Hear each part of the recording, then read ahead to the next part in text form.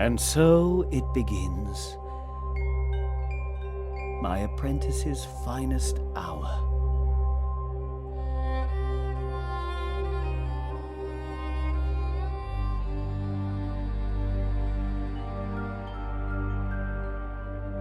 If only I had been there.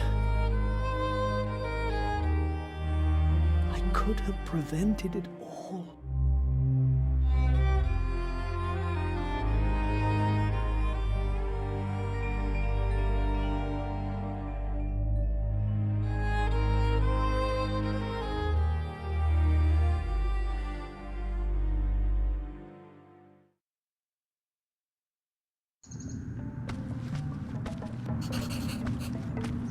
Oh, who are you? Can you not speak?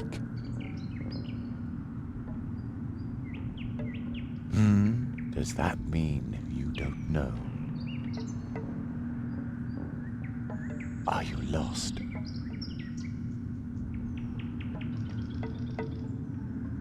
Oh, so you're looking for the beginning of your story. If we can find you a beginning, you'll know where to go from there. You have no idea how lucky you were to cross my path. I know a lot about stories. I hope you aren't just here to steal one of mine. You aren't, are you? All right. To find your beginning, we must look for something that feels like once upon a time. Follow me.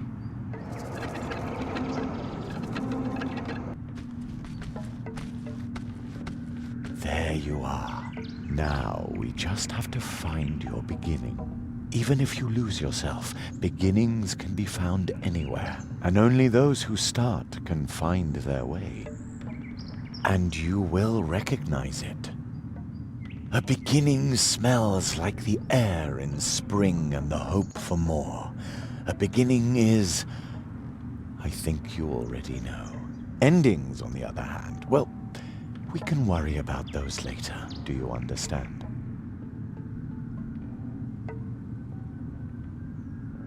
Really? It's been a long time since I'd met someone with such a keen intellect.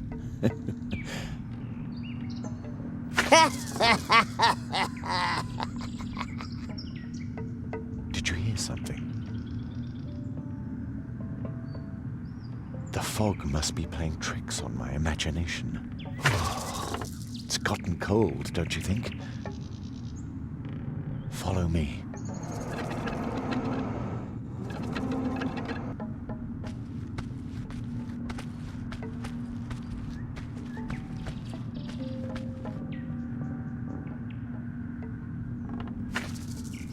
There's your beginning. It's really lucky you stumbled upon me. I don't think you would have found your beginning all by yourself. You look familiar somehow. I'm sure we shall meet again, unless the fog thickens more. I can't see the hand in front of my face already.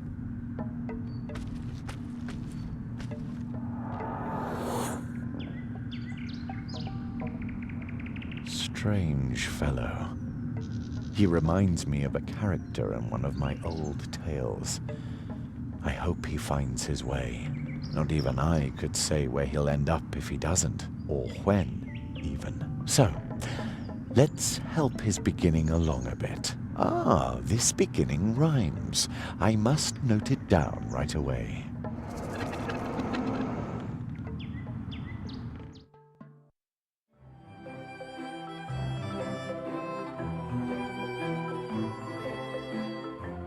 After a long summer day in a place not far away, Jeremiah Hazelnut was tucked in bed to dream of the dream that he always had. Each night to his mother, Jerry did say, I want to be a magician one day.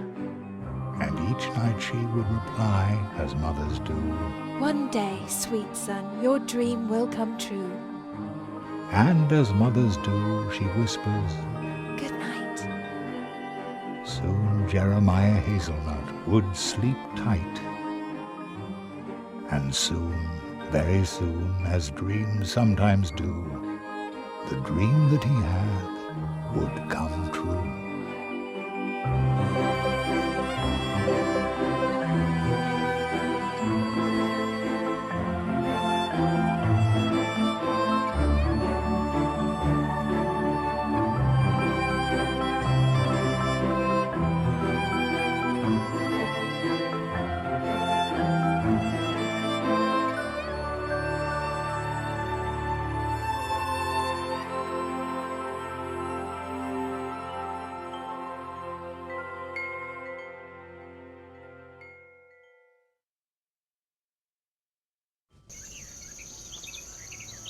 Jerry!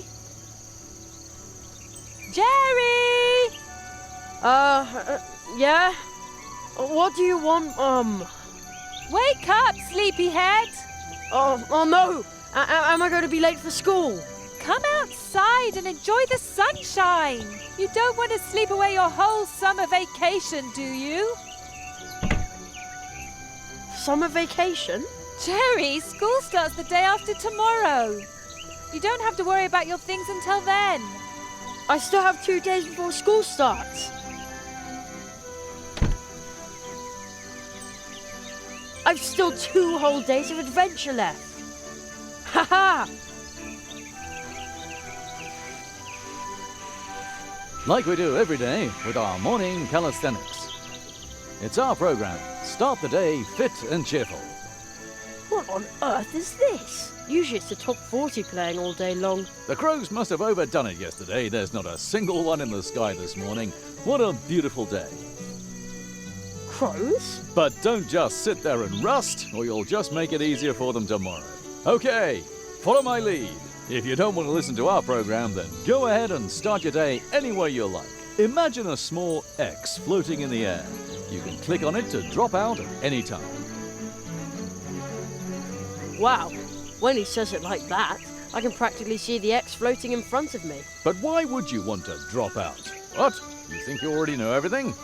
Smart aleck. Touch the radio. Imagine a mouse pointer. Move it to the radio and then click with the left mouse button.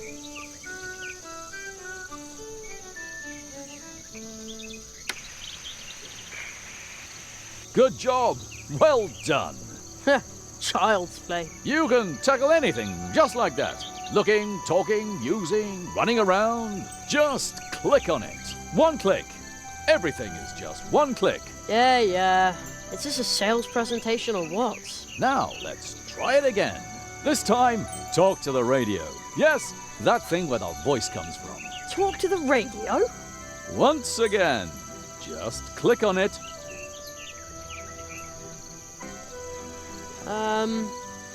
I'd like to say hi to my mother. Young Mr. Hazelnut would like to say hi to his mother. You did very well. Thanks, but how?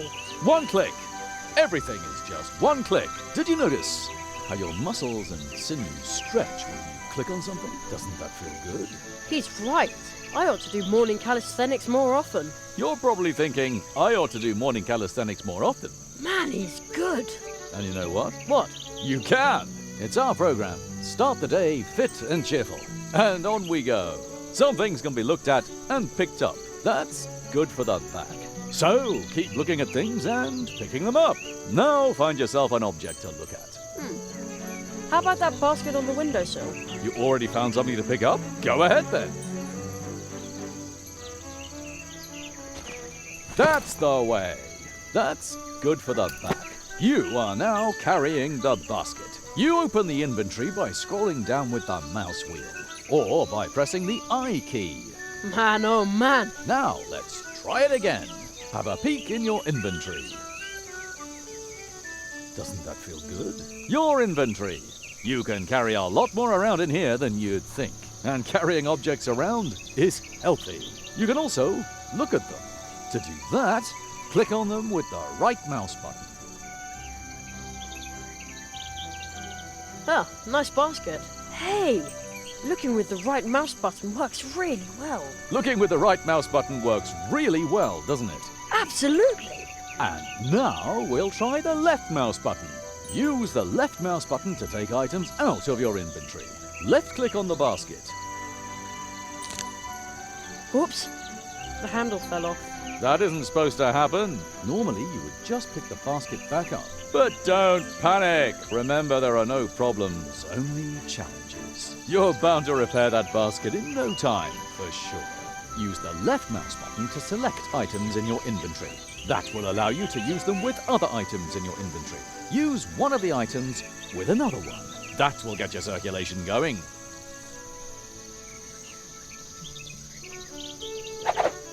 There! That wasn't so hard. True, it was easy. And do you notice how your pulse is calming? Feels good to repair something you broke, doesn't it? Yeah, it does. And now for the next step. You can also use items with your environment. Left-click on the basket, and then carry it out of your inventory by moving it past the inventory's edge, or by pressing the I key, or scroll up with the mouse wheel. Very good. Try showing the basket to a beloved family member. Who should I show the basket to? I think your mother is hanging up the laundry in the meadow in front of the house. Man, he's good. Wow, it's as if he's talking to me. Use your basket with your mother by moving the basket to her and clicking the left mouse button. Oh, Jerry, as you've got the basket, Yeah, and I didn't break it at all. that's fantastic. Could you go and pick some blackberries for me? For blackberry pie. Of course. Oh boy, pick blackberries, check. Congratulations! You've completed your fitness program for today. And remember, a simple leg cramp could cost you your life when you're fleeing from a wild crow. Huh? What's he talking about? Stay fit, stay cheerful. Mousewood Radio now continues with the leaf fall report. Mousewood Radio? Huh, never heard of that. It must have something to do with sunspots.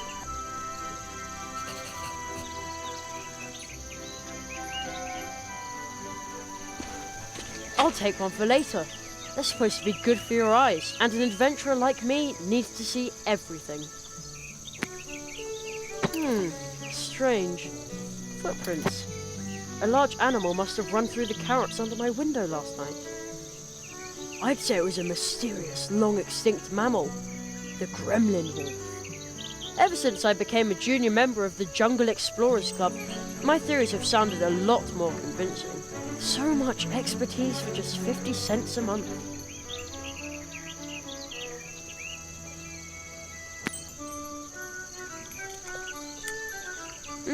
Sweet and juicy. Jerry! I'm okay, Mum. I won't eat them all. What? Jerry, I just want to remind you to pack your things for school tomorrow. Yeah, I'll do it. School.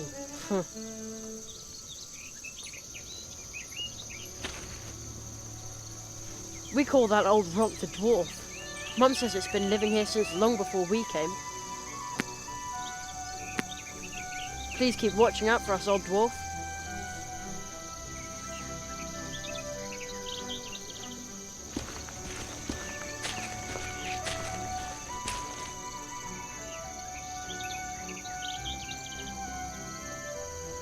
No marauding kids in sight, and also no sign of the gremlin wolf. As usual. The coast is clear. My secret stash. I shudder to think what havoc my magical tools could cause in the hands of a lesser magician. The whole world would be in peril. What do we have here? Matches, firecrackers, and my gold coin. Let the adventure begin! Oh, better not leave it open. You never know. Don't want the gremlin wolf to pick up my scent.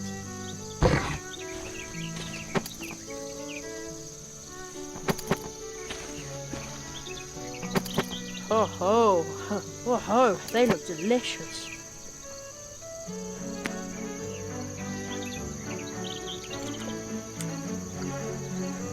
Blech, they're sour. Ugh.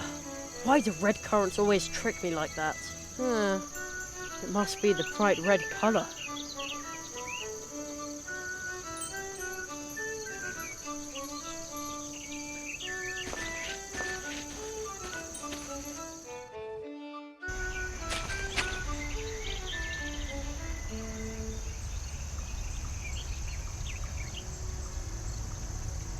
Who dumps their trash here in the woods?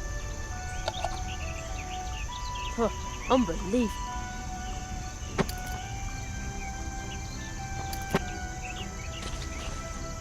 I can't count the times I got a splinter trying to climb it. Mum says people put up these little animal statues a long time ago to bring luck to hikers. I think there were more of them a couple of years ago.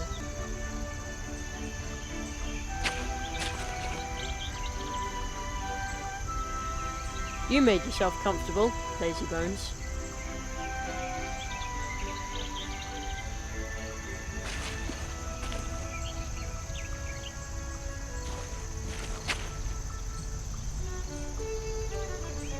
Sometimes I think the statue looks greedy, other times I think it looks needy.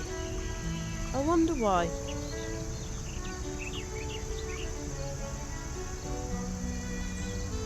The town looks so grey again today. When I was young, there was nothing but fields here as far as you could see. No, but seriously, since they built the supermarket next to the school, it looks even worse down there. School.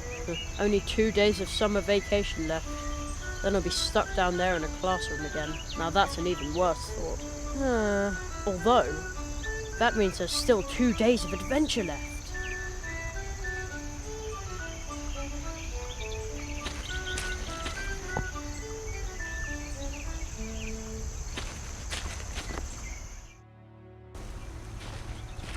It's so quiet here, like the town is miles away.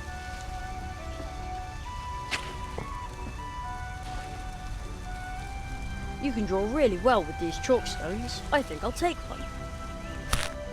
You never know. I always used to sit on this rock, because it felt like I was riding a great big animal. I'm too old for that now.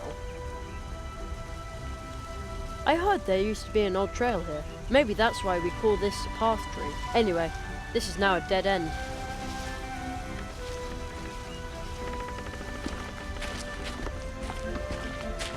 I'll take that.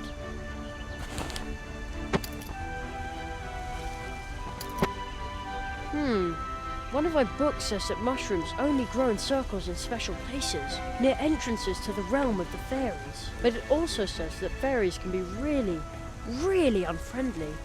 I'd rather not meet any. I used to fish for tadpoles here.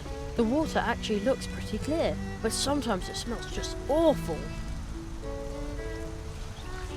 This stone would make a good picnic table, but unfortunately the pond smells so fishy in the summer that you can't eat anywhere near it. Not even a bite of blackberry pie.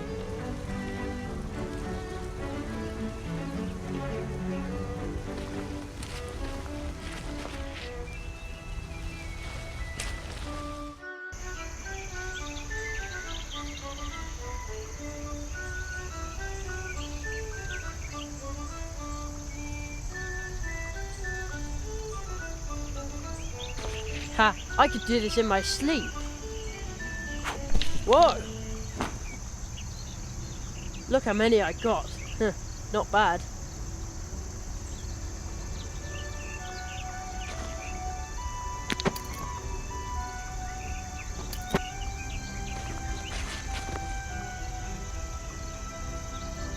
The owl's wall. It goes all the way to the big tree in the woods.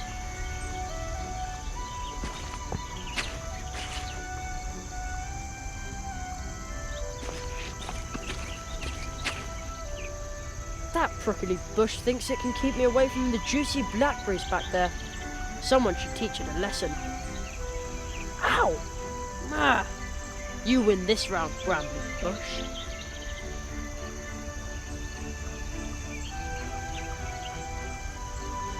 Alright, I have no other choice.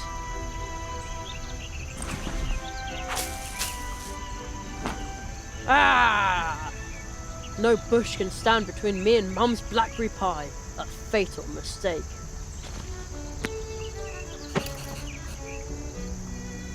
They look like they can't wait to be picked. They go into the basket.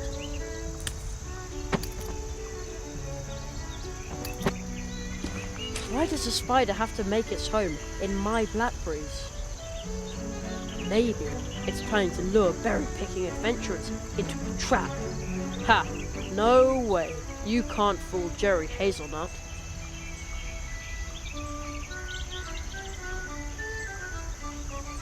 Good idea.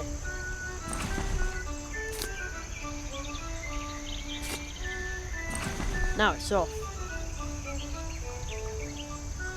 They also look like they need picking. They're screaming to be picked.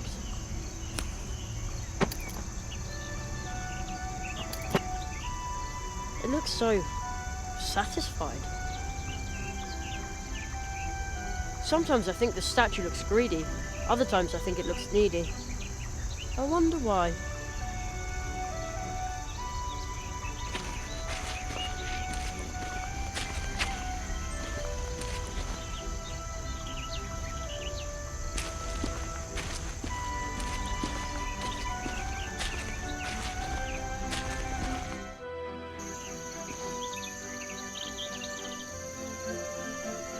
Now I've got a whole basket full of blackberries. This should earn me the first and biggest piece of blackberry pie. Mom! Yes? I got the blackberries for you. Thanks, sweetheart. In that case, you can have the first piece of the blackberry pie. Yay!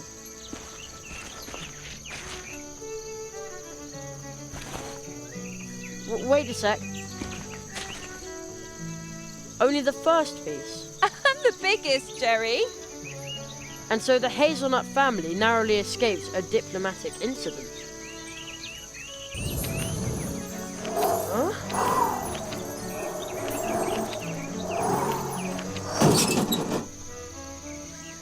What was that?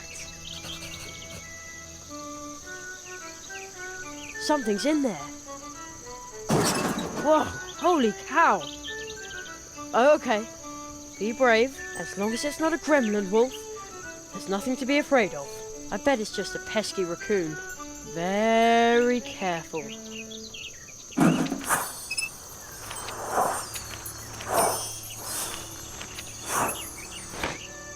What was that? The letter just flew into my pocket.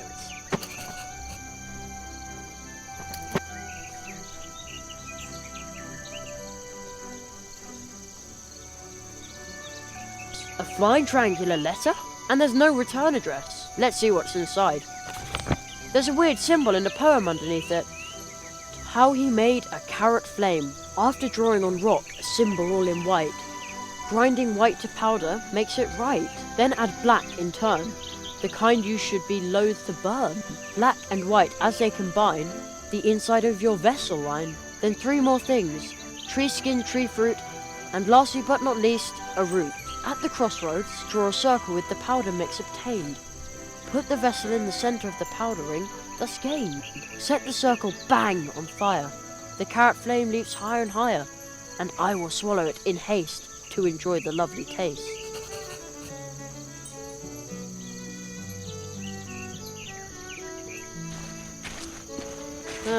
My school stuff is in there waiting to be packed.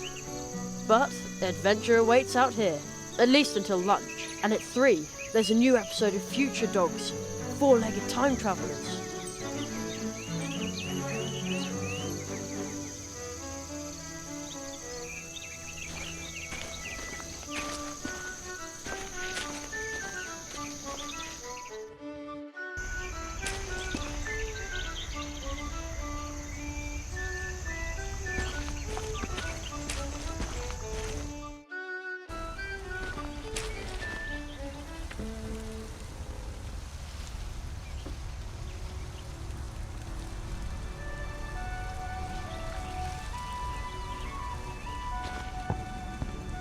An excellent place for me to draw with the chalk. I will draw the symbol from the flying letter. There. Huh? Squirrels? How cute. It almost seems like they want to tell me something. And now they're gone again. Looks like they left something by the mushrooms.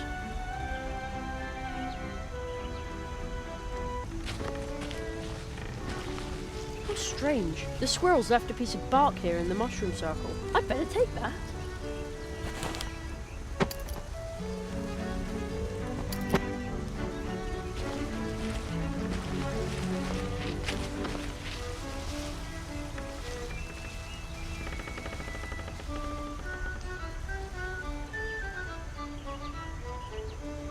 I could crush the chalk under the heavy stone, but where should I do it?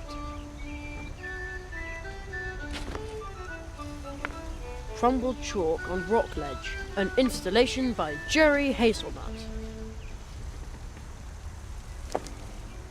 Ugh, what am I supposed to do with such a heavy rock? I can't carry it very far.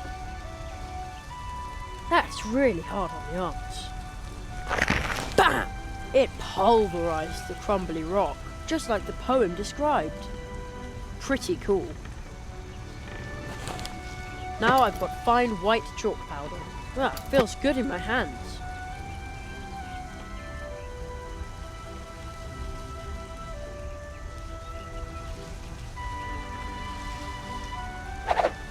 Fits.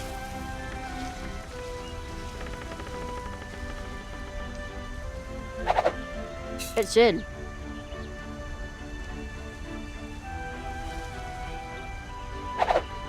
Also in. I have the feeling the order isn't quite right.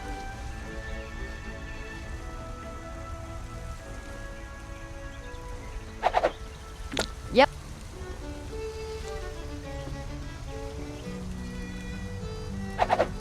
Okay, now everything is in.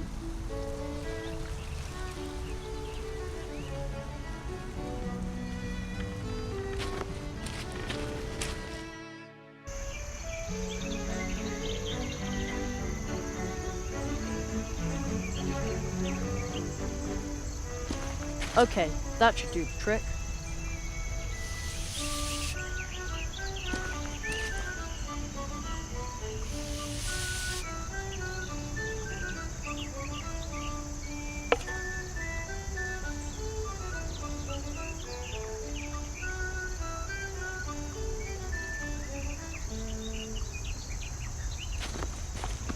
All right, let's do it.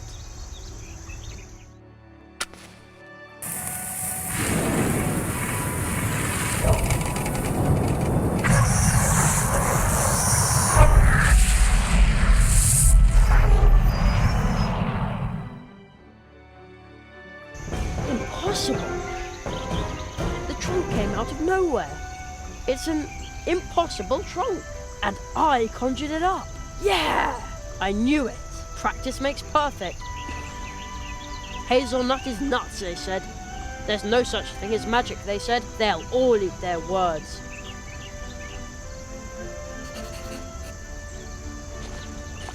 The great Zaroff experienced the greatest illusionist of our time, but it doesn't say when and where the show is.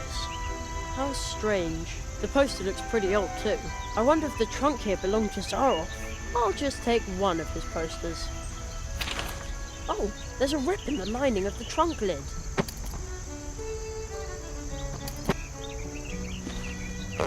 Whoa, holy cow, what? Again? Man, oh man, magicians really need nerves of steel. Well, a little rip is no big deal. That's easy to repair. Uh-oh. Hey, there's a magic wand in the lining. It almost looks like somebody hid it there.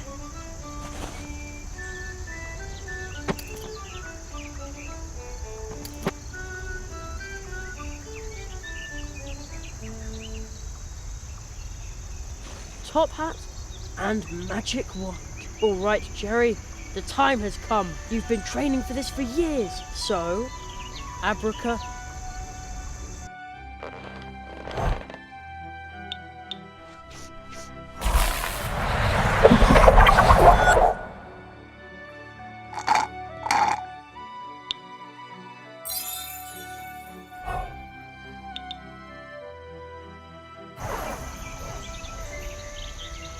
Whoa!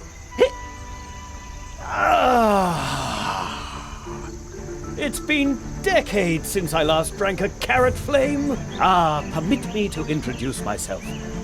I am the Marquis de Hoto. Oh, but you're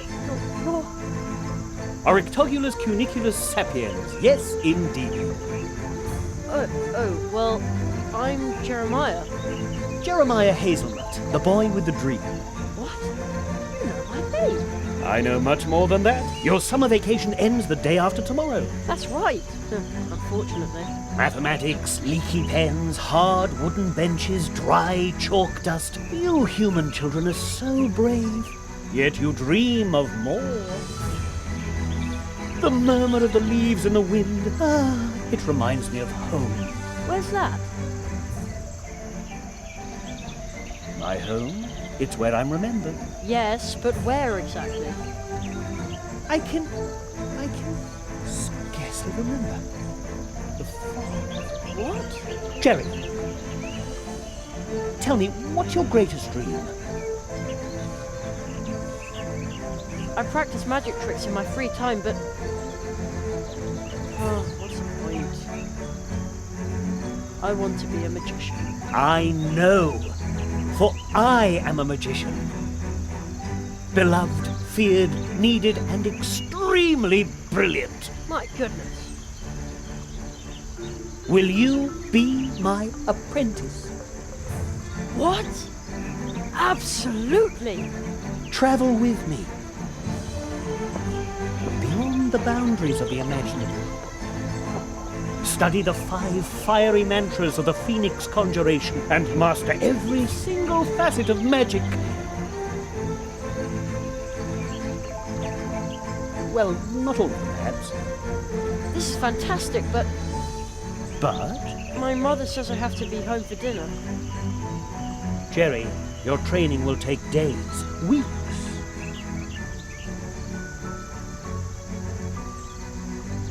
Oh no. True training in the magical disciplines, the study of the art of arts, all of this takes time. Then I probably won't be able to. And even time itself is an object of study for magicians. He who studies time needs time. Such a long time. Of course. But Jerry, listen to me carefully. Forget impossible. For a magician, nothing is impossible.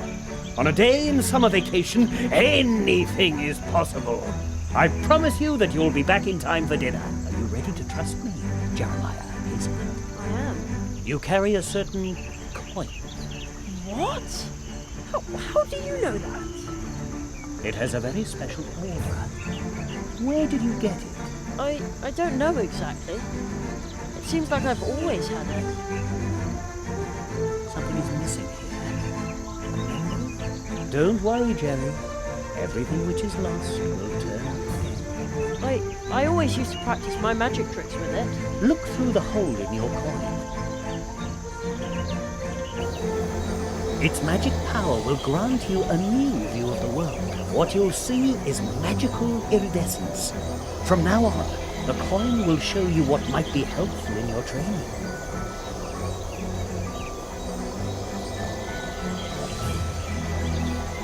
Magical iridescence? The coin? All of a sudden it tingles on my skin. Take good care of your coin. My magic will protect you from being forgotten. We're leaving this world. We have no time to lose. After all, you want to be home in time for dinner. You will need this.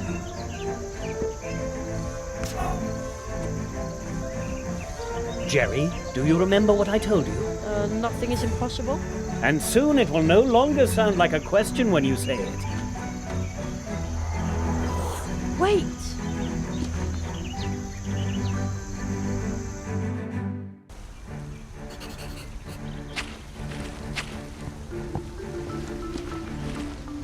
Do you know this place, Jerry?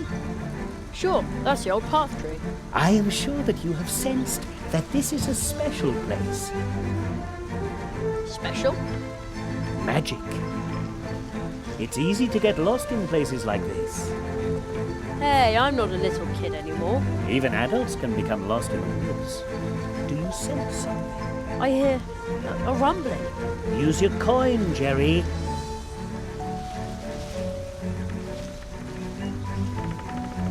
Use your coin, Jerry.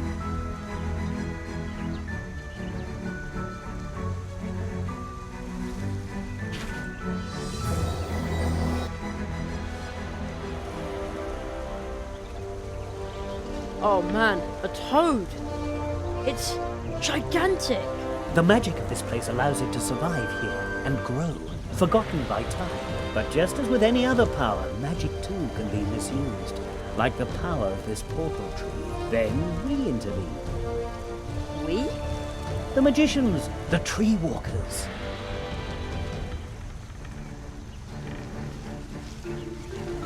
Tree walkers? I thought I was a magician's apprentice. We tree walkers use magic portal trees to travel back and forth between different worlds. Different worlds? Places, times, and possibilities form an almost infinite number of worlds. You will be trained by me in the tradition of the tree walkers and acquire this ancient knowledge of walking between the worlds. That kind of sounds complicated. It's quite easy, almost like riding a bicycle. Really? No. At worst, it feels as if you're being ground to a powder between two contradictions. I don't understand. None of us do, but you'll learn quickly. Portal tree? What does that mean? Portal trees are trees with roots that reach deep into the fabric of reality. So deeply that they exist in more than one place and time, creating magical connections. Some use these connections to move back and forth among the worlds. As do we tree walkers. But how do you use a portal tree? This is where magic begins.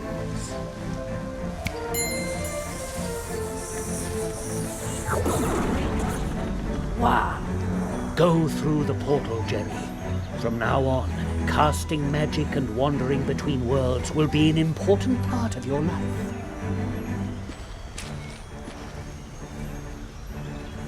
Isn't it dangerous? I mean... Hey! Whoa! Someone is entering the clearing. Four nails. I'm only a leaf in the eye of the storm. We must hurry. We shall ride the wind, as we have always done.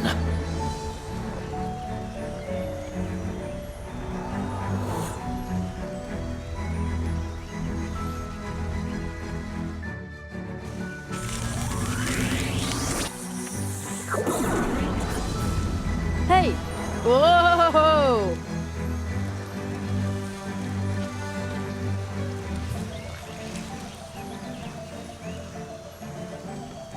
This still looks like the woods we have back at home. Only somehow... Here we are.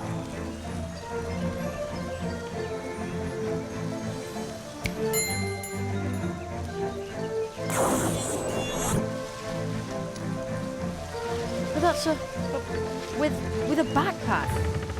The farther we go from the portal tree, the more clearly you will come to realize that we have left the world you know far behind us. Only the parallels here at the portal tree suggest a connection.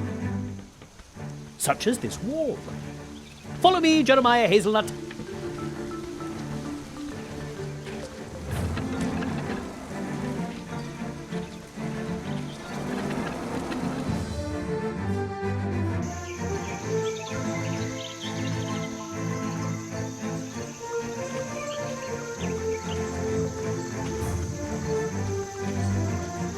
I promised you magic. Another world. Before you, Jerry, lies Mousehole. Wow!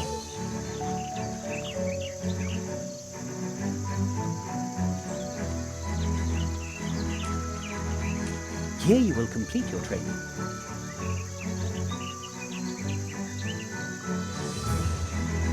where's the school? And all the teachers nice? This world is more magical than yours. Its trees send their roots deep into the earth and create connections like the one we use to get here.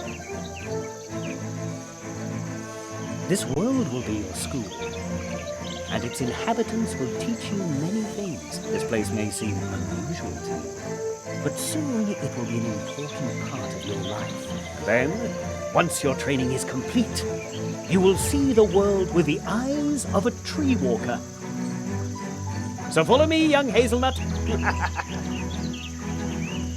Oh, wait.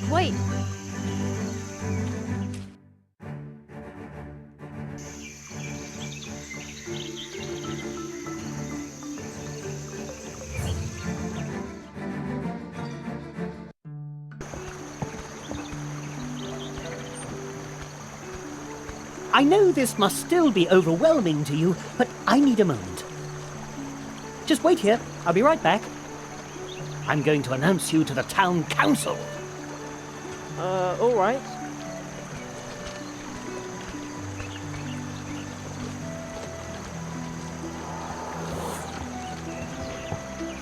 Wow.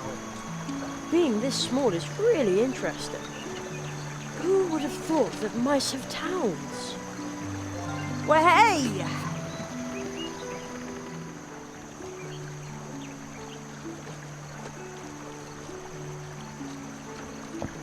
Have you seen Plato the Frog by any chance? I've been waiting here for a package from the Super Squirrel Boutique for smart squirrels. Super Squirrel Boutique? That's a funny name. Oh, really? So what's your name? Me? I'm Jerry. Oh, I think Jerry is a very funny name. And I bet you don't make drop-dead stylish accessories. No. I have absolutely no idea what you're talking about. You see? I'll just keep waiting for Plato and my package then. Oh, maybe I should have left town with my cousin Edgar instead of standing here and thinking about how the crows could come back at any time. It just feels creepy, but I've just got to have my package.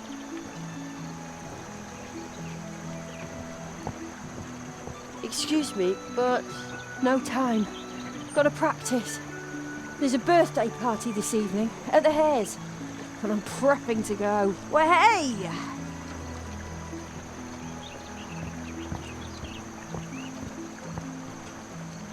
What a strange-looking squirrel. He looks so daring, like he has a lot of stories to tell. Daring? No, not at all. Don't you see all these maps? What? Oh, so you're a map maker? Oh, hardly. I'm a traveller. Is this your first time in Mousewood? No, come and see me later at the barrier. Just walk up the ramp to the right of the town gate. Is it just me, or do these statues look happy? I don't see any hours or minutes on it. It looks like the mice's clocks only show you whether it's day or night. Well, I guess that's all you need. Oh no, oh no. Hello? Is everything okay? Psst, is there someone behind me? I think I'm being haunted by a ghost. I don't think you are. At least I don't see anybody. I can't see anyone either, but I know someone is there. You find one strange book in the woods, can't understand a single word, and then they stick you with a ghost. Isn't that just typical? I get all the luck.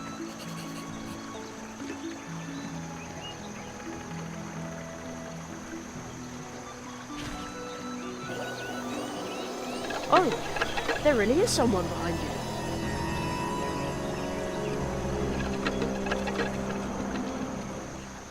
Now he's gone. I knew it. Oh, lucky me. Oh, how liberating. What did the ghost look like? Well, he had a pebble head, and his arms were twigs and leaves. Really? That must have been a wood sprite. I didn't think they were real. You know what? Here, take it. I found it in the woods. Maybe the book belongs to the wood sprite. If you see him, you can give it back to him.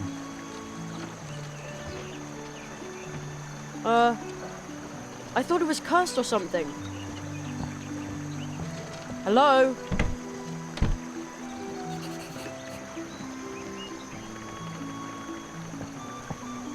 Up this way to the city wall. Beware. Slippery in winter. Oh man, I wish I was here in the winter. Sliding down here would be so much fun. Ah, there you are. Come, Jerry. I want to introduce you to someone.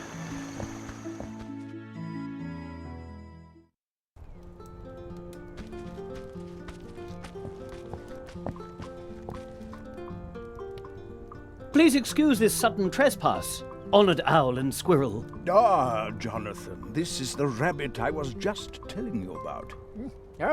Oh, but that's Holy Dormouse. Those eyes that have seen countless worlds. Some say he knows no mercy, but my parents said he was one of the first tree walkers. I was not the first, but I knew him. The Marquis de Hoto. I was barely knee-high to a grasshopper the last time I saw you. In accordance with the tradition of the tree walkers, I hereby present you my apprentice, Jeremiah Hazelnut. I am here to request support for him, so that he may learn the art of arts in these woods. Ah, magic, of course. I should have guessed that right away. So this nestling is a new magician's apprentice, and we thought the tradition of the tree walkers had been lost. What? Magician's apprentice? Please hold your horseflies for a moment, Jonathan. Certainly not. Tradition demands that we immediately prepare the Treetop Festival. A new tree walker must be celebrated properly. According to tradition, the apprentice must make the preparations for the Treetop Festival alone. Nestling, before your training begins, you must send out invitations and order the blue juice and baked goods for the festival. Precisely. You should speak to Anya Mouse. She is the very best baker here in Mousewood. I shall wait for you here, Jerry. I'm interested in what's happened here. Mousewood has changed. Does that mean I'm supposed to run around out there all by myself? I trust that you can take care of yourself. It's still summer vacation. This is your adventure, Jerry. Do you think you can do it?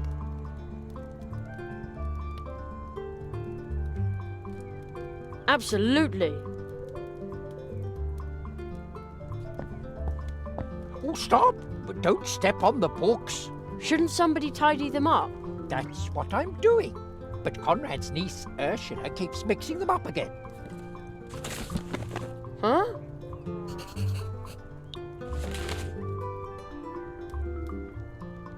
A uniformed mouse on a beetle?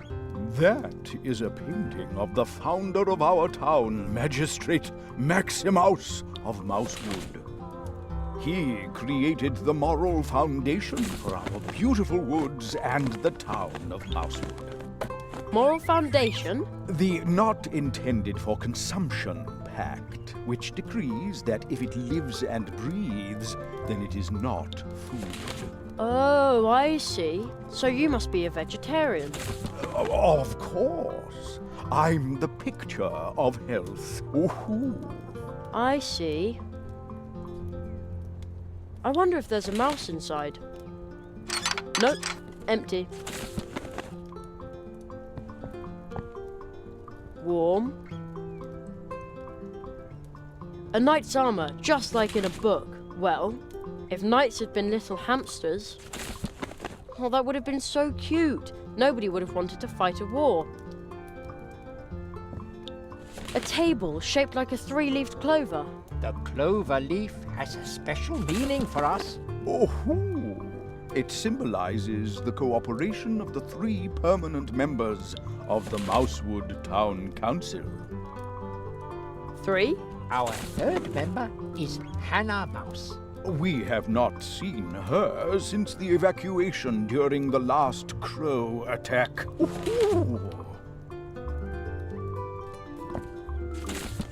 Interesting furnishings, stylish and edible. Those are the public funds of our community.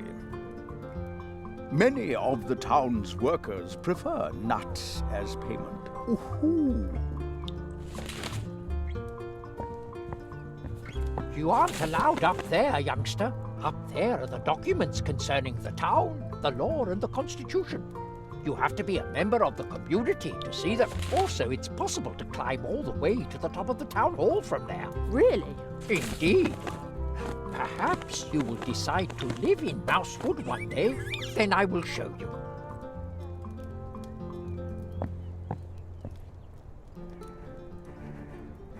What exactly am I supposed to do now? According to tradition, the apprentice must make the preparations for the Treetop Festival alone.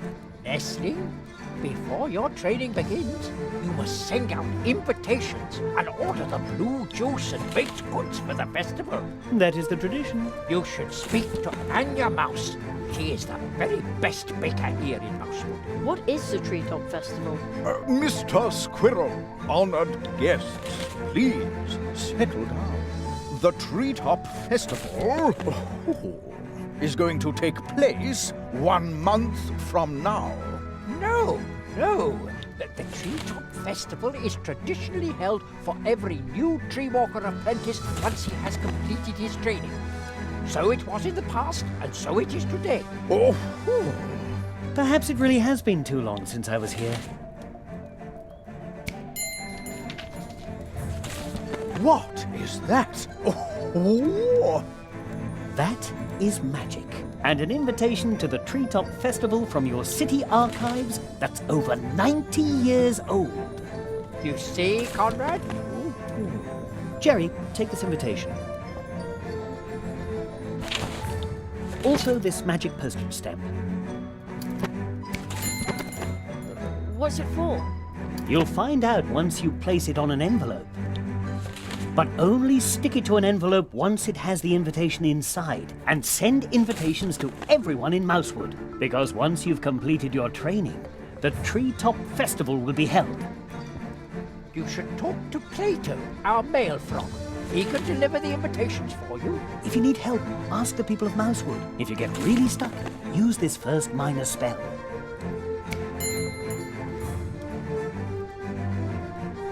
How does it work? With the Advice Seeker, you can enter into contact with me through your thoughts, and I will give you a hint that you will hopefully find helpful. With this spell and your magic coin, be confident that you can face any challenge awaiting you. I'll wait here for you, Jerry.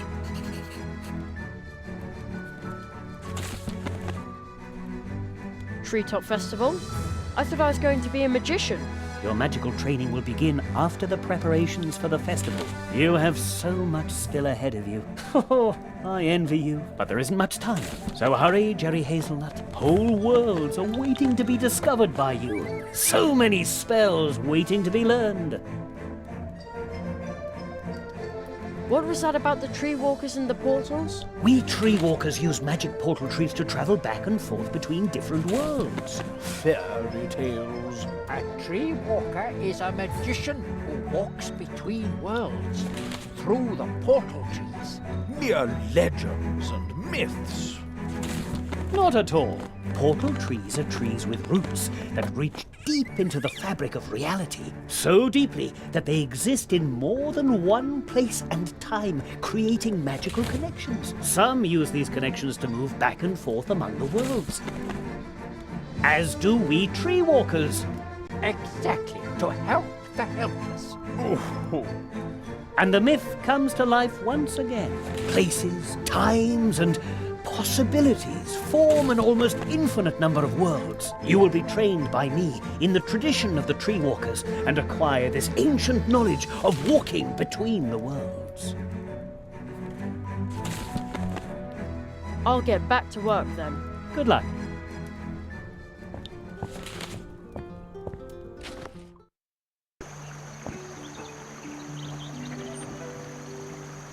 A tree trunk cafe.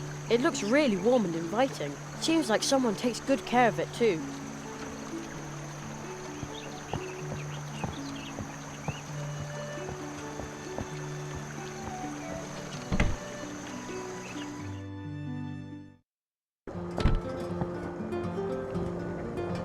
It sure smells good in here. Kind of like Herbal drops. Huh?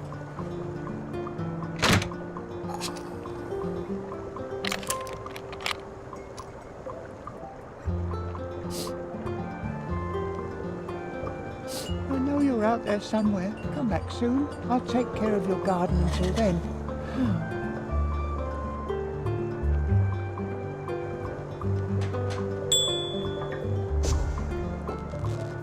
Extravagant.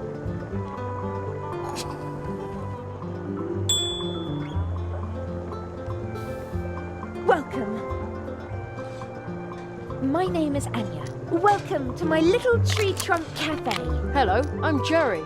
Oh, you're sweet as sugar. Ugh. That noise just now.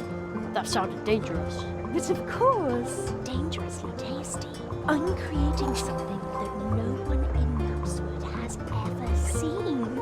Exploding cookies. Yeah, but wouldn't an exploding cake be better? Trust me, Sugar Cube, it will be pancake-tastic. I hope the boy I'm babysitting will have real fun with them. Little Humbert is a bit difficult. Everyone thinks he's a nasty, spoiled brat, but he's just under-challenged. Poor gifted child. Maybe my new cookies will keep him on his toes. I'm supposed to order blue juice and baked goods for the Treetop Festival. Oh, is it that time again? How nice. I will bake lots and lots of cupcakes. And what about this blue juice? I'm sorry, Sugar Plum, but you'll have to go ask the dwarves about that. They haven't delivered any in days. They live at the other end of the Coldwater Brook in the Dark Wood. See you later. Take care. I'm already here, Honey Something's Dripper. not right here. A whole barrel full of little cakes, and yet nobody's eating them. Strange, isn't it? These cupcakes are Uli's favourite, made with herbs from his pharmacy. Try one. Oh, come on, just a little nibble. Sorry, but I'd rather not play lab rat for the herbal cupcakes. Lab rat? Is that what they call scientists where you come from? No, it's not important.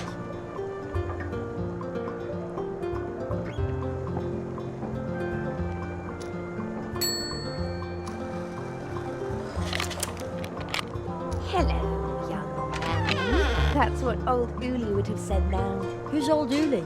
Ah, a dear friend of mine. See the picture on the counter? This little herbal pharmacy belongs to him. I see. So, is he out getting more herbs? Well, he's on an adventure and will be gone a very long time. I almost forgot something, Apple Cheeks. One of Uli's patented sugar-free lollipops for you. Sugar-free? I also baked Uli's herbs into some buns. But it turned out that nobody wanted them like that. I can't imagine why. Ah, I knew you'd appreciate Uli's herbs. Here, they're a bit dry, but... Try? Oh, just have fun licking the lollipop and nibbling the cake. My little cinnamon bun.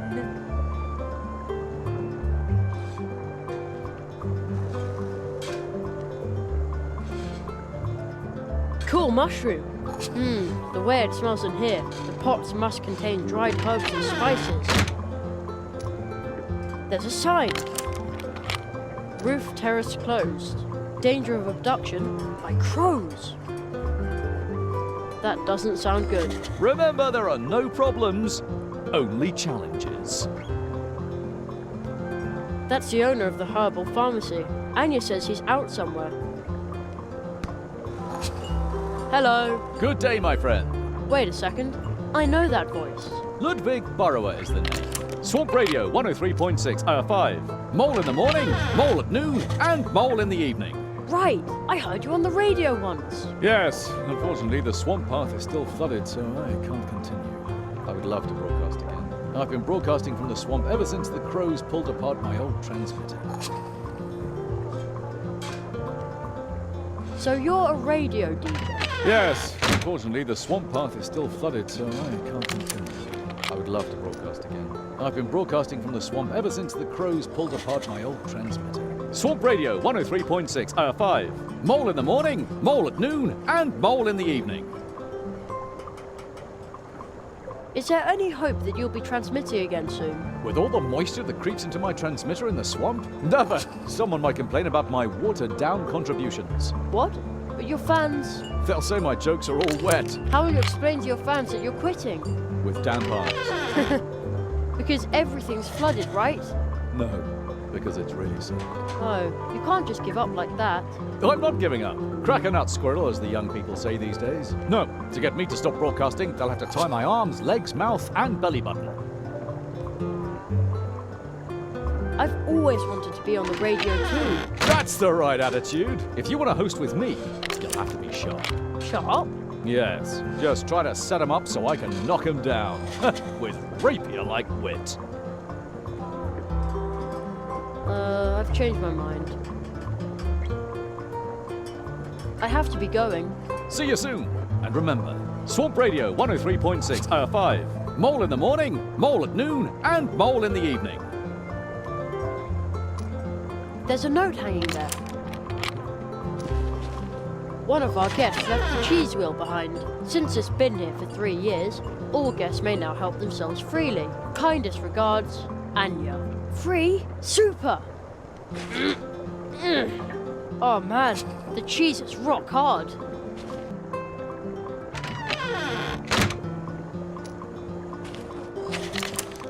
See you soon.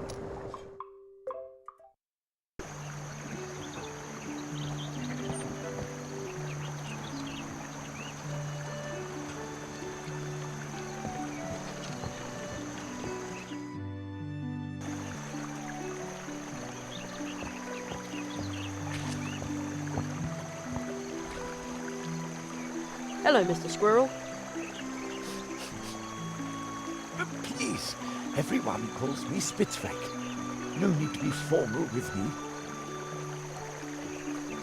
By the way, in case you're wondering, I'm a Sussling. Oh, I didn't know that. The way you're packed, it looks like you're ready for some adventure. I'm an adventurer and scientist, and on my latest expedition, I will travel the 7 seas to document the differences in their flora and fauna. Just look at all the maps in my backpack. The beauty of nature is manifested in its subtlest, most delightful way in these loving records. Yes, I'm on an enormous adventure, and it begins here at home in our humble cold water brook. Oh, that sounds exciting. But why aren't you on your way? That much ocean must take an awfully long time to explore. Tell me about it. I wanted to complete the first leg with a traditional mousewood leaf boat. I ordered it from the Hedgehog brothers. They are the most talented and reliable craftspeople here in the woods, you know. All they had to do was float the boat down the cold water brook to me. But I've been waiting here for a while now. Say, you wouldn't happen to be heading to the pumpkin patch on the edge of town, would you? If you could ask about my boat at the Hedgehog Brothers workshop, you would be doing me a big favor. No problem, I'll take care of it. This owl statue looks incredibly wise. It must have seen all kinds of things swim, float, and gurgle past in the brook.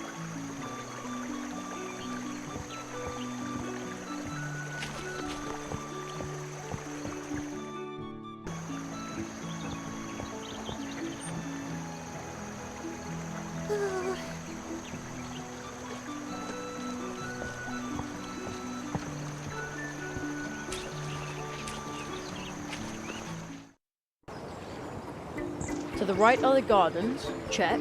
The way to the town square leads across the tree route, and if I follow the path in the other direction, I'll come to the edge of town. Nice garden. Just look with your eyes. No touching. Hey you. This is private property. What a sturdy-looking rake. It probably belongs to the Hare family. It could come in useful. Hey you. What are you doing with our family rake? Oh, I'm just borrowing it for a moment. Last night the wind blew all these leaves onto our lawn. Oh, yeah, all right. Oh, off you go. Those leaves aren't going to rake themselves. Hey you, everything okay? Coffee.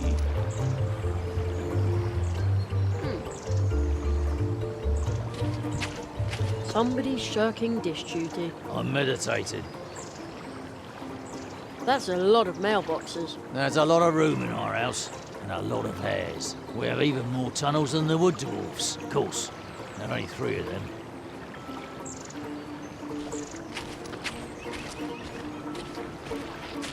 That big flower is really interesting. Hey, what are you doing sniffing around? I'm just admiring the big, pretty flower.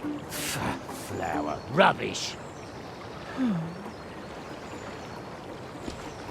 What a strange statue. The upper half is missing, and now it no longer has eyes. Memo, we need more blue juice. Well, the barrel looks empty, but the tap can still be used.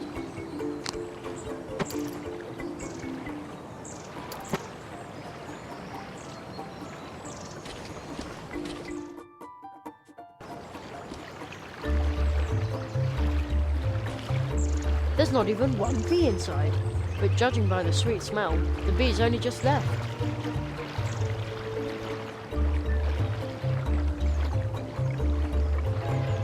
Good idea. The lollipop already looks a lot tastier this way. How odd. I thought crows were a problem here. Why would they build a statue to them?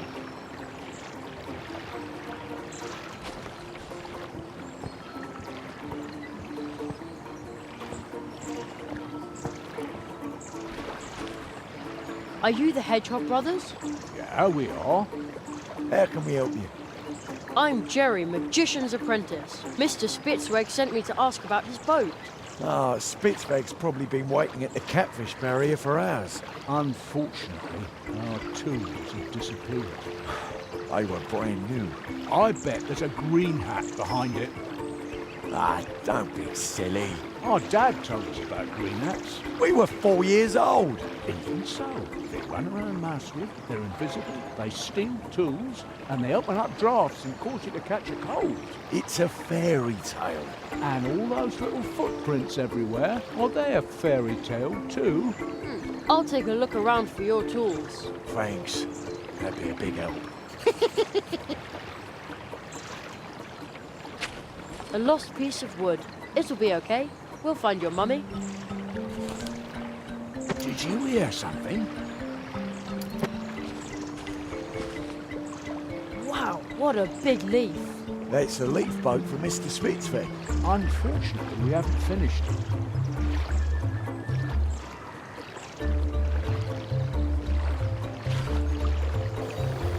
Oh, somebody's there. A little green man with a hat. I knew it! We've had a green hat in the house after all.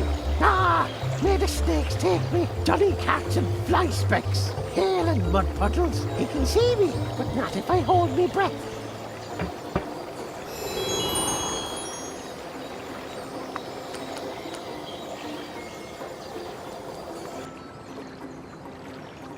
What? Stop! Oh no, the thief is gone. I have to go after him.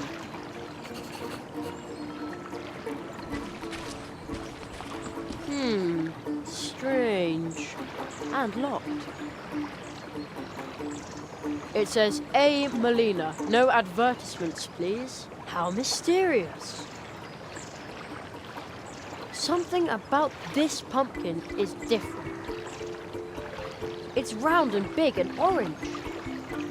I can't put my finger on it, but something about it is different.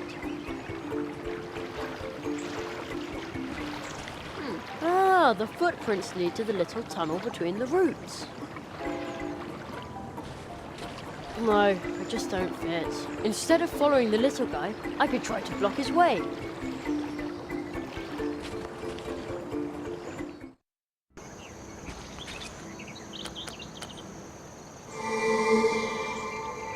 The little man in green. There he is again. Ah, first at the hedgehogs, and now here. You've got the wrong man. I've done nothing. Confounded police. Go to the weevil, cursed constable.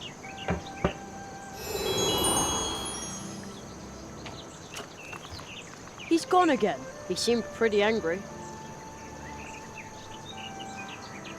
Step right up and admire the goods, but make sure that your eyes stay in your head.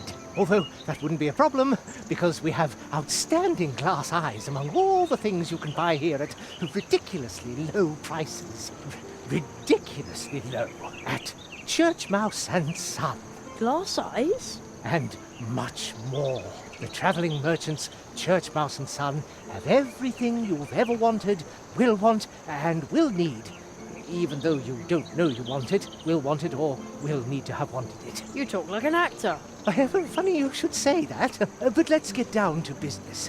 What do you need, boy? Church Mouse and Son have everything. I'm looking for something tasty. Maple syrup cheesecake. With walnuts? Even better. A mud pie with twigs and rocks in the shape of a heart. Mud pie? Ugh. Thanks, but no thanks. It's very realistic. Mud fans know what I'm talking about. Isn't that right, Junior? He'll be taking over the whole shop soon, and then I'll take a well-earned retirement. Soon you can sell your own mud pies. Junior? He's shy, but a terribly good businessman. I believe in him, really, really strongly. You hear? Junior? It's so nice to know that your golden years are secure. Well, then take this one time only, a small but exquisite promotional gift. A red thread for you.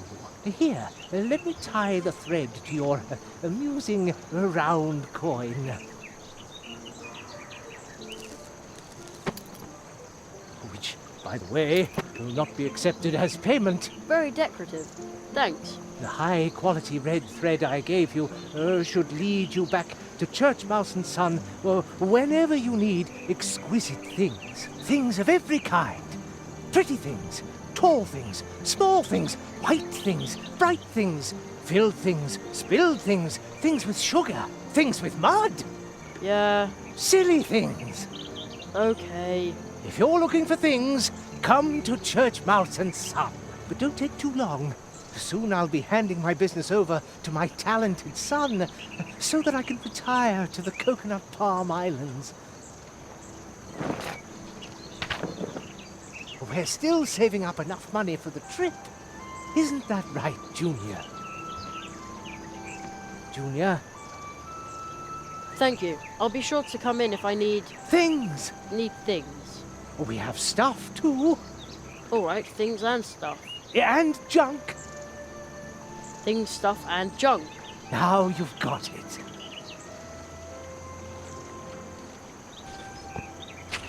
A sad human face behind ivy. I wonder who painted that. You can see into the town hall from here. The old squirrel Jonathan has already seen me. He's waving his cane. I think he's afraid I'll climb in through the window and walk all over his books. I'd never do that. At least, not while someone's looking.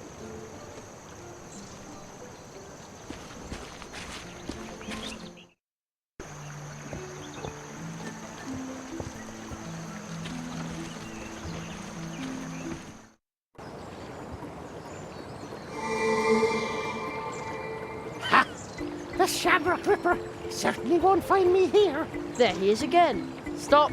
Ha! I'm standing on a shamrock. It's magic. Gives me strength. I can do whatever I like here.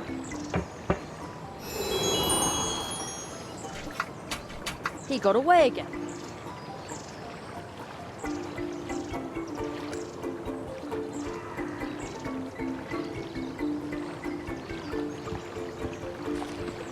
That's a cunning plan, and it might just work.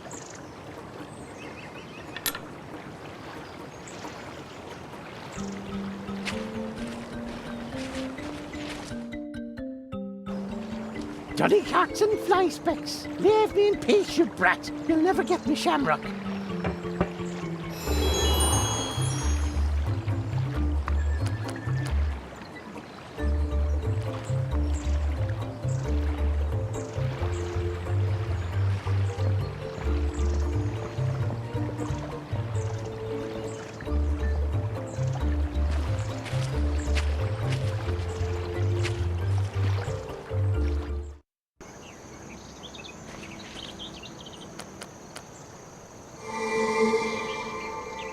There he is again.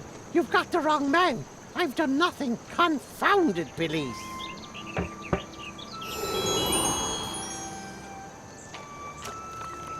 He's gone again.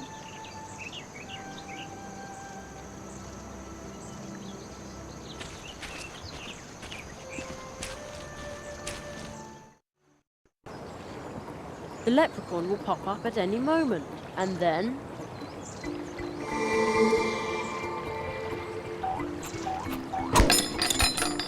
Ha-ha! Oh! That hurt.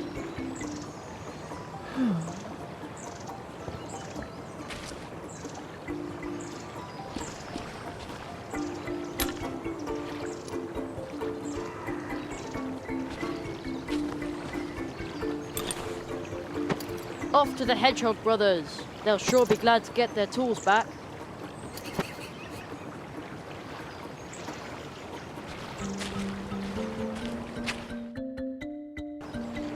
Jolly cats and fly specks, leave me in peace, you brat. You'll never get me shamrock.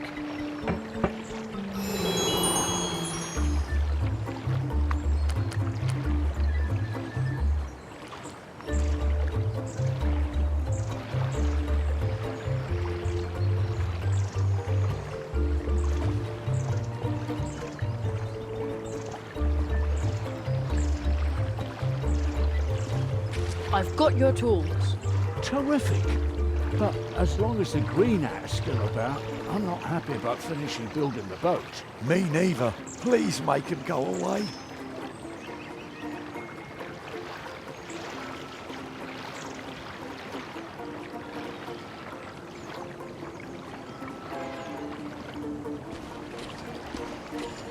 Ah, the footprints lead to the little tunnel between the roots.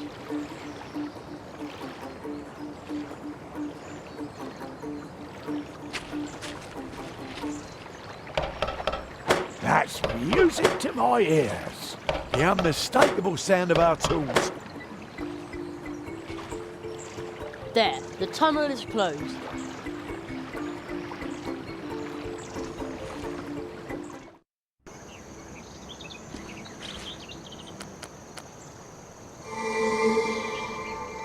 There he is again. You've got the wrong man. I've done nothing. Confounded Billies.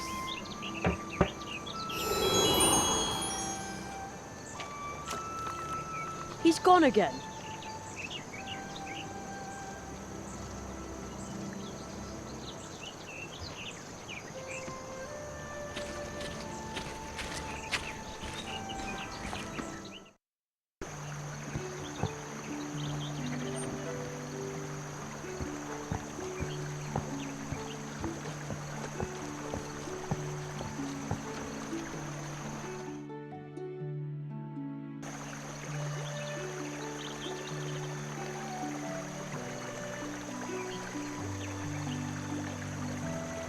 Hey, who are you? I've never seen you here before. Nonsense. He came through here earlier today. Yeah? Yeah, together with a rabbit with weird red eyes. Well, I remember that one. I'm Jerry Hazelnut, magician in training. Magician? You? I might have bought that from your friend with the red eyes, but...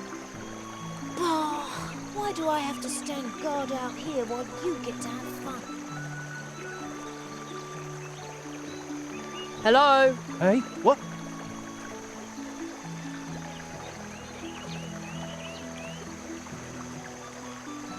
Did somebody say something? I think I have to get up there if I want to have a real conversation. Welcome to Mousewood, newcomer. Your friend with the red eyes seemed familiar to me. Here's some well-meaning advice. From me to you. Stay within the town, all right? The crows are circling low over the woods today. Another statue. It looks like those stone eyes have seen a lot. In Masterpiece it says, to the Coldwater Brook Bridge, but it looks like gobbledygookies.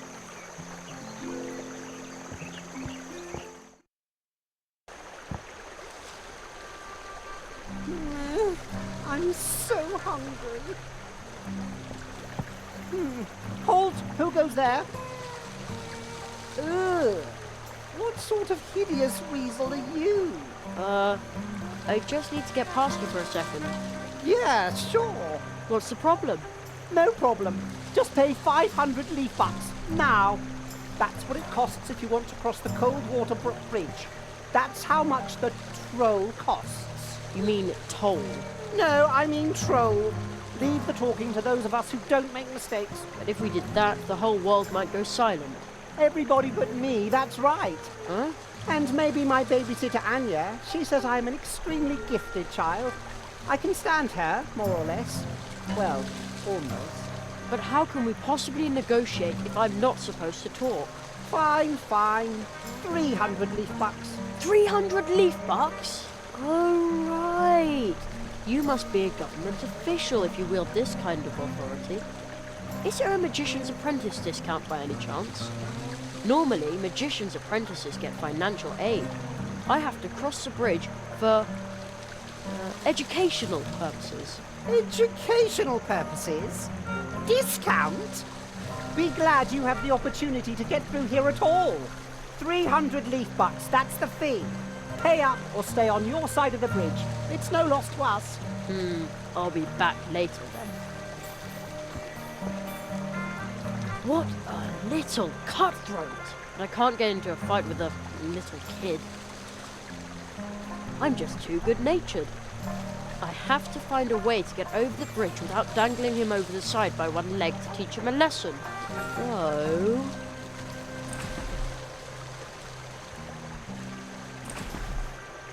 Nah. I'm so hungry.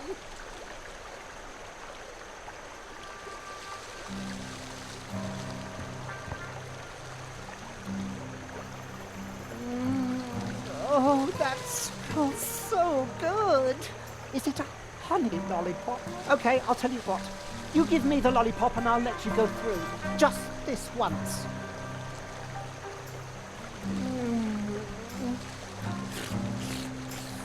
Deliciously unhealthy. Actually, I think the honey made it even healthier.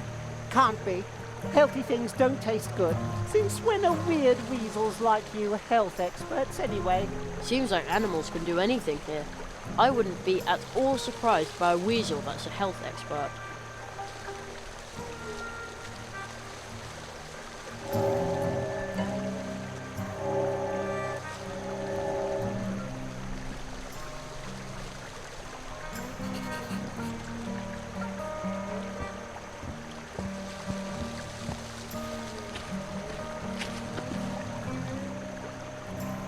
I'd better stay on the signposted trails. I'd get hopelessly lost in the fields.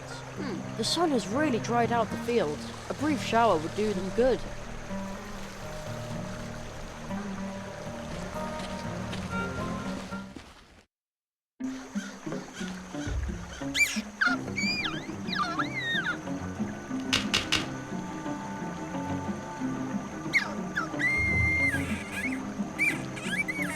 What was that?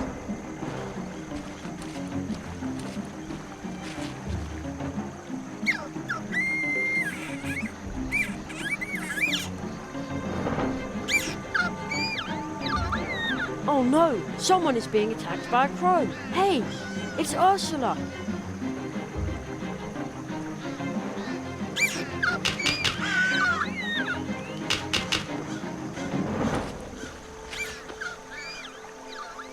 Stay put! The crow can't get to you there!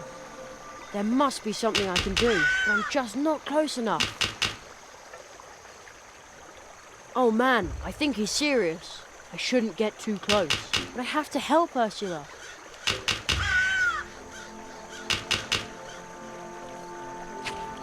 Maybe I can flick the antenna to chase off the crow, but I can't reach the antenna. This thing is huge. It smells pretty leathery. I wonder who lost this. The large river back there has burst its banks. Looks like everyone had to leave in a hurry.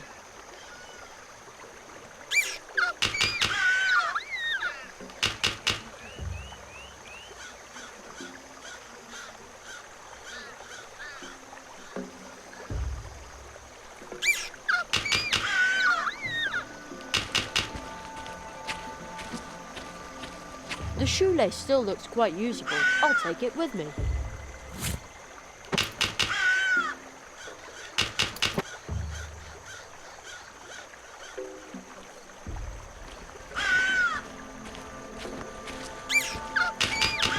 Maybe I can use this to flick the antenna and give the crow a good whack.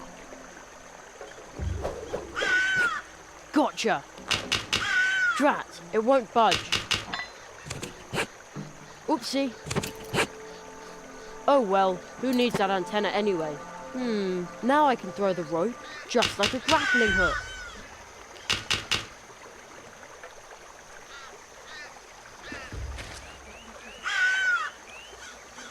Leave the little owl alone or I'll let you have it.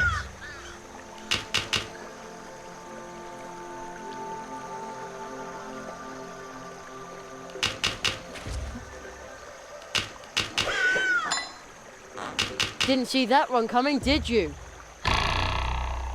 Rats, not close enough.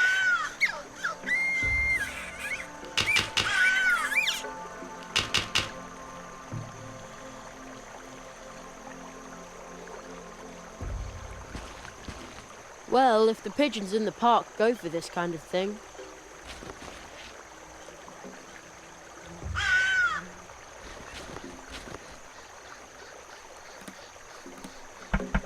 At least Anya's cupcakes seem to appeal to birds.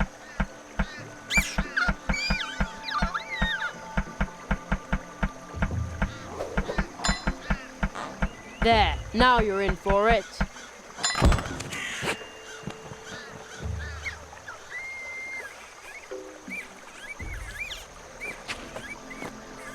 No reason to thank me. I, Magician's Apprentice, Jerry Hazelnut, gladly help wherever I can. I saw everything. You're a hero.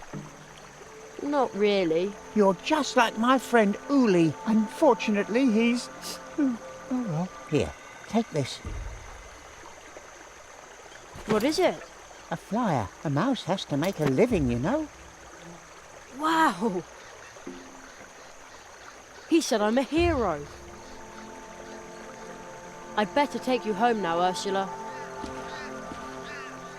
You can ride in my backpack.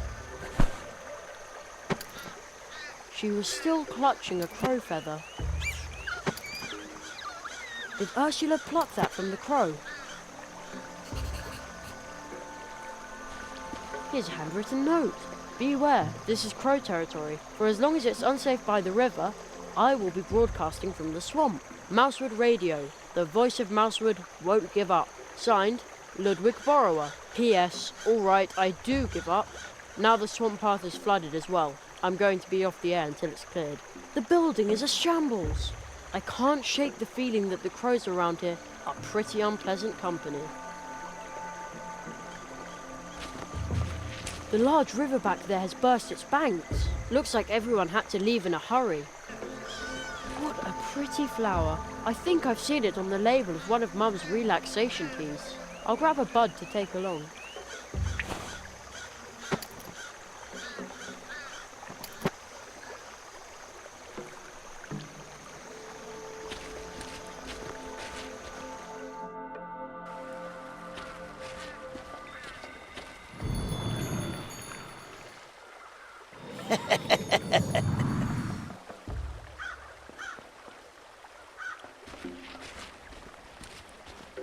What does the note say? Quarantine. Our housemate Steinberg Wooddwarf has come down with a terrible disease. He is grouchy and grumpy and in a really bad mood. And now he is also sick and coughing and sneezing. Do not disturb. Until the quarantine ends, we are going to camp out in the cold woods on the muddy ground. Therefore, we are also grouchy and grumpy and in a really bad mood. Production of blue juice will be discontinued until Steinberg recovers. Soft steel and logger, wood dwarfs. Securely locked. There's a note here. Anyone taller than a mouse, or taller than me for that matter, probably wouldn't even notice this, but there it is, hidden among tree roots and moss.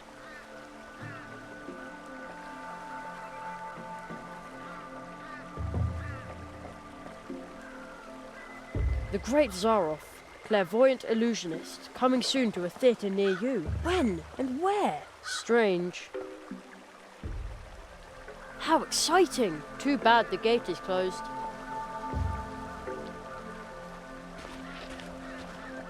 Looks like the dwarves are also in contact with the post office. But if they brew this popular blue juice, I'm sure they also mail it to their customers.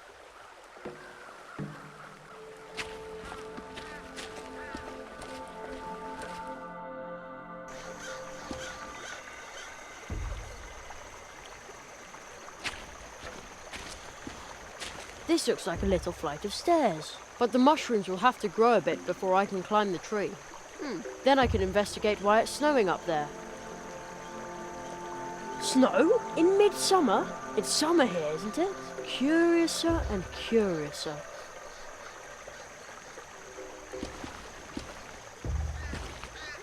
The front wheel is frozen to the spot. Oh, can you believe it? But the weather has been really strange around this tree for the last couple of weeks. And now, it's even started to snow up there. Oh, I've got too much to do. But without my mail bike, I can't deliver the mail. That's the same symbol I saw in my magical letter. The sign of the tree walkers. Maybe somebody left that here because there's a tree portal nearby. Wow, if it isn't Jerry, the promising young tree walker that everyone's going on about. You wouldn't happen to have a fire spell handy, would you? That's me, but I'm still in training, you know. Gossip spreads fast here. I hope you realise that I was only joking about the fire spell. After all, my bike is built from a matchbox. It would burn like kindling. Are you Plato the mailman? Well, if these packages don't get delivered today, I'll just be plain old Plato the frog. Oh.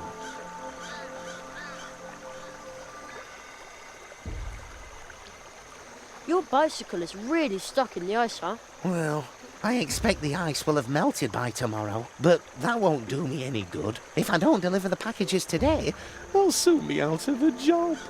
Maybe I can help you. Good luck, Plato. See you later. Thanks. Oh, what a nuisance. And I was going to go out with Anya tonight. Are these your packages and letters? No, but I am responsible for them. But now my bike's got stuck here and there's nothing I can do about it. That means I can't deliver the mail. I've never been this late on my round. Would you like me to distribute the mail for you? Her? You'd really do that for me? Sure. I'll be running to and fro all day anyway. Oh, that would be a tremendous help. Then I can garden a bike. You know, my delicate frog's legs are better suited for cycling than for marching through the woods. No problem. Consider the mail delivered.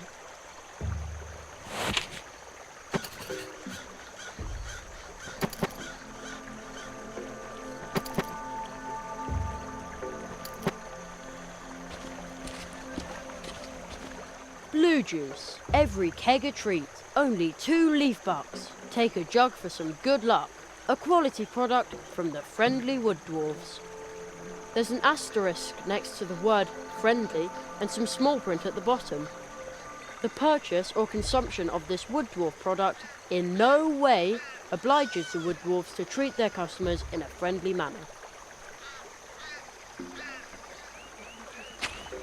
There's only one keg of blue juice left. Looks like Mousewood is running out of blue juice.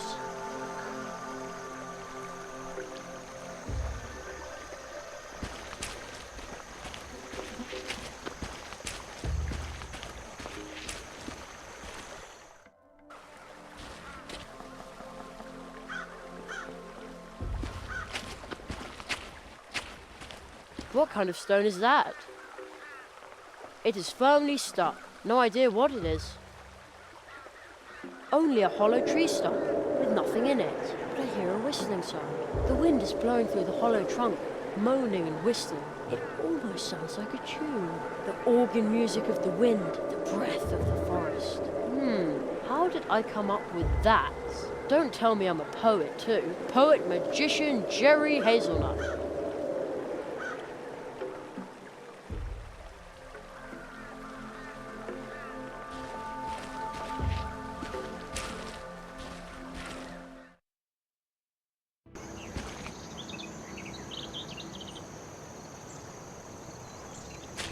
It looks like those stone eyes have seen a lot.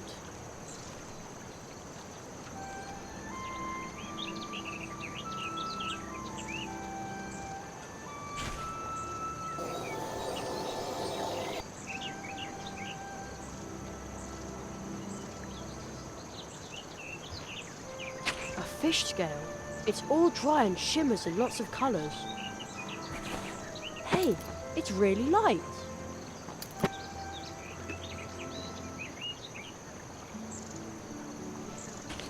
We have arrived. We will be the solution. Okay. Suspicious guy. Maybe you can use it to call someone. Hugh. Another statue.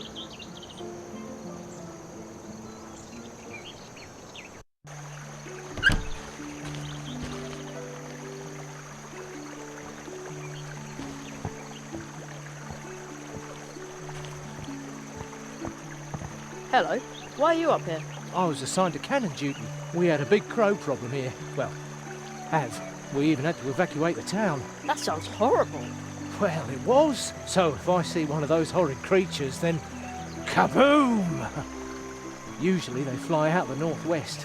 I have to keep my eyes open all the time, even at night. Paws off! The cannon has to be ready for the next crow attack.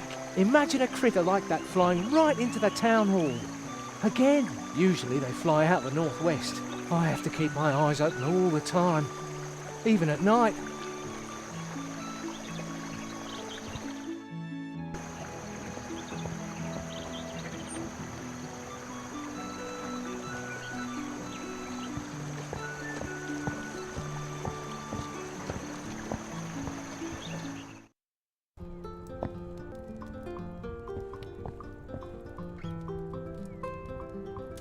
May I bother you for a second? No, I'm working. What are you working on? Brain work. That means he's staring into space. I am thinking and planning. What is there to plan?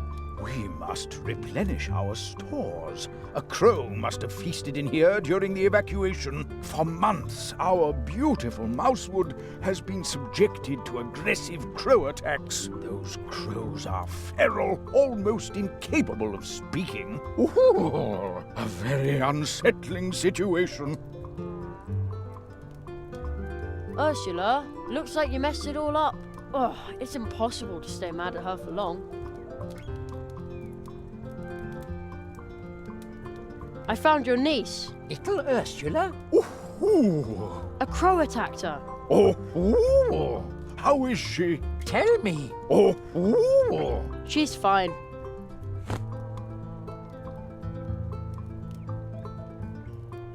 I chased off the crow. The feather shows me that you speak the truth. I thank you, Jerry. You are a true tree walker.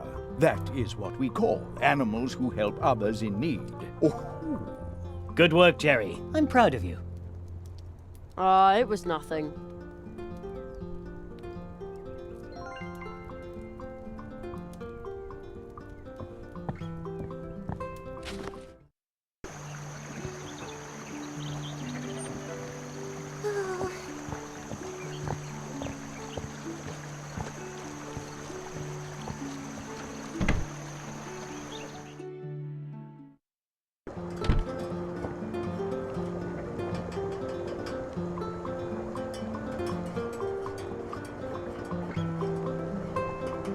to the charming voice of Radio 103.5.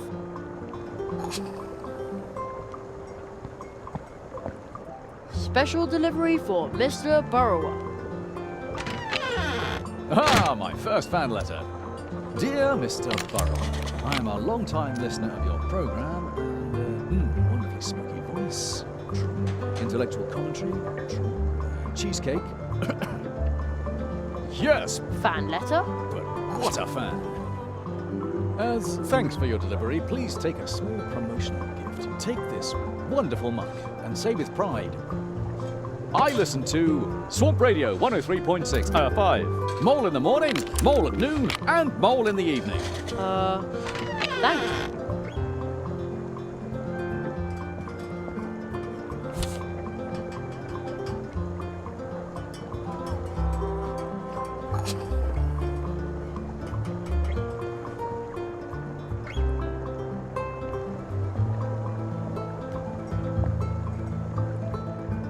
One hot coffee.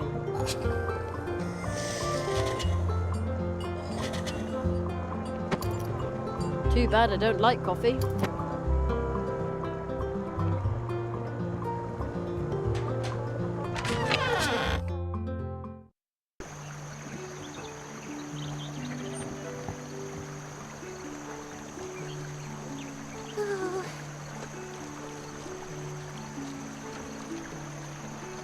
This package is addressed to Miss Edith Squirrel. The return address is Super Squirrel Boutique.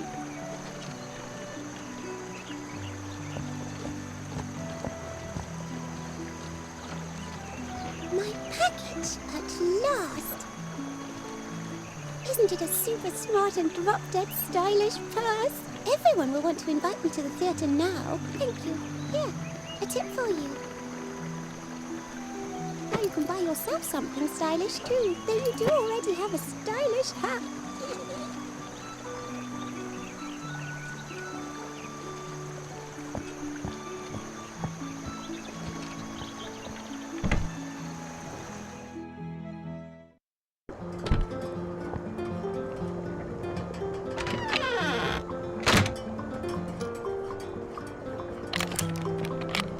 Ooley's nightcap, sleeping drops.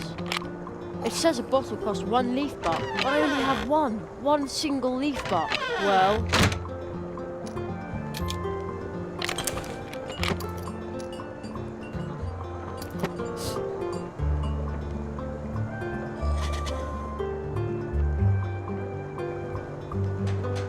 a couple of drops should be enough.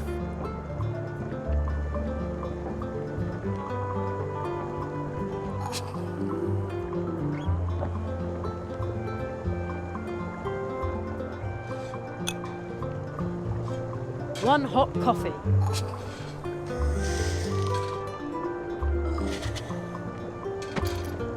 Too bad I don't like coffee.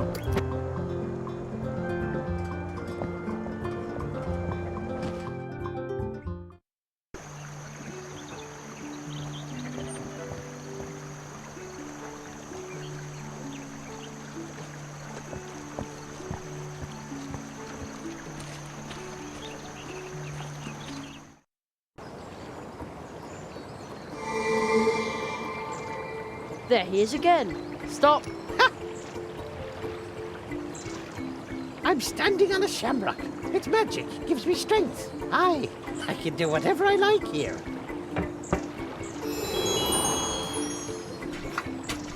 He got away again. My coffee's cold.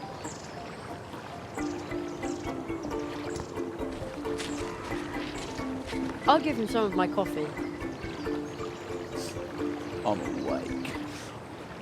I'm so grateful to you. Take this.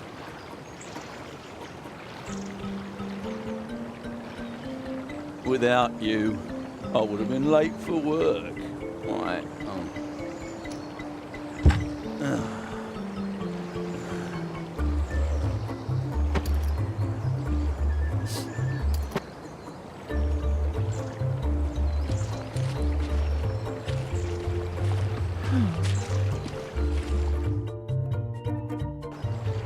Bloody cats and fly specks. Leave me in peace, you brat. You'll never get me shamrock.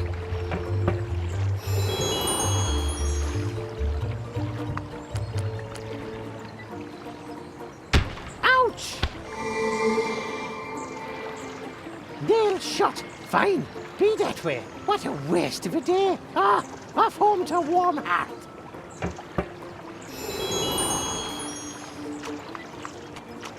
The Shamrock Ripper won't find me there.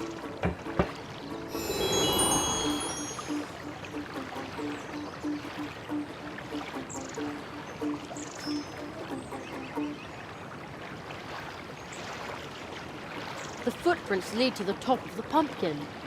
Hold on. Is that a chimney? I knew there was something strange about it.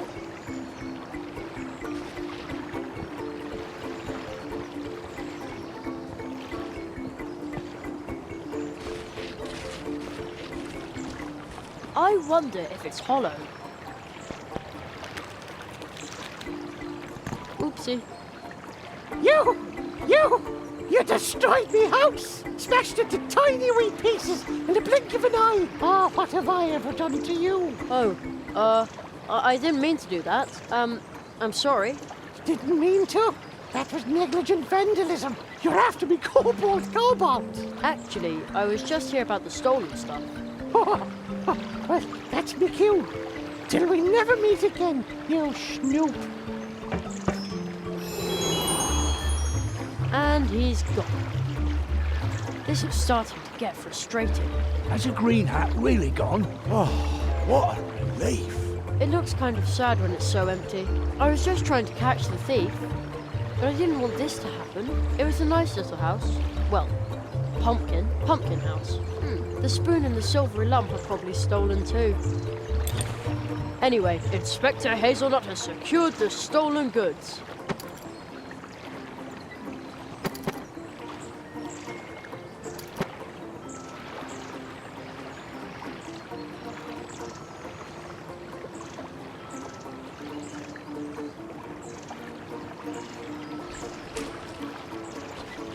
It's over. The green hat is gone. Ah, I am so relieved. Dad was right after all. He was living in the pumpkin with the chimney the whole time. I'd wondered about that. Ah, and you have our tools. Come on, brother. We better get to work. The leaf boat for Spitzweg is ready. Ready to put to sea. And how do we get it to Mr. Spitzweg? Just give it a little push.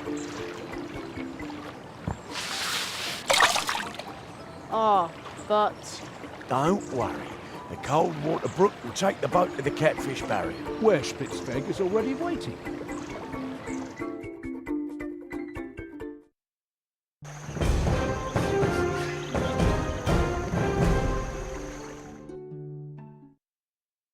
There. We still have a lot to do. We need to get back to work. We still have to renovate an antique cabinet for our neighbour.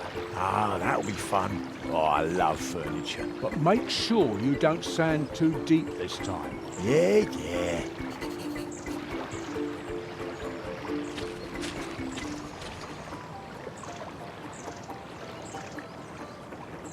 The letter looks strange. It's addressed to Senor Molina. It's from M. Calavera, travel agent.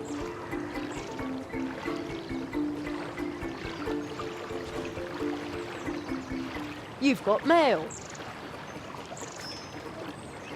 Thank you. No problem. Huh? Who said that?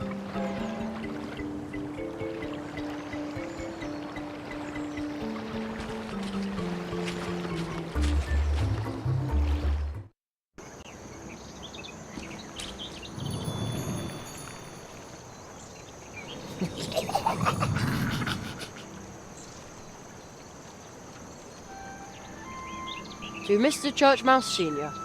I wonder what's in it.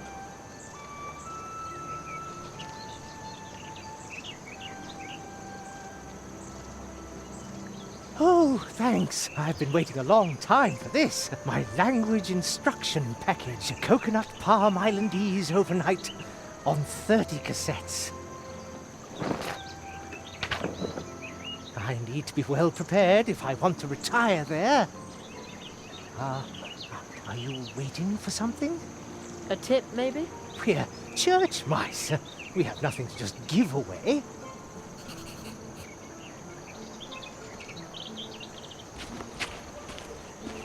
What a weird statue. There's a little stone face in the crystal. And some kind of amber thing. I hear a fine sound. Very, very softly. Like someone flicked a glass.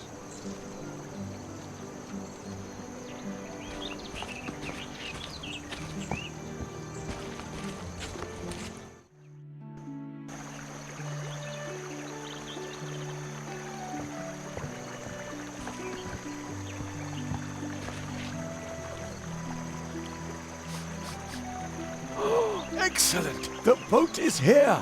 In all my travels over the years, I've realized again and again that you can find kind people no matter where you go. Just as long as you never give up and always travel with an open heart. I should write that down. It sounds like a motto for my journey. Now I can finally put out to sea. Weigh anchor, set the sail, man the oars. Aye, aye, sir. Oars? Oars! We had better not set out rudderless. Water is much too unpredictable. You can't rely on chance to take you where you want to go. And to be sure your ship doesn't try to leave without you when you go ashore, you also need an anchor.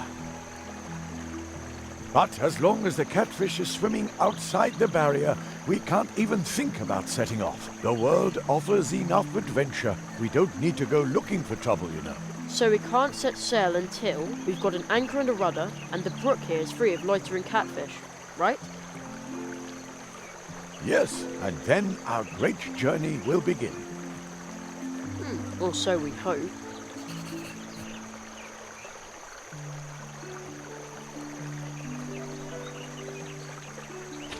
Good idea. There. That's exactly what we need. An excellent rudder. Now all we need is an anchor. But as long as the catfish is swimming outside the barrier, we can't even think about setting off. But once I've done that, we get started, right? Yes, and then our great journey will begin. Or so we hope.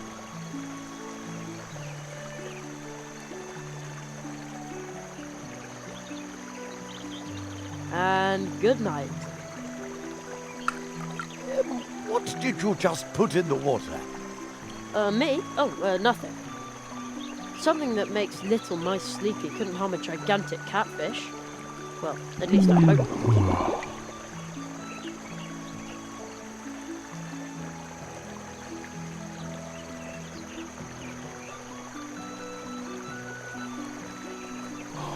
That is a perfect anchor. Oh, outstanding, first mate. Please open the barrier by pressing the lever over there. Here? It looks like you can open the barrier from here. Either that, or fire off a couple of rockets. Let's give it a try.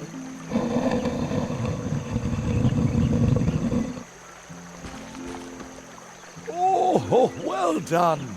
I shall defer to you on the maiden voyage of our good ship Goldleaf. Arr, Karstoff, starboard port, make him walk the plank.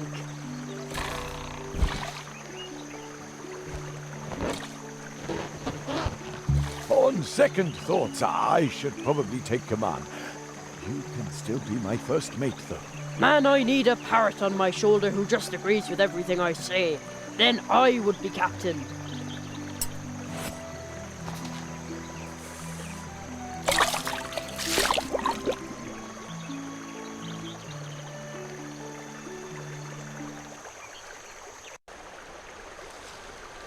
Halt! Who sails down the brook?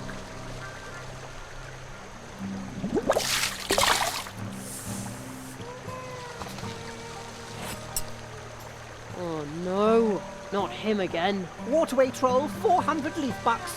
Oh, you mean toll? How droll. Yeah, smart and troll and gifted. My babysitter Anya always says that. Dead end, unless you pay 400 leaf bucks.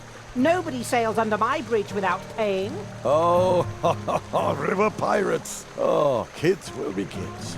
You know, we used to cook up schemes like this. But as an adult, you have to let things like this roll off your back. But maybe just this once you ought to lose your patience and show that little cheeky monkey who's boss. Monkey? Little Humbert is a mouse. You kids ought to work that out between you. I'll just watch. Oh, river pirates. How droll. I'll have to think of something. Again.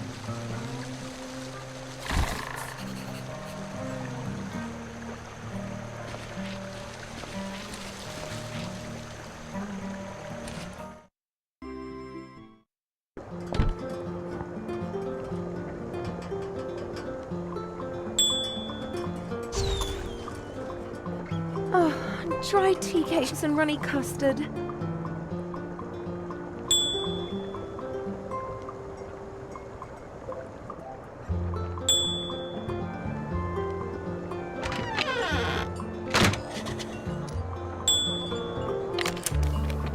Welcome back. I'm already here, Honey Dripper. Oh, what a wonderful idea. It is? Yes, it's perfect for little Humbert. Then he can play violin together with Plato. I'll tell him about it soon.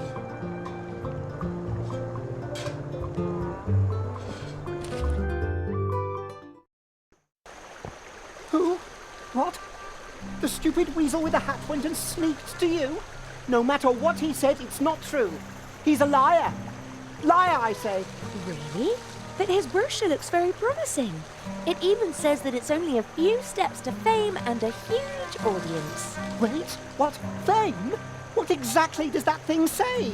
It says that the famous Maxim Mousical is currently in Mousewood to teach only one selected, gifted apprentice to play the most difficult to learn instrument in the world. Only one? It says here that the apprentice must be especially talented. Well, I am talented and smart. I'm smart and talented. You see? Jerry was right. Humbert, you little hooligan, you're exactly the right mouse for this. Of course. I'm going to be a rock star. You can pass, you weird weasel. I haven't got time for you now. The next time you see me, it will be on the cover of an album or on stage somewhere, if you can afford the tickets, that is. Right, Anya? Of course, you little rascal. Well done, Jerry. You've got the makings of a true tree walker. Now we can float on down the brook.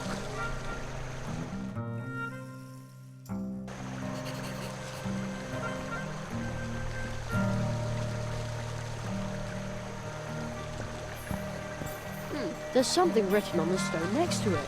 Talk to one another, deal with one another, live with one another. In remembrance of the regular meetings held on this brook to reconcile the differences between mice, squirrels, and other inhabitants of the woods. Other inhabitants? I guess that would include me if I lived here.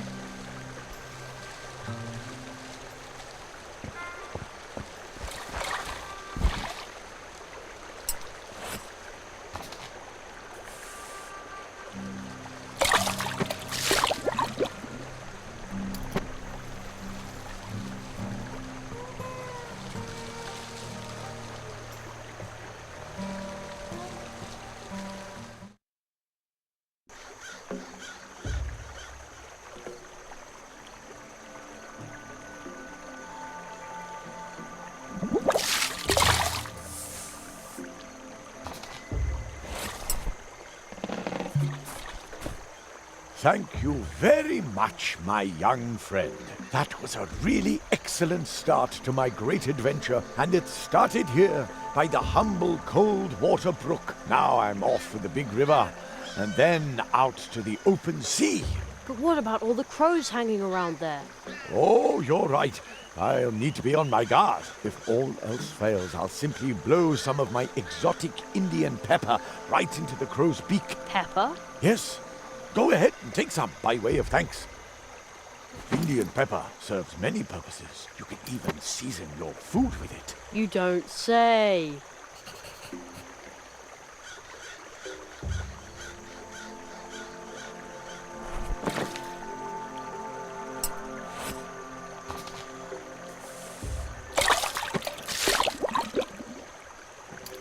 Oh, the boat is drifting away. Well then, see you soon. Don't forget me, and watch out for the waterfall. What? Waterfall?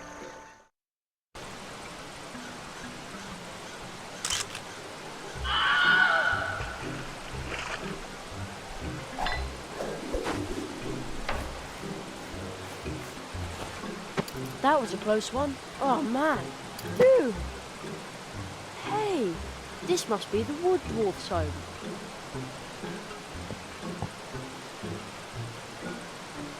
This had better be worth all the trouble.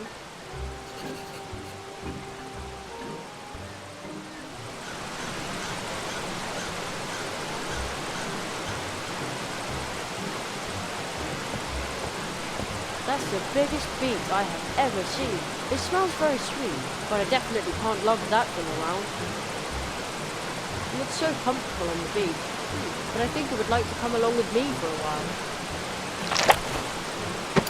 Man, it was stuck on there really tightly. Ooh, the book is getting pretty dangerous here. If only I could know.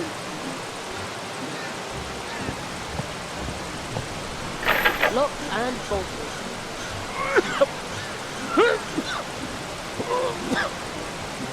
I think somebody just coughed in there. And said, bah! Shove off! I'm sick! That sounded like a cry for help. I have to get in there somehow. So many trees. I wonder how many animals live out there, and how many of them like to drink noodles. Look! Hey! Stop messing with the window! Take a hike! I think I just heard somebody. That sounded like a cry for help. Calling for help? Never! I told you to skedaddle!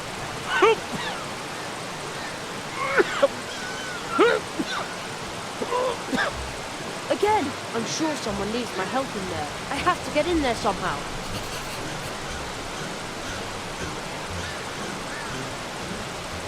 Good idea. I'll try to cut a hole in the glass. I'd say that worked pretty well. Now what?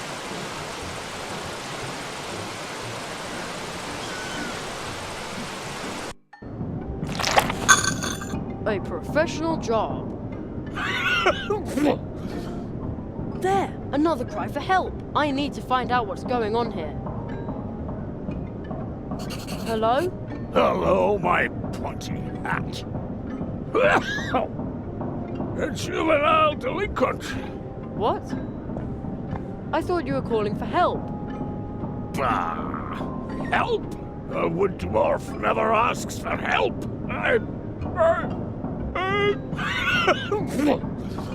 You... There, again. Bah! Do you see those hatches? I'm about to come over there and lock you up in one of our tunnels. And there you can... Admire the tunnels? Again, you just called for help again. Bah!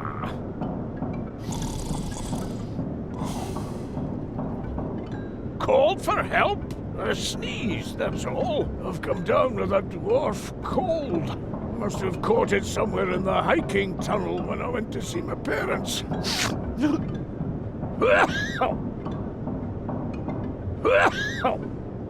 All right. About my dwarf cold, my housemates have already headed for the hills. That's what I would have done in their place. The dwarf cold's nothing to sneeze at. Are you sure I can't help you somehow? Yes, I'm sure. Nobody can help me. Although, except for one person, perhaps, she could help me. if she wanted to, but bah! A wood dwarf never asks for help.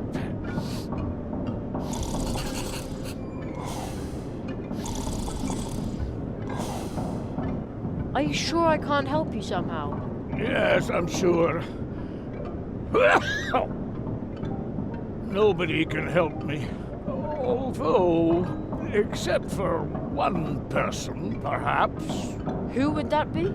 Anya Mouse. Now that old Uli is gone, she's... the... Only one? Exactly. She's the only one who can deal with illnesses. So let's go and ask her. Bah! A wood dwarf never asks for help.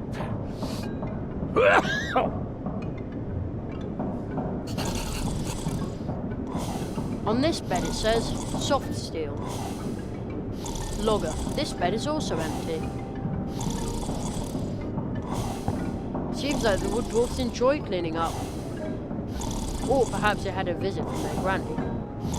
My mum always cleans our place then too. I mean when our granny comes over. Not the wood dwarf's granny. We don't even know her.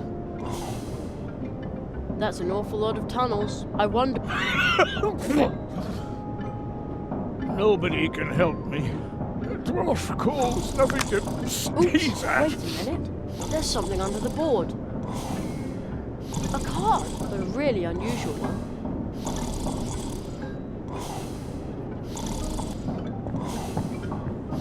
I'll take that.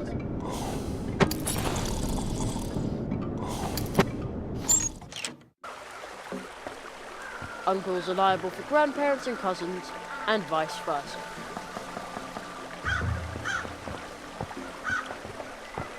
Trespassing in the dwarf root fields is strictly prohibited.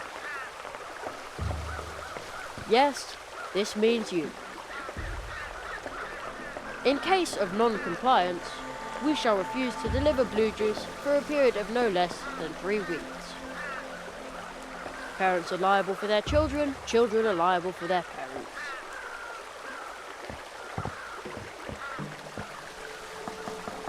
Securely locked.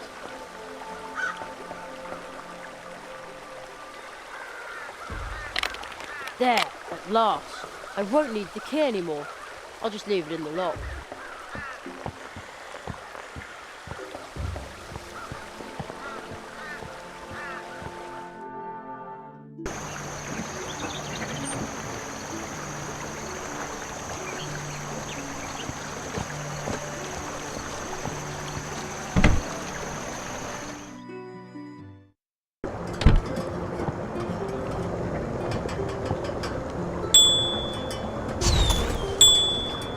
Just a sec.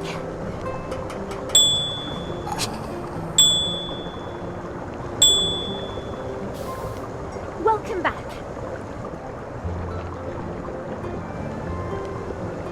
One of the dwarfs is sick. Oh, fudge. Don't worry. Old Uli taught me a lot about dwarf illnesses. Off to the wood dwarves. Blistering blue Battenberg. This is a very bad case of dwarf cold. That's what I said. Really, really bad.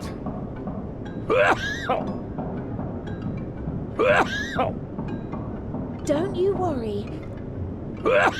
Old Uli taught me a remedy for this. Jerry, will you help me find a few ingredients for this poor dwarf? Of course. Oh, thank you. Here, take this recipe.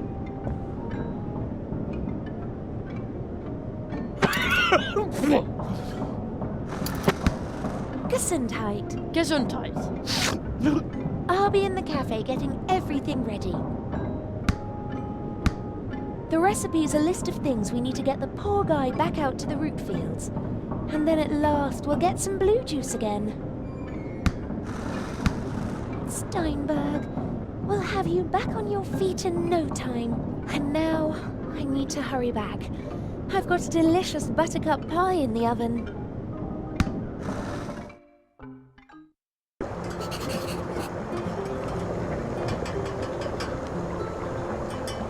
heal the dwarf and your knees. A yellow marsh marigold bud, a fish scale, and some pepper.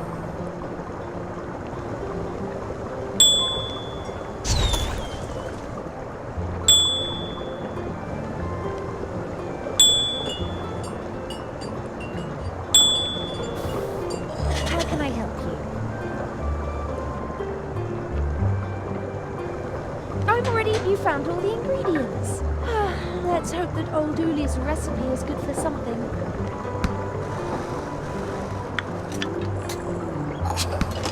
Oh, there's some pepper left over. Here. Uli's medicine has to be stirred into something liquid and then administered to the patient. And then there will be blue juice once again.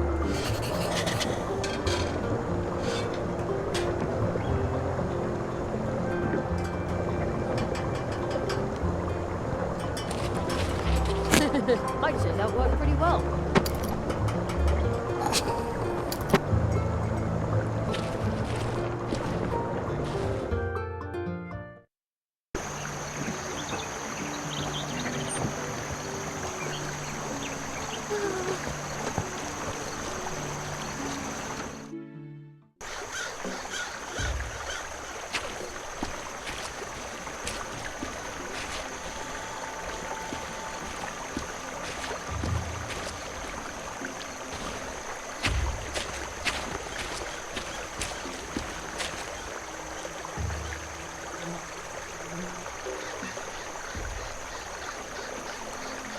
Okay, I really shouldn't do this. If only Mr. Churchmouse hadn't tied that thread to my coin. The temptation is just too great. It worked! Like with the gumball machine next to my school. Not that I would know. I've just heard things.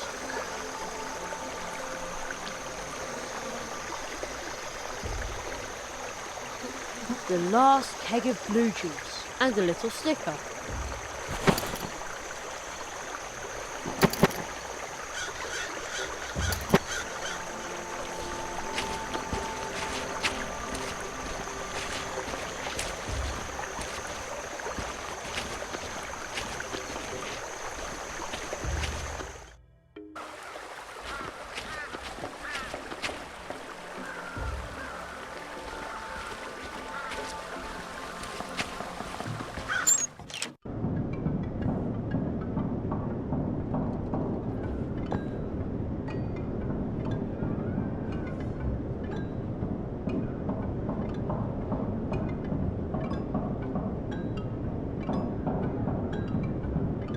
That smells good.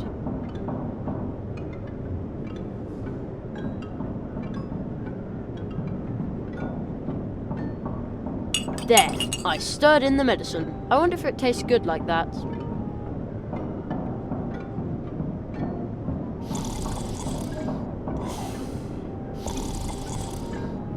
Blue juice smells delicious. But this isn't just juice. I can smell something else too. Of course. It also contains dwarf cold medicine. Oh!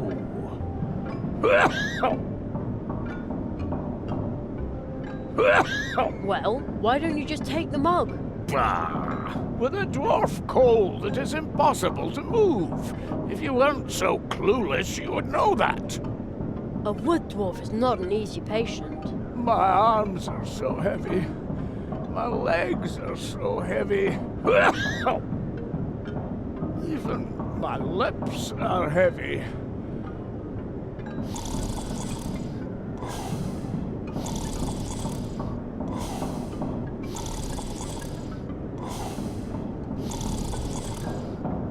There. Yeah, that's the way I always take my cough syrup.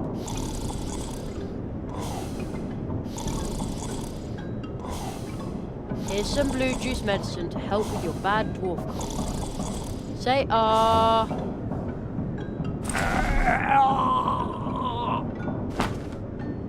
Our blue juice. The original.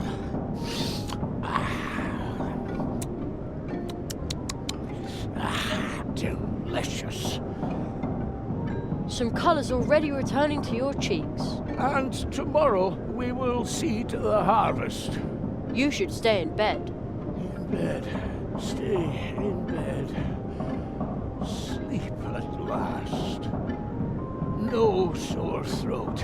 No dwarf cold. And no dwarf cough. Exactly. Anya. We must go to Anya. That's quite far away, you know. Take Tunnel 47. Tunnel 47? This one. What? Why didn't you tell me that before? Dwarf secret. You must go to Anya. Tell her thanks. Starting tomorrow, there will be. Starting tomorrow, there will be blue juice once again. I did it! The dwarves are going to produce blue juice again, and Anya could go ahead and prepare for the Treetop Festival. Now all I have to do is send out the invitations.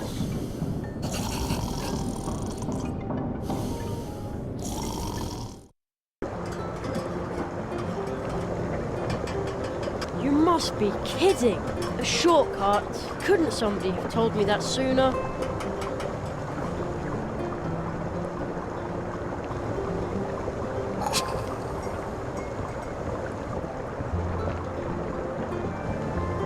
One hot coffee.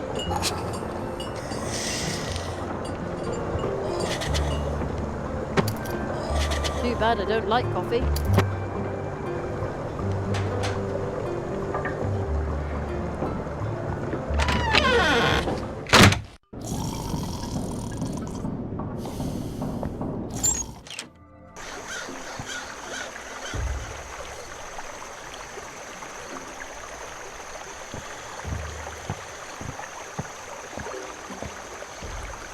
Here comes Anya's piping hot coffee. You're not just going to pour it on the ground, are you? Anya's coffee is wood famous and so good. Her? We're going to use it to free your bike. We are? In that case, what are you waiting for?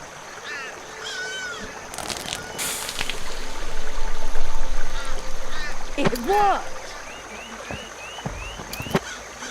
See, Plato? Thank you, Jerry. Now I can finally get back in the saddle and deliver the mail. I heard you would like to send out invitations.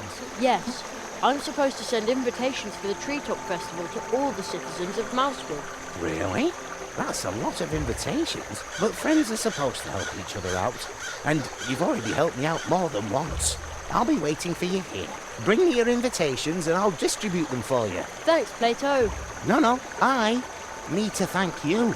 You helped me even though you didn't know me. You're a true tree walker. Her?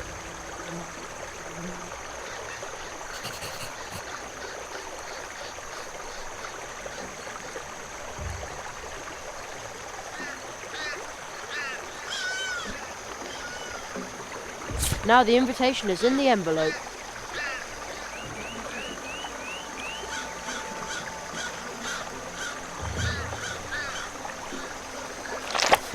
The snail did a good job sealing the envelope. I think I'd better let it go on its way now. Bye, shimmering snail.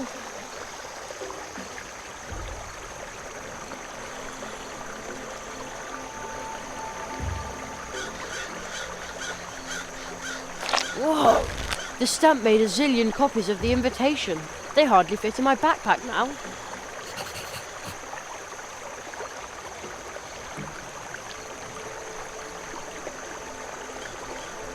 Could you deliver this for me? That's a lot of invitations. But friends are supposed to help each other out. And you've already helped me out more than once. Her? I'd better get going. There's so much to do. Like I always say, a single hop is not that hard. And many hops in a row can get you anywhere. But we could use my bike as well. Your bicycle? Sure, if you want to travel faster through Mousewood and its surroundings, just call on me. Then I'll give you a ride on my mailbike. Just use this clicker frog with one of the golden post horns that you find everywhere in Mousewood. Whenever you're in a hurry, just sound its legendary call. Then I'll come flying by on my fateful bike and take you wherever you need to go. Flying? Riding, I mean. Wow, thank you. But I won't do this for just anyone, so keep it to yourself. And where would you like to go now? Whoopee! Hello, Jerry. Well, where to?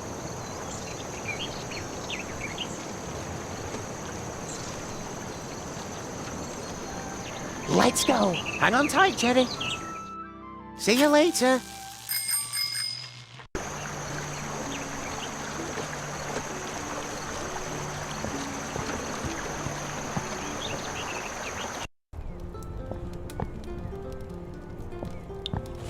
Jerry, you have sent the invitations and ordered the blue juice, and in doing so, you have healed a dwarf, rescued little Ursula, and experienced much more. You are indeed developing into a genuine tree walker. Now we will begin with the magical part of your training. And then comes the Treetop Festival. We're looking forward to the blue juice, so hurry up with your training, Nestling. Ever since I can remember, the Treetop Festival has been held here once a year. Ooh, it serves to celebrate kindness, family, and courage, and most definitely not magic. Isn't it now?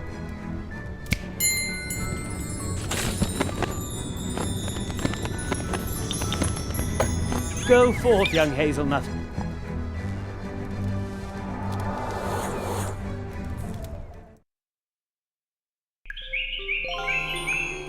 What is this place? The Hall of Apprentices. A living place, created by magic. Hidden between two moments in time. But is it supposed to be so cold in here? I feel it too. It seems that no one has been here for far too long. And even in Mousewood, almost no one remembers us. Only the elderly. How long's it been since you were last here? Too long, it seems. It's up to us to keep the tradition alive. The Hall of Apprentices is a place of transition. Your training begins here, today, and it will end here. Everything takes place under the protection of the first tree. The first tree? Is it this one? That is only a statue. The first tree is the oldest tree in this region. It watches over the woods, over the portal trees. It holds this world together. Trees like it are so old that they already exist in other spheres. Their roots reach into dreams, into fantasy. So where is the first tree? You may have already visited it in your dreams, but the clearing in which it stands is concealed. The paths which lead there are hidden, like this room. Once your training is complete, I will lead you to the clearing. That is the tradition. But first, you must finish your training, and to do that, we must get this thing working. First tree. Why The is first this tree. all stuck? Somehow this stone tree radiates something very good and warm, even though it's so cold here.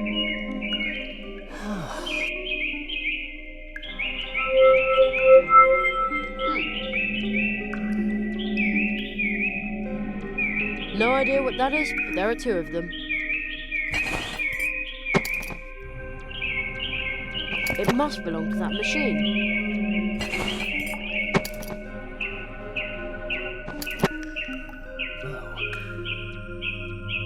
It's kind of creepy the way they stare at you. I wonder who they all are. But no. There's a cord stuck in the glass tube.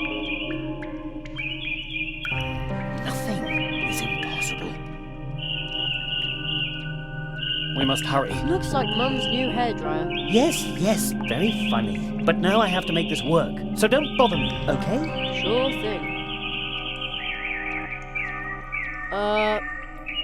Not now. I'm sorry. I just need time to straighten this out. Okay. Why is this all stuck?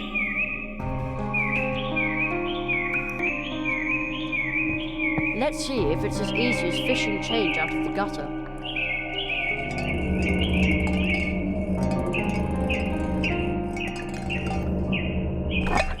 It worked! Has so much time really passed?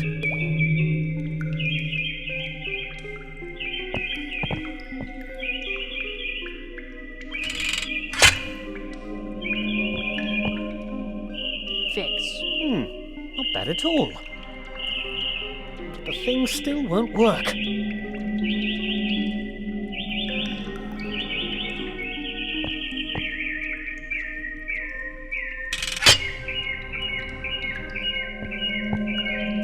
There. Aha! But now let me get back to work.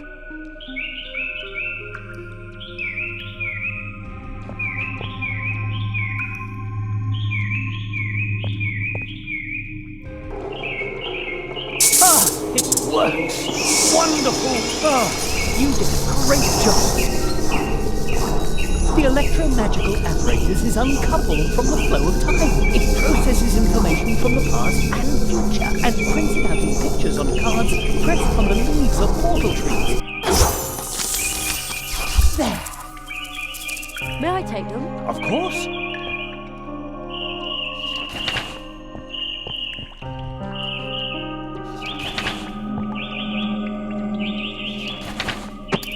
These 16 cards can already tell you a lot about your training, if you understand how to read them. But these cards are like dreams. Everyone should interpret them for themselves. Unusual. Another card. What does it show?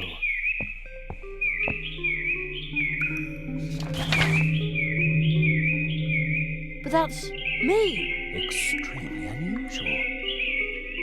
What could that mean? Ooh! Somebody's floating there. That's a ghost. A ghost, Jerry? I don't think so. Or have you left your body behind for good this time, magician of Mousewood? I can feel my leg going numb not far from here. No, I appear to have retained my body, even if it isn't getting any younger. And its scars are itchy. Tell me, Marquis, how did you escape? Escape, magician? I bring an apprentice. I'm pleased to see you, and to know that the Hall of Apprentices is protected. So, you are bringing an apprentice. Tell him he shall visit me in my house. What does the floating man want from me? He's the guardian of the portals. Your training begins. Take the key, Jerry. You must visit the magician of Mousewood. It won't be easy to wake him, but soon after, you'll learn your first spell.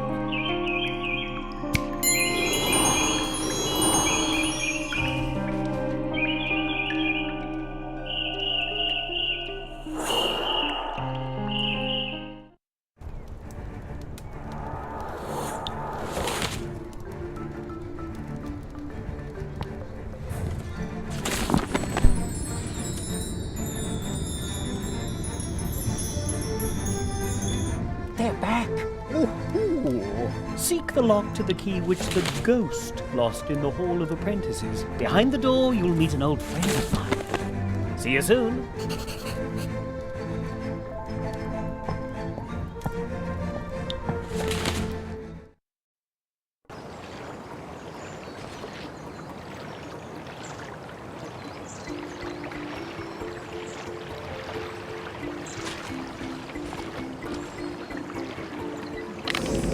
Yikes! The key just dissolved into thin air, but now the door is open.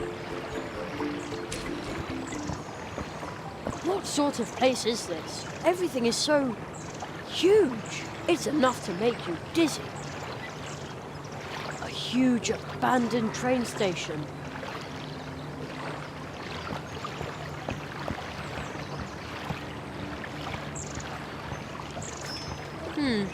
This stone looks strange. This is a picture column from the Hall of Apprentices. Oh, where did that voice come from? It sounds familiar. In the Hall of Apprentices, there is a column for every apprentice who was trained here in these woods. But this one here was spat out by the Hall a long time ago. I found it deep in the woods. Now I'm trying to unravel its secret. Banishment by the Hall caused the picture to burst into 32 magic drops of dew, which are now spread all over Mousewood. Those who are able to understand the whisper of the rocks can ask the column itself how many drops are still missing. If someone collected all 32 drops, the dew could form the image of the expelled apprentice. Wow, that sounds exciting.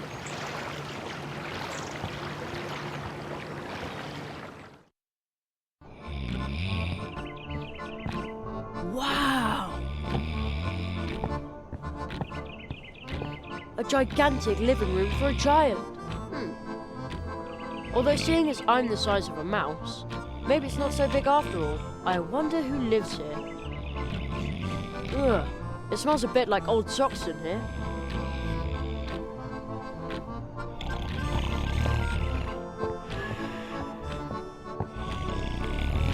A giant chunk of chocolate. I also took the tinfoil.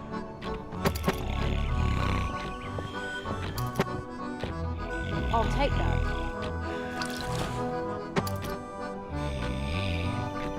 Still smells okay.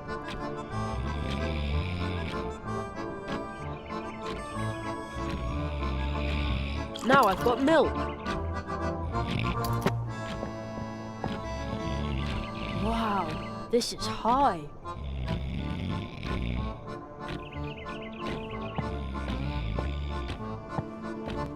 There's also a bed here for little people. We have a plant like that at home too. Too bad. I can't move the stick from my hands. Otherwise it would reach for the clock.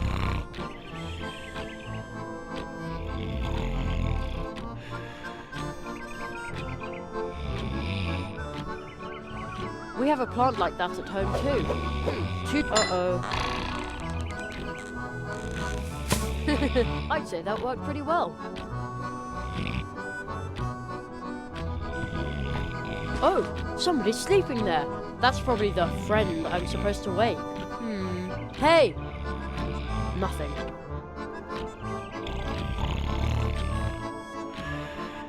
It's enormous. When it rings, it must make a humongous noise.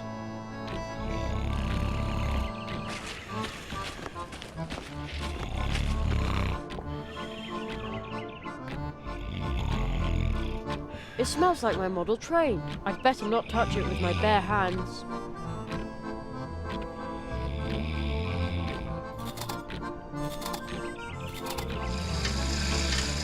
The cuckoo didn't do anything. I think the clock is broken. Oh, great.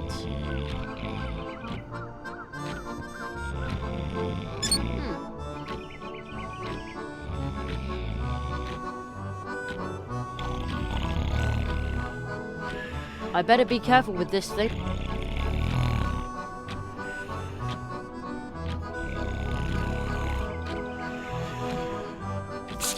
There.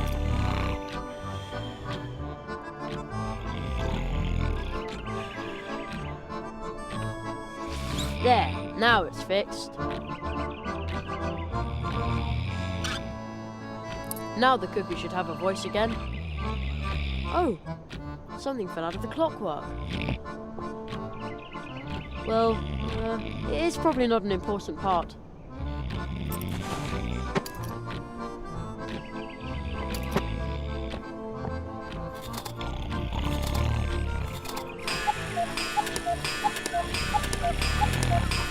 Wow, That was loud.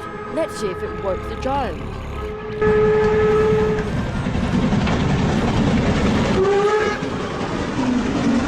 Oh man, he's still asleep. Hey, wake up! Oh, dash it all. Uh-oh. I didn't mean for that to happen.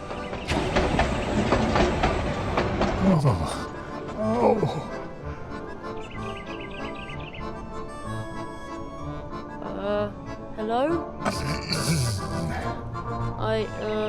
I was just trying to repair your clock so I could... Did your teacher tell you to do that? No. Why would he?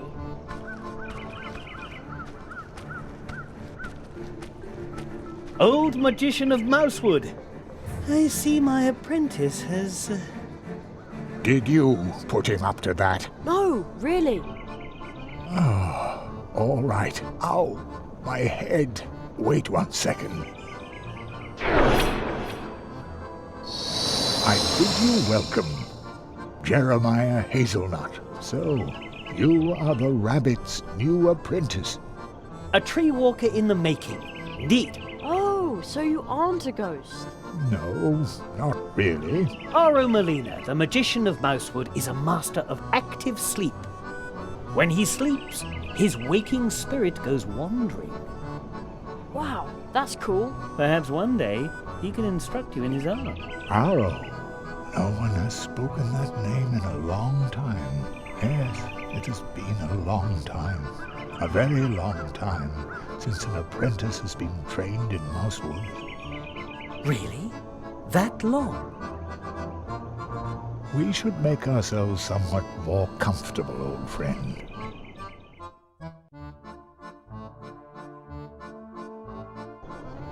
Young Hazelnut, I hear that you have already proven yourself as a tree walker in Mousewood. Your next test will be to pass the 4 portals of Mousewood. Behind each of the portals, you will learn a spell. Wow, that sounds exciting. But first, there is something you need to return. What's that? Pardon me, but I think you have my book. Oh, yeah, the mouse with the backpack gave it to me. Thank you. It is very valuable to me. Now, I would like to write one about you. I collect stories, you know. Who was that? Oh, he seemed familiar to me, but I can't recall why. Only a wood sprite, a close acquaintance of mine. You should rest, Jerry. This has been a long day for you. Rest for a little while. If you say so.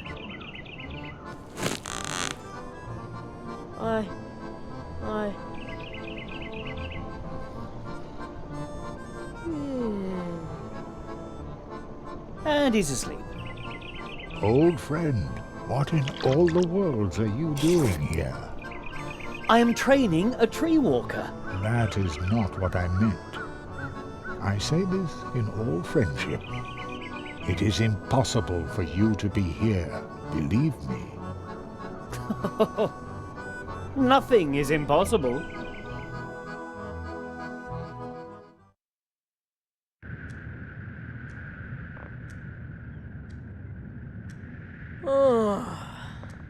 You slept all night. Yeah, but not too well. I miss my bed. Be brave, Jeremiah Hazelnut. Magicians have to be strong. Your next test will be to pass the 4 portals of Mousewood. Behind each of the portals, you will learn a spell. Okay. From now on, you can switch back and forth between day and night by sleeping in a hammock or reading this magic book.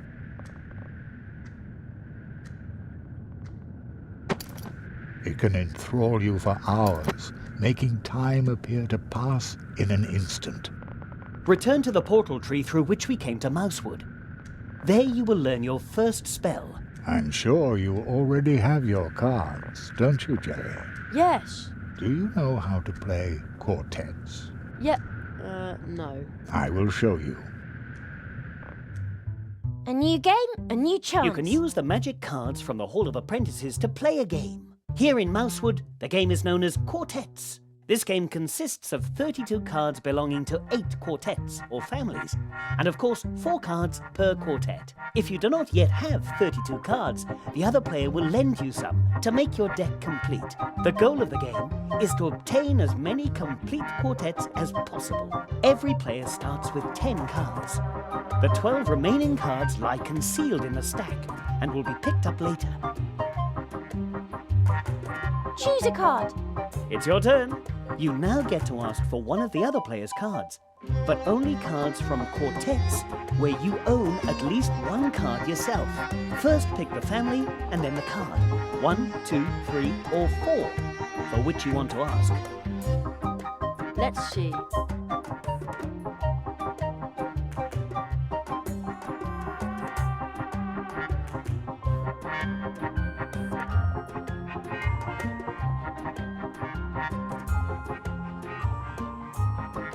This card. I bet you've got it. If the other player doesn't have the card you asked for, then you draw a card from the stack, and it's the other player's turn to ask for one of your cards. If the other player has the card you asked for, then you receive the card and get to keep asking.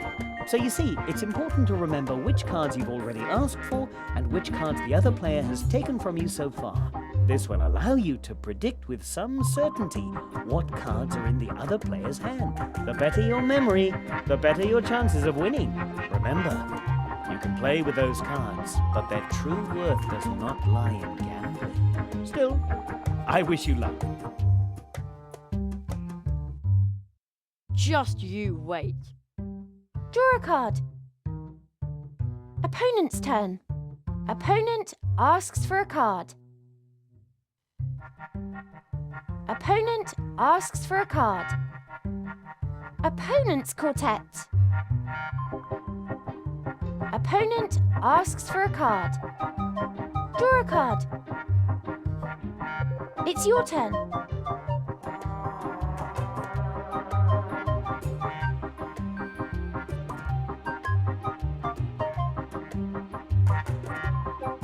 I'm sure you've got this card.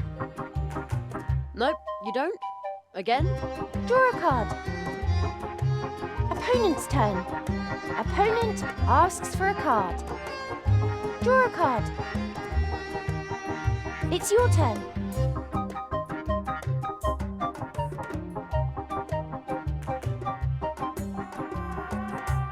This card. I bet you've got it. Haha! Let's see what card you've got there.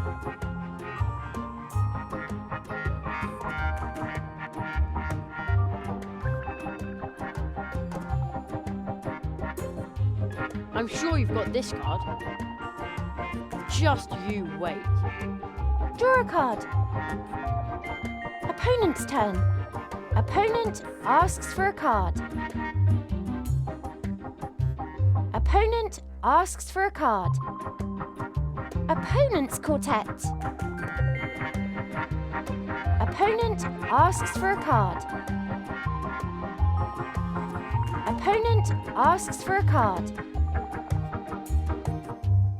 Opponent asks for a card. Opponent's quartet. Opponent asks for a card. Opponent asks for a card. Opponent asks for a card.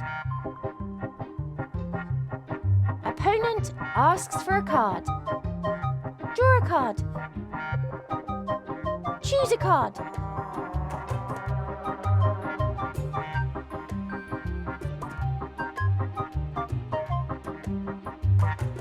This card. I bet you've got it.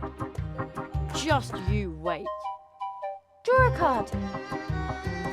Opponent's turn. Opponent asks for a card. Draw a card. Choose a card.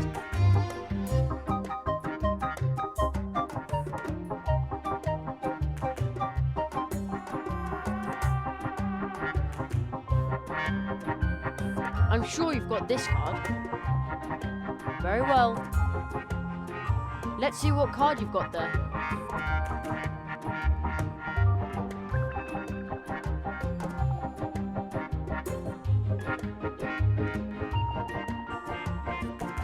I'm sure you've got this card. Well played. Let's see.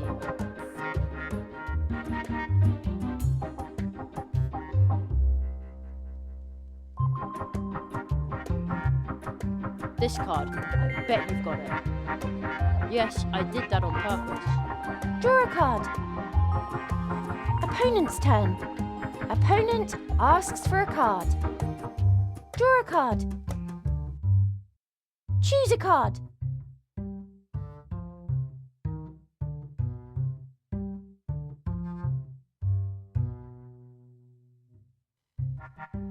This card.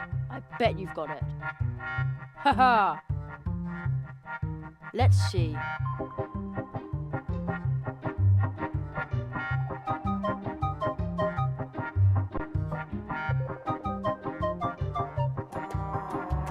I'm sure you've got this card. Terrific! Let's see what card you've got there.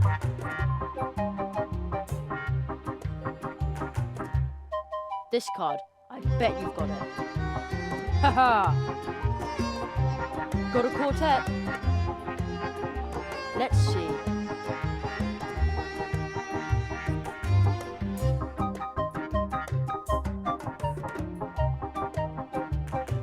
This card. I bet you've got it. Very well. And another quartet. Let's see what card you've got there.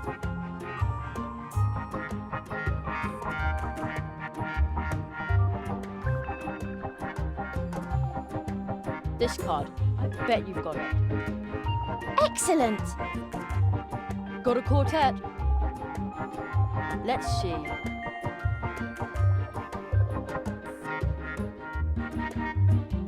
This card. I bet you've got it. Huh, I might have known. Draw a card. Opponent's turn. Opponent asks for a card. Draw a card. Oh no. It's your turn.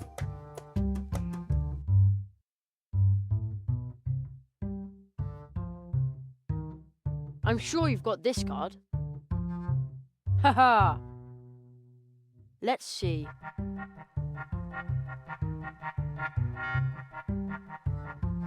I'm sure you've got this card. Well played. Got a quartet. Game over. Ooh, this isn't so easy. Here in Mousewood, people like to play cards. If the people of Mousewood see your cards, they will be very eager to play with you. You can also find additional secret cards, such as this. But that's Mum. Indeed. Remember, there are 4 cards in each quartet, just as there are 4 portal trees, inseparably connected. This star map can show you where they lie. Your mother is the second card in your quartet. And the other 2? You will understand my words soon enough, and then everything will change.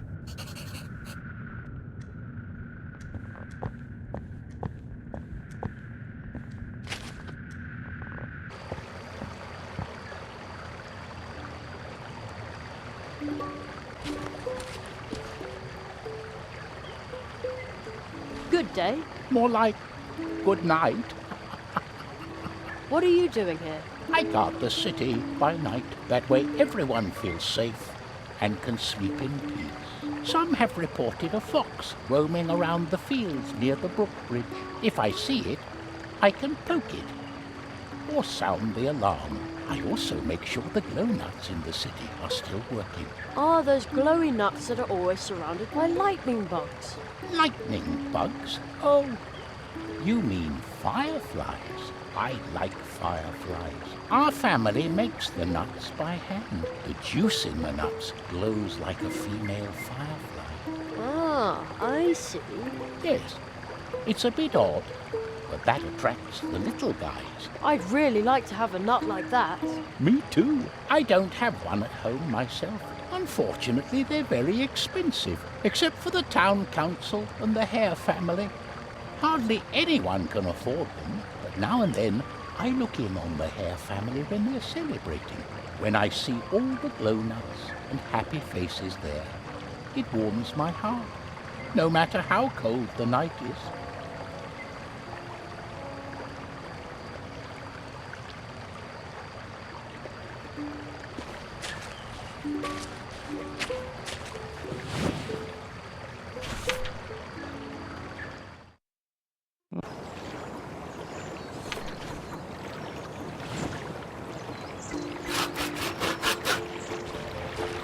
Ha! It sounds like they really enjoy their work. No, you have to take carpentry seriously. First, you have to sketch and measure. Or you can just jump right into it. Be spontaneous. It helps. With a saw, hammer, nails, paint. But only after you have everything planned out. Otherwise, it will come to nothing. But that way you plan out all the fun. You work to earn money. It doesn't need to be fun. You see? That's complete nonsense. It makes no sense without fun. Planning is secondary. Secondary? Without planning, everything goes to pieces. You take everything too seriously. You don't take things seriously enough. I think they're busy right now.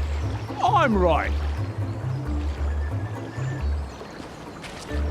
I'm more right. The two of them are distracted. Let's see what's in that cabinet. Oh! A whole quartet! The old magician must have forgotten the cards in there. I'm right.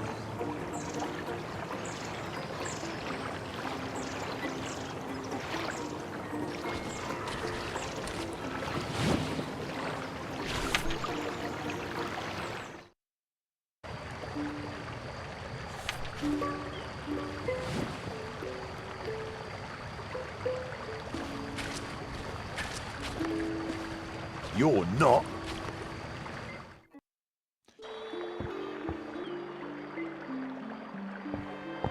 Do you think it will be better than building a shelf? From what Church Mouse Senior's told me, it'll be even better than planning a bench. Looks like a still life. Hello, Mr. Church Mouse. Oh, it's you.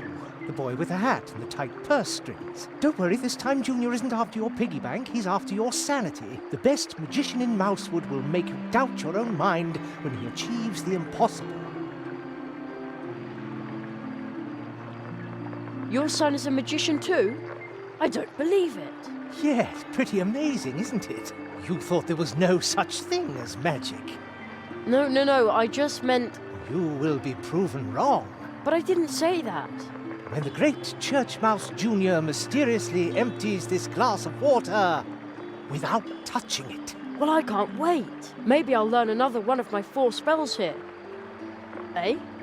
Is the water level going down? How long is this going to take?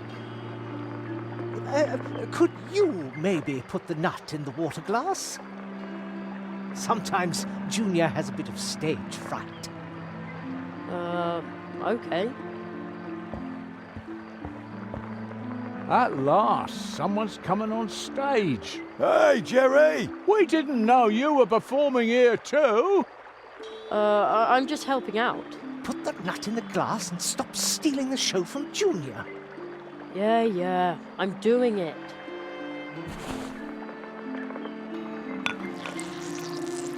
Whoa! Completely soaked up. The glass is almost dry. That's darn handy if you have to drain something. I could really use a nut like that. Indeed, it is magic. Please, not too much applause. I think that's usually called sleight of hand. Thank you for your kind attention. You can now see Junior every evening. Ladies and gentlemen, Junior. So, did Junior find the nut, or where does he come in? No idea. Can I borrow your water nut? The water nut? But that is Junior's most popular trick. It's also his only trick, isn't it? You mean Junior should expand his repertoire? Exactly. Or better still, perform without a nut. Without a nut? Oh, that is a revolutionary concept that has never been attempted in Mousewood. All right. I always say, laughing customers are paying customers. So show me a show that makes the audience laugh. If it works, we'll swap your program for the water nut. Okay. You want jokes? I'll improvise for you. Well then, good luck. And now, opening for the wonderful Church Mouse Jr., ladies and gentlemen, Jerry. Hey, Jerry! Are we getting the nut again? No, now it's time for a laugh. Oh no, I've got a bad feeling about this. I know what you mean. Here it comes. Well, why did the chicken cross the road? What? You can't be serious. Our cousin Henry lives on the road. At least that's where he used to live. Now he lives in the hospital. Oh, I didn't know. Jerry. It's all right. But it isn't funny either. Get off the stage. Again, I'm sorry. No offence taken. He didn't mean it like that. I know. Jerry, you can't tell road jokes to hedgehogs. Everybody knows that. Here, take the paper and pencil and go look for good jokes. Jokes that the local audience can appreciate. Okay, that's probably a good idea. Thanks. Break a leg. I have to go. Break a leg? Is that supposed to be funny? What strange children some parents have. Isn't that right, Junior? Exactly.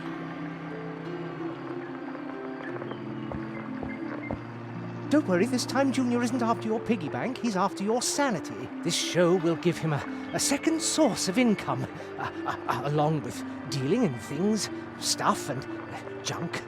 We also had a darling green crack beetle. A real crowd puller, let me tell you.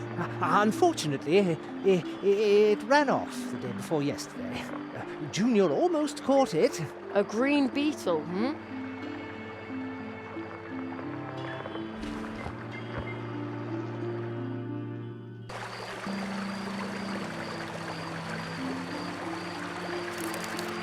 Yikes!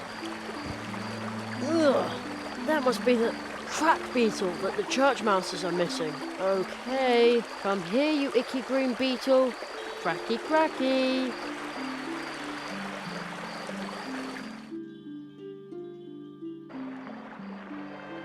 I think this little fella's yours, isn't he? Oh, you found it. Our darling little sunshine is back, Junior.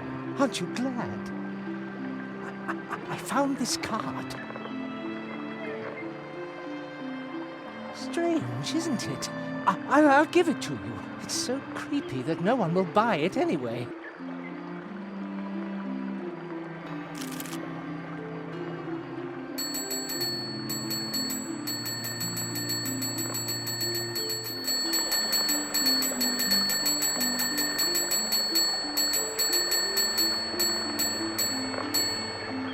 Who would click on a beetle 1,000 times, dude?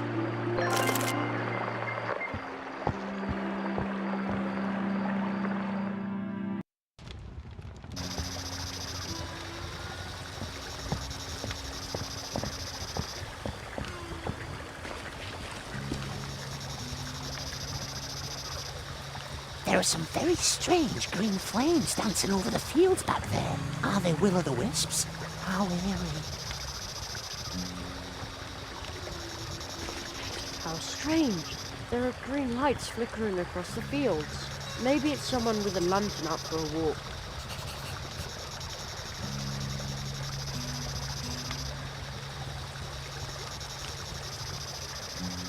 Wow, So that's what the old magician meant when he said it was a special map. You can recognise all the constellations and the 4 portal trees of Mousewood that the Marquis and the magician talked about. The eastern tree seems to be the big tree in the middle of Mousewood, and the old path tree we used to come to Mousewood is the southern tree. The western tree is to the left on the other side of the field path, and the northern tree is to the right of the field path, a little farther away. Right. So those are the 4 trees behind whose portals I'm supposed to learn the 4 spells. They aren't so far away, but can I also find them when I'm standing right underneath? Well, we'll see about that.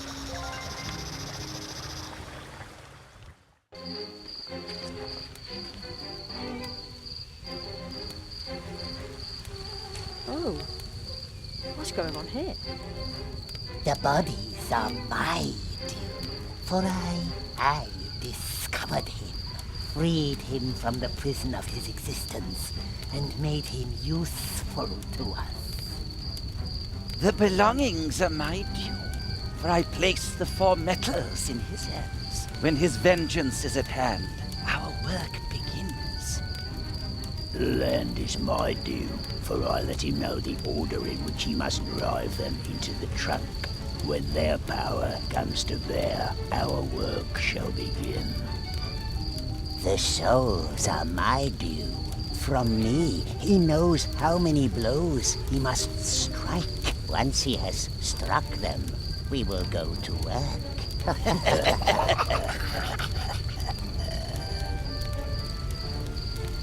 Someone is listening. Only a child. A human. One of us.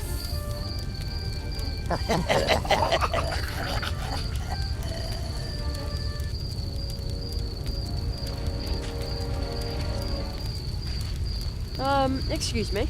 A child. We worry about you. Humans like us tend to worry. If you look closely, you can see the worry in our faces. Boy, who knows that you are here? What if you were to disappear on an ill-fated night such as this? Ill-fated? But I... Soon this world will be healed. No more worries about money. About land. About luck. About health. But you make us worry.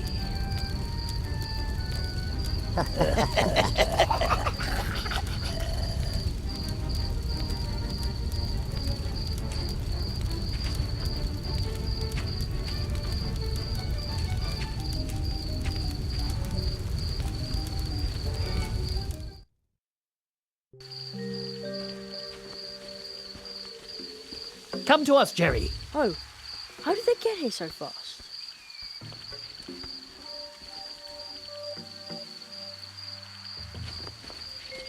Jerry, behind this portal lies another world, strange to us, but home to you. There you must learn your first spell. That is our tradition. How exciting! This time we will open the portal for you. Seek the ancient toad we saw at the foot of the portal tree. It is old. I have seen in your cards that the toad will keep a spell ready for you to learn. Probably. Arrow, stick to your script. Oh. Good luck, young apprentice.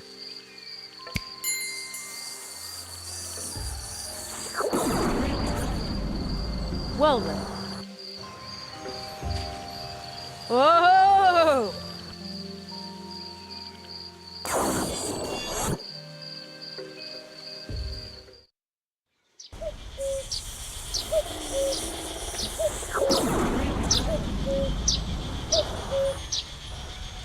I'm home again. Huh. I was sort of afraid I'd come out somewhere odd. Everything is suddenly so small and normal. What? Well, almost normal. Has the toad really always sat there? I've climbed around on these stones so many times. Oh man. Hello? The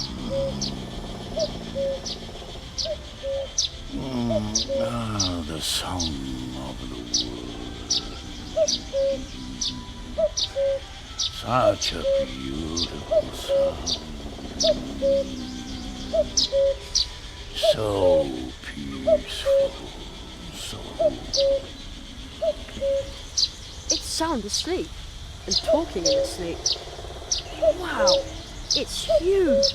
It feels like my head can't decide if it's here or not. I guess that's the coin's doing. Ever since I looked through it, I see things differently. Crickets in the distance.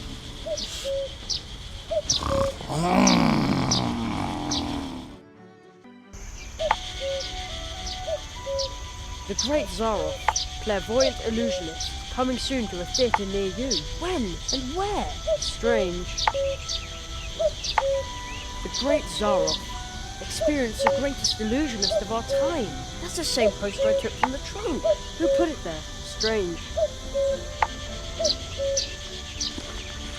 Hello up there.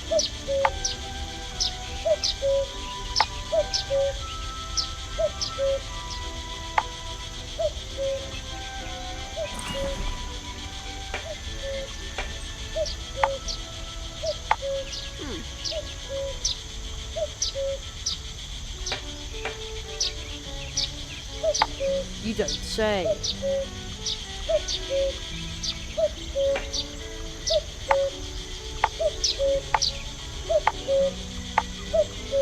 Obviously I don't speak woodpecker.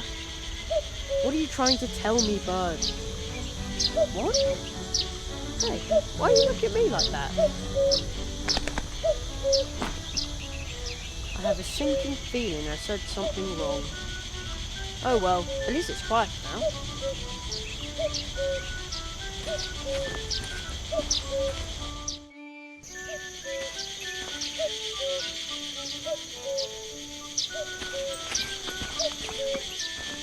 I think I can hear a cricket chirping in the barrel.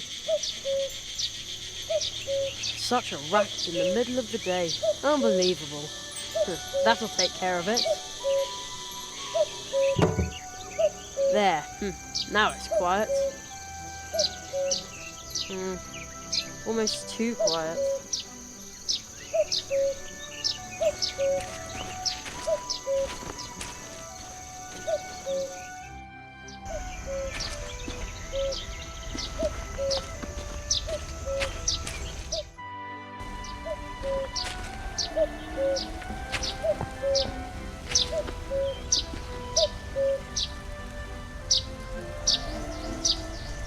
Just a little pinch.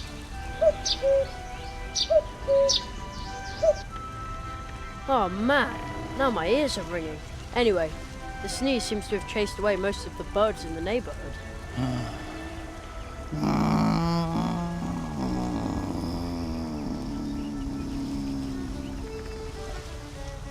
But the toad is still sound asleep. Hello?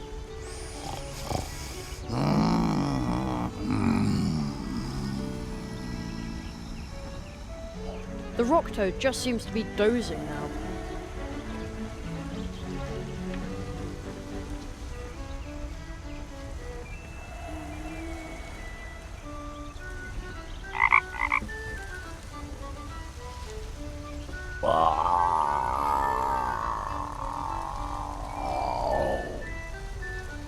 Who disturbs the peace of the woods? Human child. Let me listen to the world a moment longer. Just a few months. Just a few years. Listen. Listen.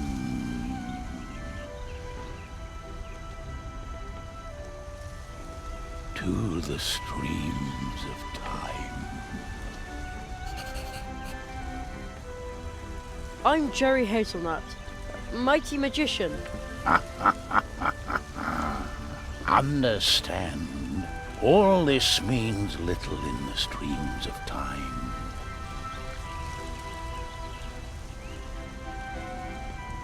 The streams of time? The streams of time. Once you learn to pause, to wait, and to listen, then you will sense how they flow around you. The rock. I can hear the whispering. The whispering of the rocks? The rock. It hears if you learn to hear and to listen. As you listen to me, it can reveal to you what the streams of time have carried past it. Come closer so that you can learn how you can hear the voices of the rocks.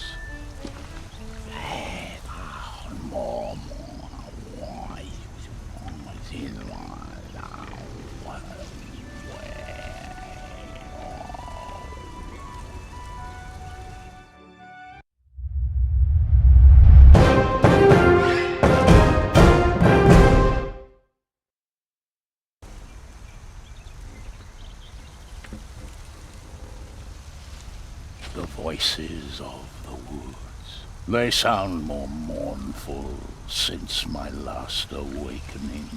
Perhaps this is my last awakening before I become one with the streams of time.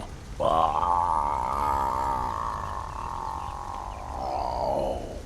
this world is changing.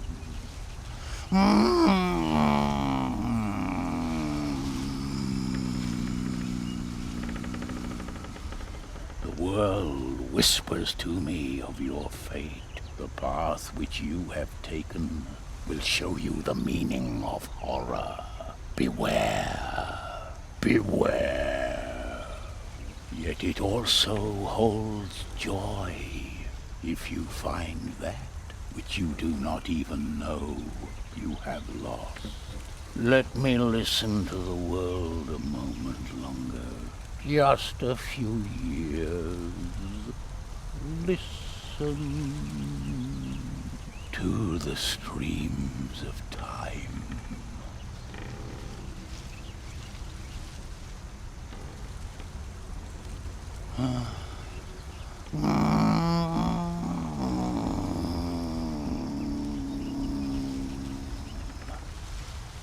I fell asleep. Horror? And find something I don't even know I lost? I wonder if Mum is back from shopping. It feels like ages since I saw her. Be brave, Jeremiah Hazelnut. Magicians have to be strong.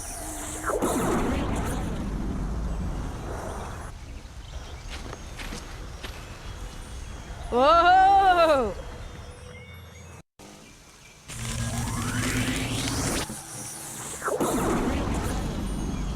Jerry, you did it! You've learned to hear the whispering of the rocks and stones. With this, you can listen to any stone that has been given a face. An excellent first spell. Now try it on this crystal statue. The spell is on your magic wand. Take it and point it at the statue.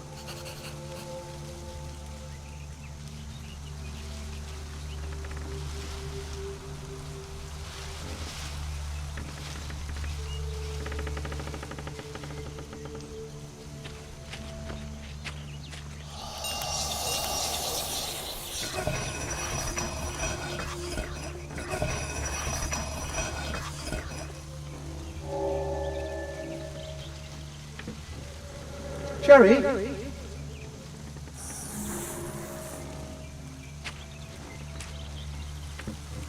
Did somebody just call my name?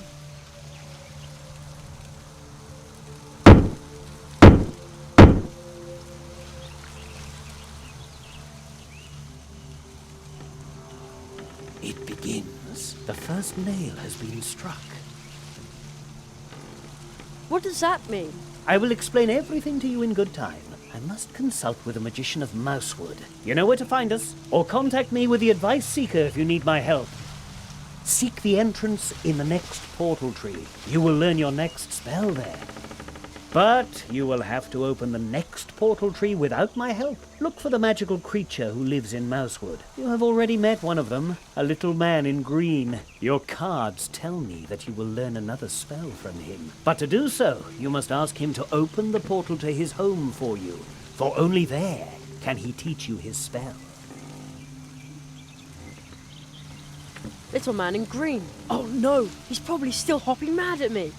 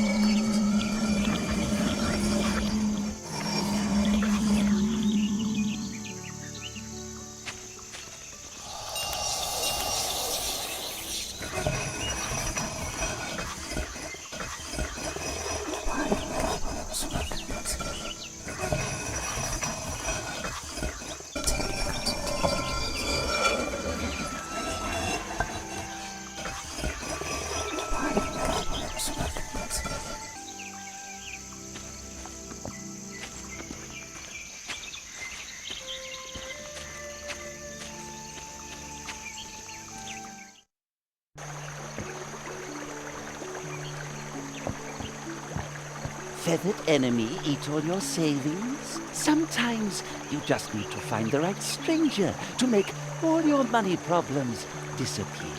And then all it takes is your signature. Just your signature. Huh? We have arrived. We will be the solution. Okay. Weird. Another statue. It looks like those stone eyes have seen a lot.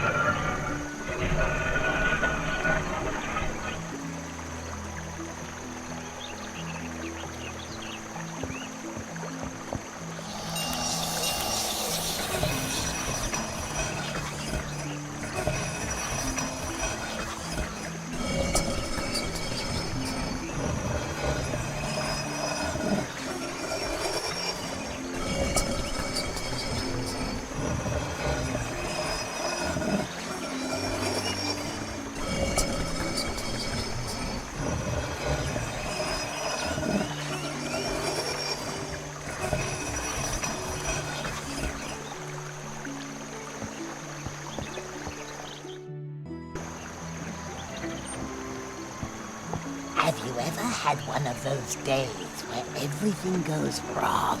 Don't you often wish that someone had a cure for it? I bet Mousewood will soon need a whole lot of curing. Huh? We have a fight. We will be the solution. Sure. Strange guy.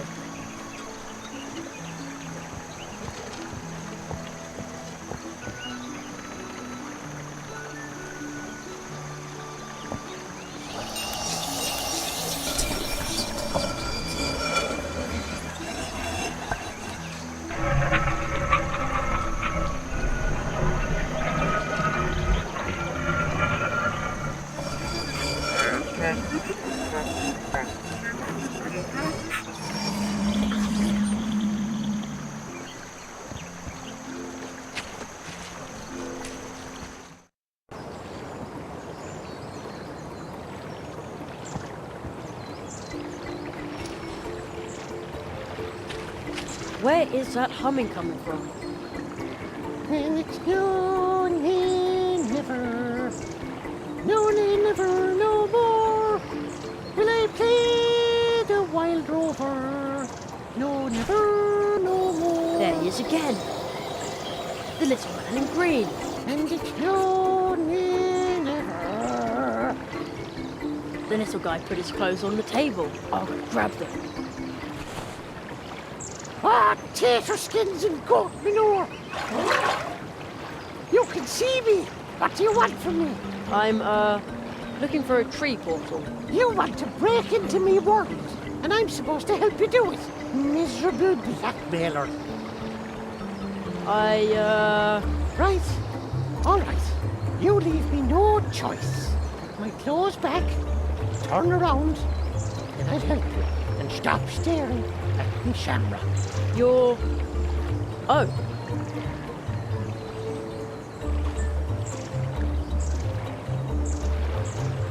There. That's better. Well, rattle me bog. Where's me hat? I still have it. Ah! A professional blackmailer, are ya? All right. Meet me at night above the town hall, then I'll show you the way into my world. But kindly bring my hat with you. Professional blackmailer? I want to be a magician. What are you doing there, boy? Sounds like a bad case of talking to yourself. Nonsense. There's a little green man that only I can see. Okay. That isn't dangerous. What? Nothing.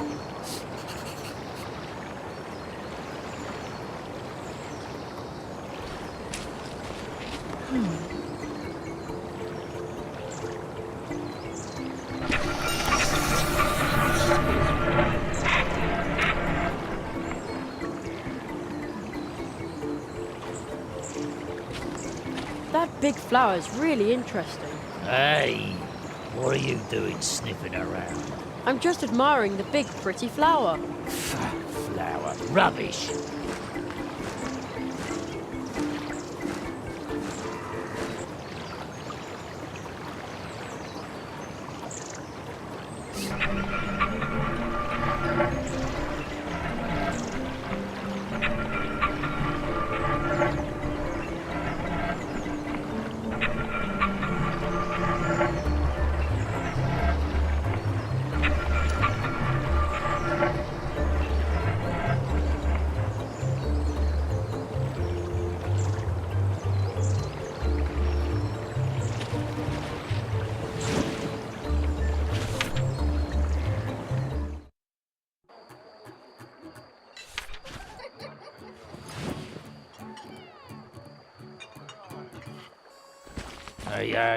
Hey, no you don't. Nobody comes in here without an invitation. What?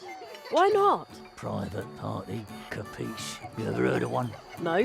What does it mean? It means that nobody who wasn't invited gets to join the celebration. Oh, I see. Why didn't you just say so? Oh. What are you celebrating? Well, a birthday. What else? You don't know anything. Well, it's going to be a dull party without a cake. What did you say? Oh, nothing. None of your business. Family matter. Why are you standing out here all alone instead of joining in? Because I have to wait here What are you waiting for? for you to finally start minding your own business. When is Anya gonna deliver that blasted cake? So, there's no cake at your party? Yeah, that's right, you little wise guy. I don't know what's keeping Anya, but without cake, this party will be a disaster. But that's family business and only family business. Where did you get those great party lights? Well, they're glow nuts, of course. The night watchman's family makes them by hand, but that is none of your business. Just like everything else.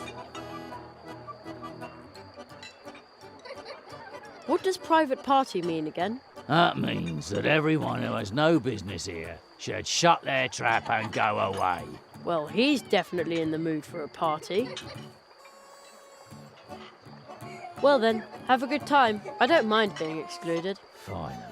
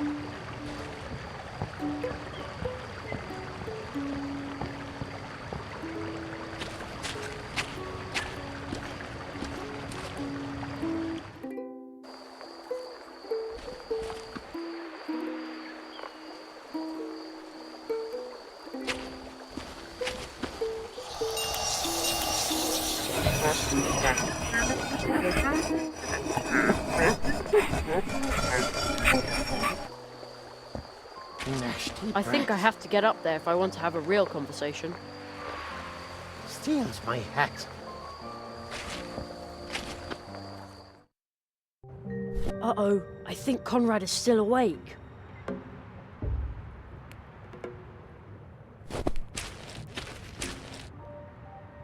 Hello? Mr. Conrad Owl? No. Your caramel-colored fur. Just like toffee fudge. I think he's asleep.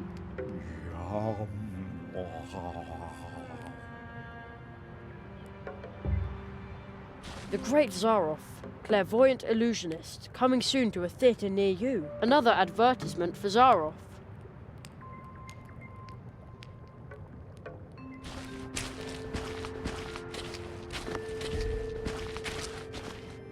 Just dusty old papers. Hey, a playing card.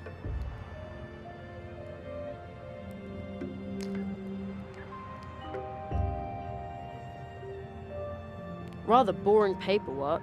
Old, but boring. What's that? Another card.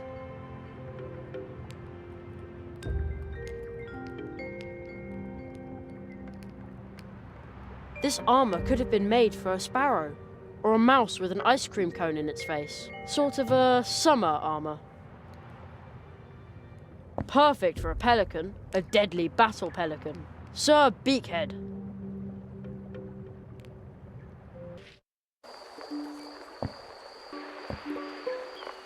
Oh man, it's really dark up here. And cold too. At home, I'm not allowed to climb around on rooftops. At home, I'd be reading comics under the covers with a flashlight now. I've been waiting up here in the tree all night long, and no one has come. They wouldn't dare do that on the Emerald Isle. If that's where you want to go, then kindly hurry it up. Otherwise, I'll be going through the tree without you. And bring my hat with you, you runt. And I don't want one like you have, you hear? But how am I supposed to get over there? Can't hover like decent folk, can you? Pig tree drinker. Then You'll have to cross the branch on foot. It's way too dark and too high. You can't see where you're putting your feet. Well, come on, you little extortionist. If you fall off the branch, I'll just gather up the hat while you're seeing stars. After your rake attack on me wee life, you deserve it. I could get to the tree by climbing over the branch, but it's way too dark up here. One false step and I'd rather not think about it.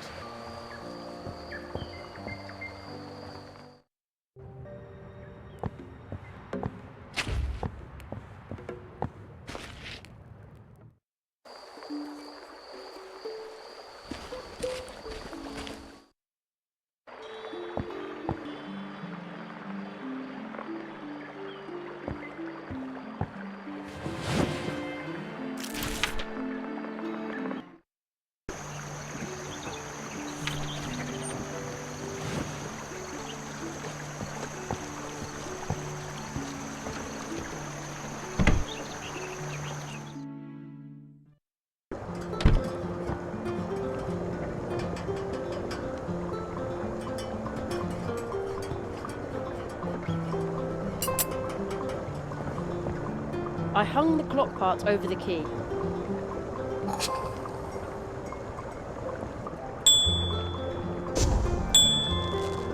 Extravagant. He used the clock part instead of the key without noticing. Welcome the back. door is now open. Now I could even get into the cafe through the back door where nobody's looking.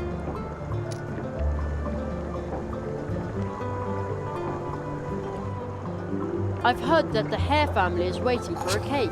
Yes, yes. They celebrate every night and have very special requirements. But unfortunately, I'm missing a couple of ingredients. And I bet you just happen to have a list for me, don't you? Yes, you guessed it. If you find the ingredients, I can make the cake, and you can take it to the hares.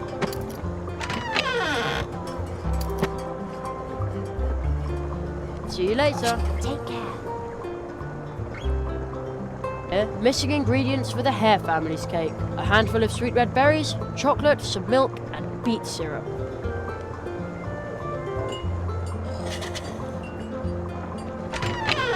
An ingredient for the cake. Thank you, my little cracker crust. All that's missing now is a handful of sweet red berries, and then some milk and beet syrup.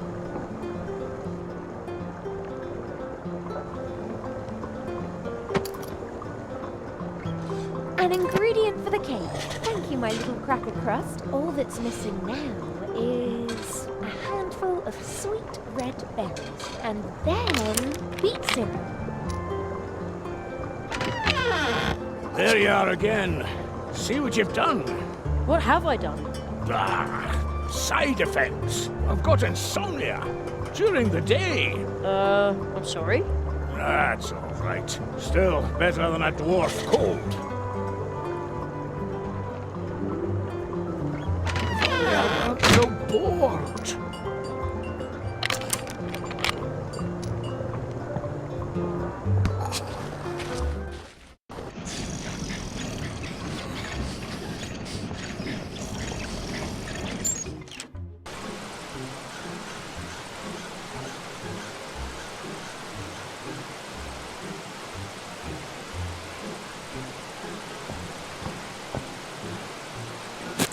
Perfect. Hey, juice is already coming out of the tap. Now I have beet syrup on tap.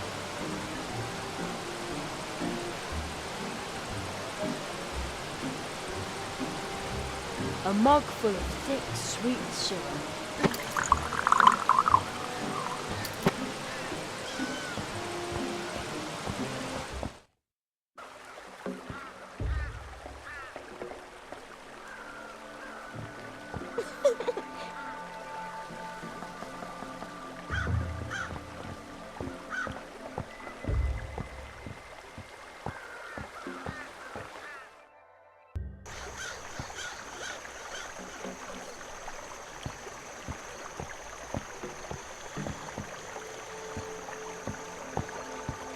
Hard black beaks of doom hacking away at your little soul. Sometimes you just need to talk to a certain stranger to gain a bit of luck. You could use a little luck, right? A small amount of luck would be enough to help you. Huh? We have arrived. We will be the solution. Okay. Weird.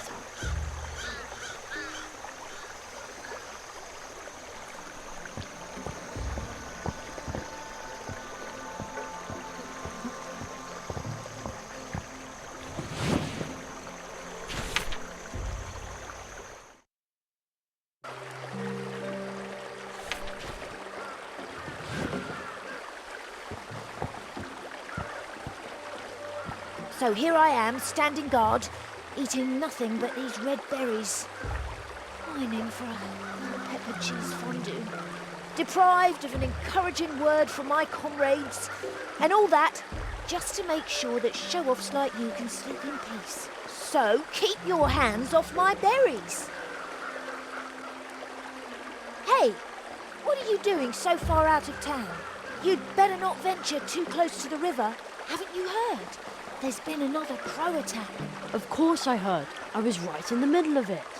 Yeah, heard that one before. But we're town guards. We're different. They stationed me here as a crow scout because of the latest attack.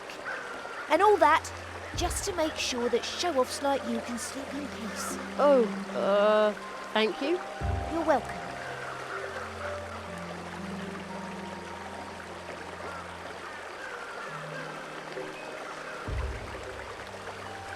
Now, if I fold it like this, and then...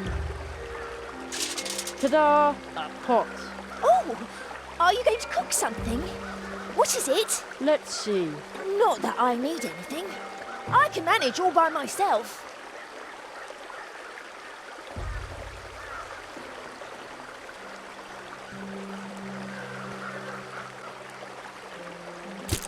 Ooh! Now that looks tasty.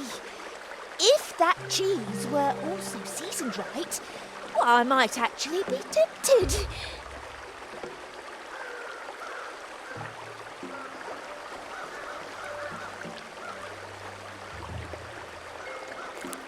Ooh. Oh, that smells so incredibly good. A well-peppered cheese fondue. I bet it would keep me fed for a week. Would you give me some red berries in exchange? Berries? Who needs them anyway? Take as many as you like. If they taste as good as they smell. By now I must have collected enough berries for 4 games at least.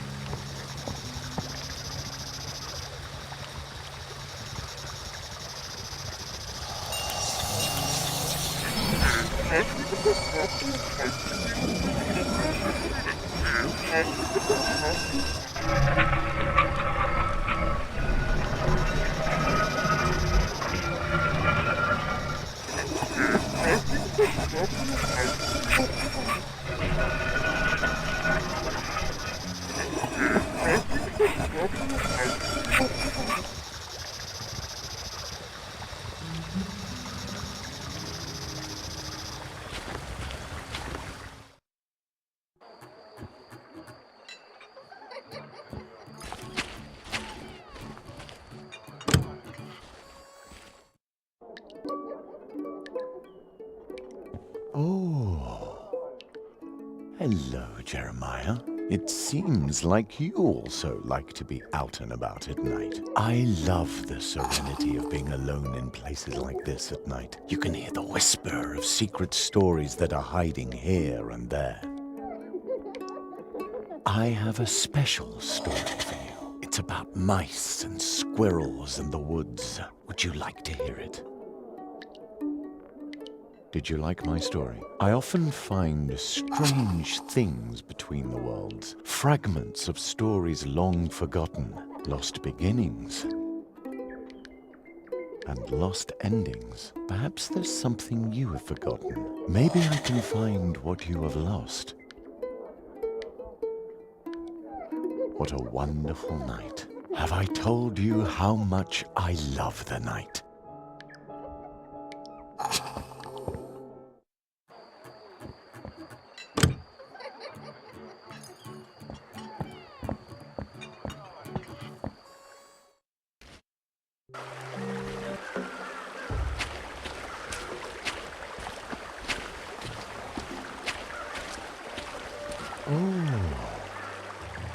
Hello, Jeremiah.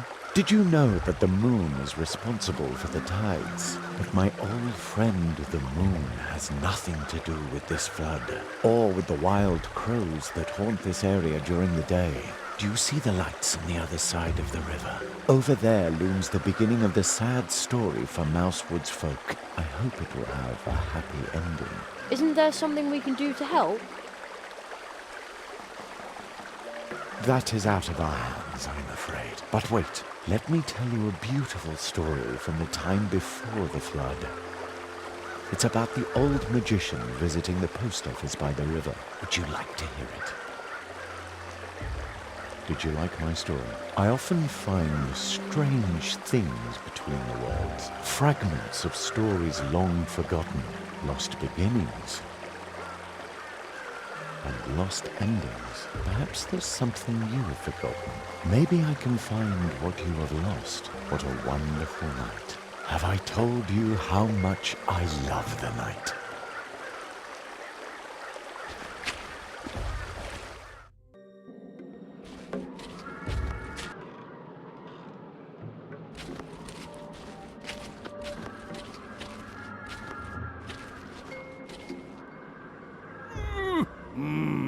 You again. Have you come back to rub it in again that you helped me?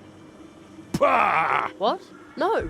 Good for you, but anyway, thank you. When we're harvesting our dwarf roots here, you can use our guest bed in the house. Did you hear that, lads? This boy is our guest. Meh! Bah! Pah! They said you're welcome at any time. I really appreciate that. Pah! Don't mention it.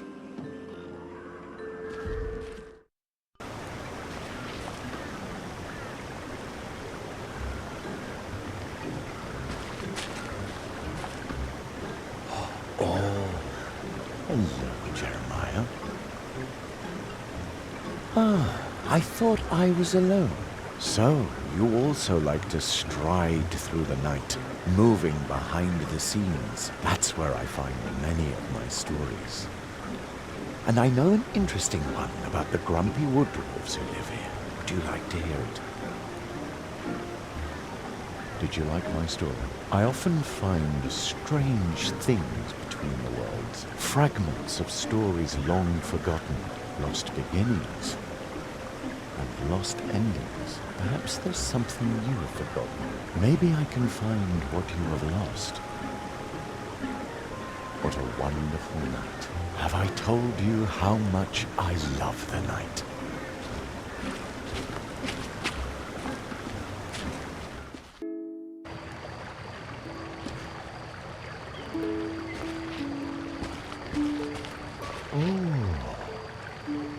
Hello, Jeremiah.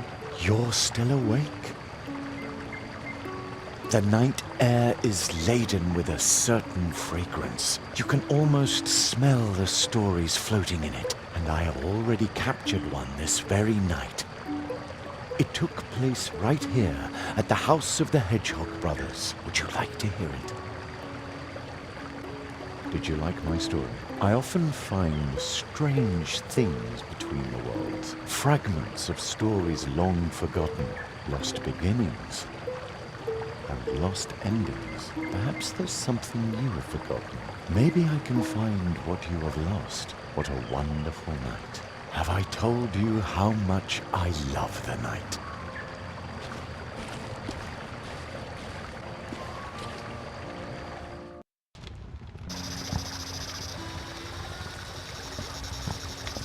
Oh, hello, Jeremiah. I have a special story for Did you like my story? I often find strange things between the worlds, fragments of stories long forgotten, lost beginnings, and lost endings. Perhaps there's something you have forgotten. Maybe I can find what you have lost. What a wonderful night. Have I told you how much I love the night?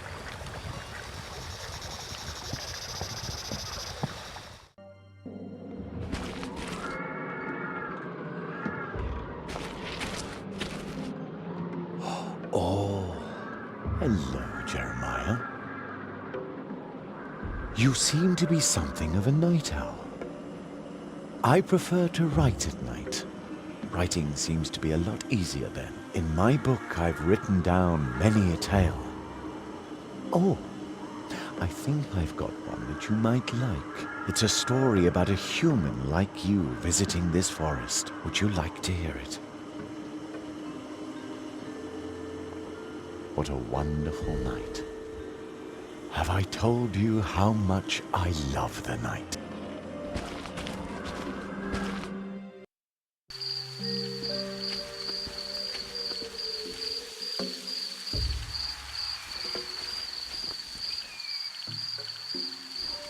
Oh, hello, Jeremiah.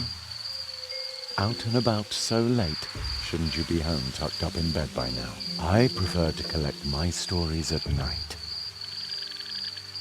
And I've only just finished this one. I think it is the last story in my Mousewood book. Would you like to hear it? Did you like my story? I often find strange things between the worlds. Fragments of stories long forgotten, lost beginnings and lost endings. Perhaps there's something you have forgotten. Maybe I can find what you have lost. What a wonderful night. Have I told you how much I love the night?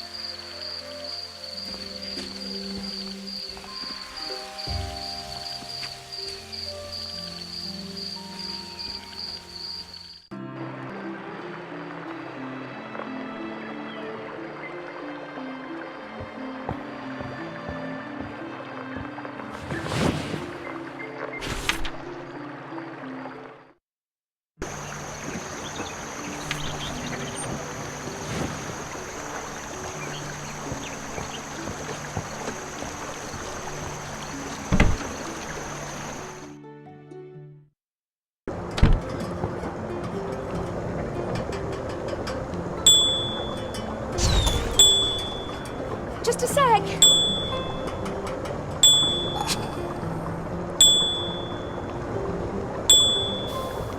Welcome back.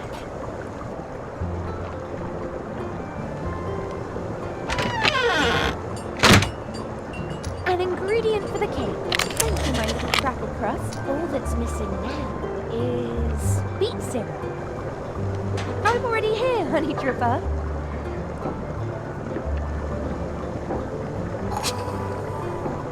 That's an ingredient for the Hare family's cake.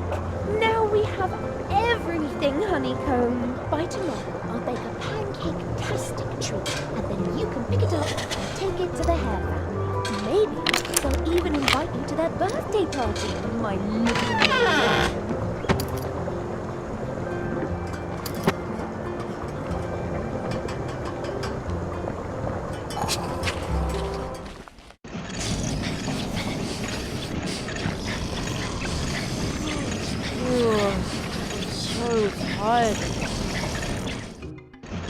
It's completely dark outside, and the dwarves are gone. They must be working in the fields outside. I'm so tired. The dwarves are snoring up a storm.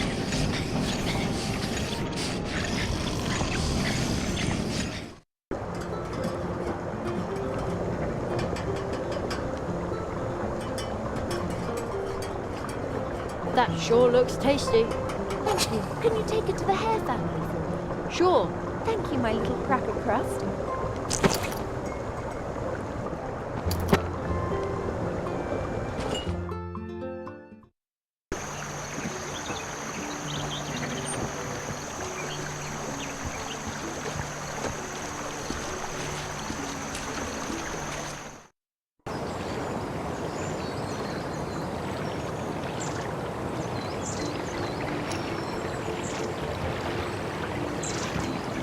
Hello, Mr. Hare. I brought the cake you ordered from Anya. It's about time. Looks like you aren't completely useless after all.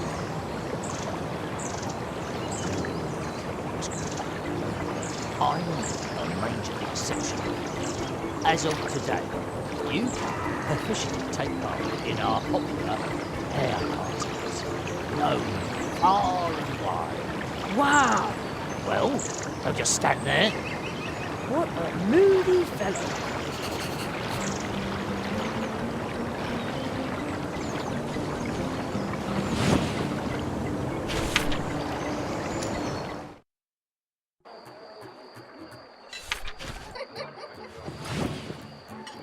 As of today, you can officially take part in our popular hair parties, known far and wide. Wow! Well, don't just stand there. Go, enjoy the party. What a moody fellow. I hope the rest of his family is a little more laid back.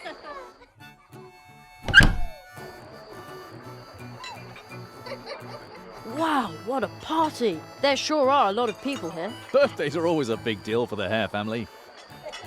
But don't the Hares celebrate a birthday every day? Of course! It's perfectly normal in such a big family. Bottoms up!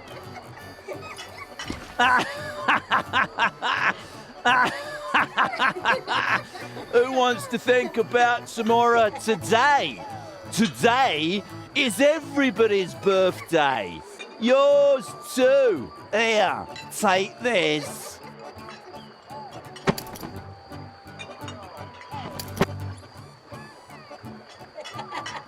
Bottoms up. Who wants to think about tomorrow today?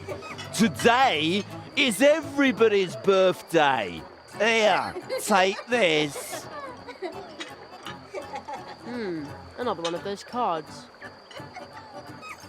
Now they can finally serve food at the party. Oh, at last I can enjoy the party in peace. My younger siblings are insufferable when there's no cake. Isn't it a pleasure to see the Hares celebrating? Although I've completely lost track of whose birthday it is today. Oh, there are presents too. Or rather, a mailbox. Well, the one getting the present seems to like it. Hares. That punch looks really tempting. It smells like blackberries. That reminds me of Mum's tasty blackberry pie. I would love to have a big piece of that right now. I hope Mum's pie won't be cold when I get in. Ooh, there are the glow nuts. Aren't they fascinating? The juice they contain attracts fireflies by the score. I could really use something like that. Then take one, but be careful. If they burst, there will be glow juice everywhere. Perfect.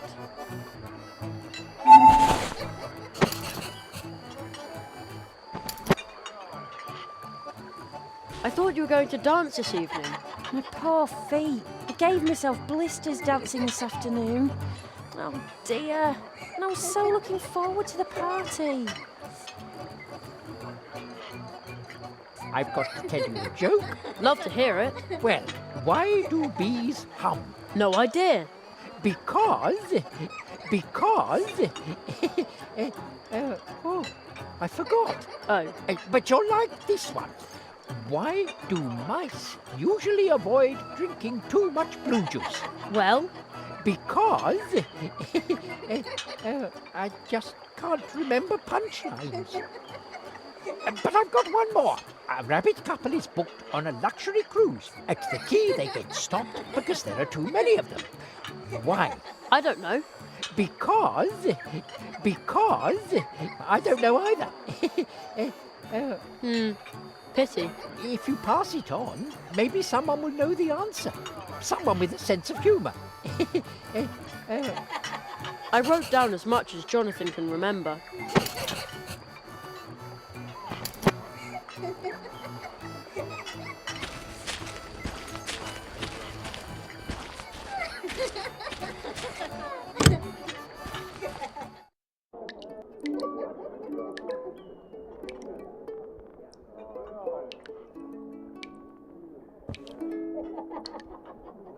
1 hot coffee.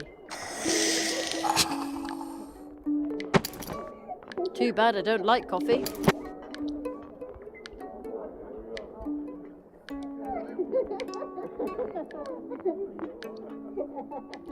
A couple of drops should be enough.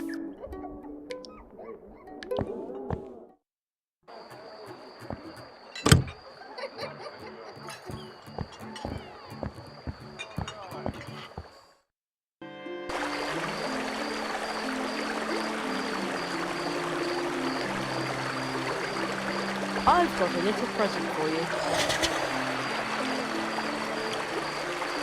Oh, what an aroma. Brewed fresh.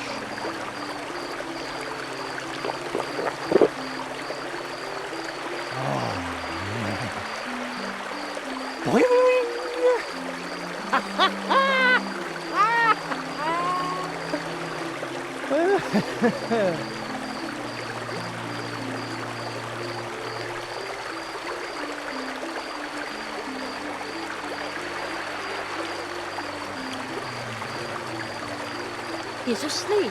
These sleeping drops are really strong. I'm starting to feel guilty. Well, who knows? 40 winks will probably do him wonders.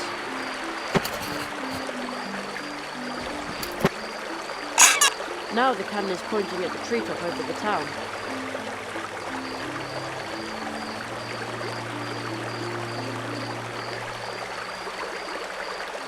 Okay, let's see if it works.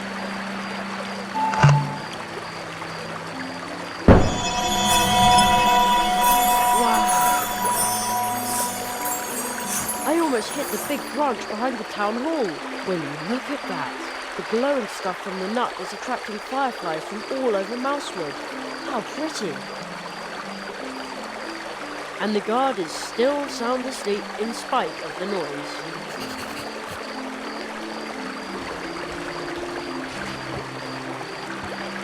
There's a message on the door. On a major expedition upon the waters of this world, expect me back in 3 months. Kind regards, Spitzwell. P.S. Upon my return, I would very much like Anya's outstanding pumpkin sweet cake.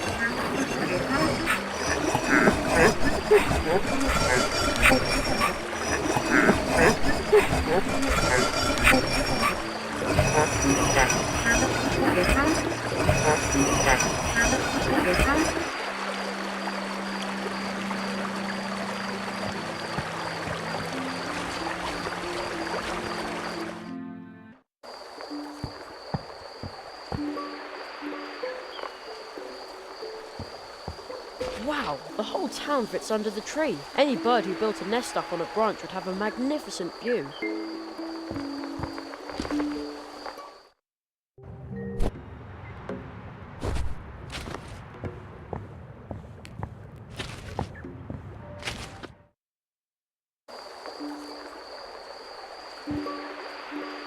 Wow! The glowing stuff from the nut is attracting fireflies from all over Mousewood. How pretty! It's still awfully high, but at least now I can see where I'm putting my feet. I hope this works all right. Did it! That was pretty exciting. Do you know how long I've waited? I'm now ancient in a few days. I suppose you fired on the tree, didn't you, brat? Here I was, minding my own business. And then I almost dropped my spoon. Only I couldn't, on account of you stealing it. At least the tree now has a lovely colour.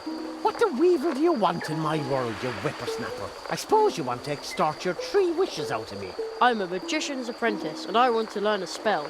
Give me the hat, and I'll take you along. I'll keep it until we're over there, okay? You suspicious boy. All right. Anyone looking for magic in my world comes to me. You simply wish me.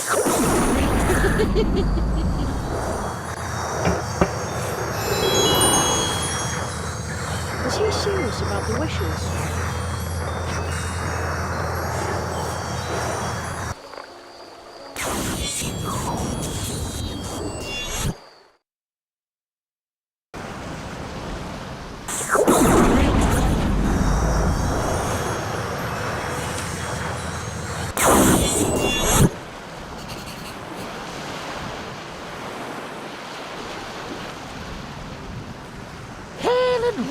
Wafts of mist!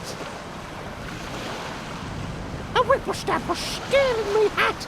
Just like that! Oh, what a topsy-turvy world! How can this be? I am Emmet Melanopoulos O'Donnell! I've won multiple awards for excellence in the field of technology! Nobody steals from me! Looks like rain. Did you pack some warm clothes, a raincoat and an umbrella? That's what Mum would have said. That itchy red penguin sweater would actually come in handy right now. Here it is, size 40B. Oh, an oversized green hat. High time too. Such long legs, and yet a snail's pace. Put it on, Grandpa. My shamrock's cold. Say, what is this place anyway? Well, stick some wings on me and call me a fable, my lad. We're in the land of the wafting winds, the dazzling depths of the lovely lakes, of the melancholy musings of the moon. Oh, the weather is horrid, cold and wet. That's what I just said, you little shamrock ripper. Wish-pish. Everyone's always after just the one thing. No wonder I stay in hiding. I'm sure you're planning to wish for 5,000 shiny leaf bucks, aren't you? I get to make a wish. Oh, boy. That's the tradition, and traditionally, it backfires. What did you say? Oh, nothing. Well, where would I put that much money? You're worried about that, but I saw you. You've been collecting odds and ends everywhere you go. Your pockets must be deep, you brackish tea drinker.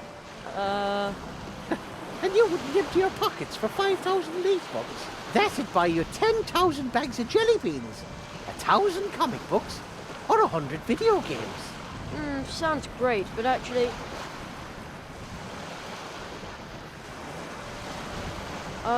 what was that you just called me? Whippersnapper, brat, tater nose, pipsqueak, shamrock ripper, brackish tea drinker, slime slug, junior potato farmhand, miserable midgebait, tedious tadpole. Ah, right. But I think you included some new ones.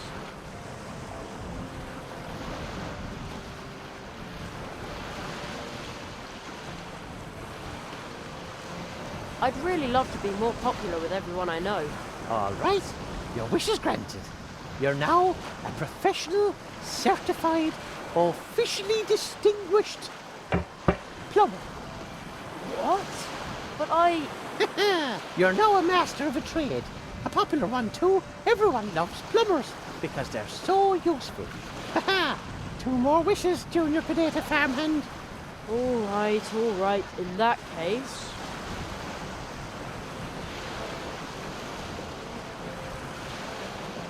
Again, what did you call me earlier?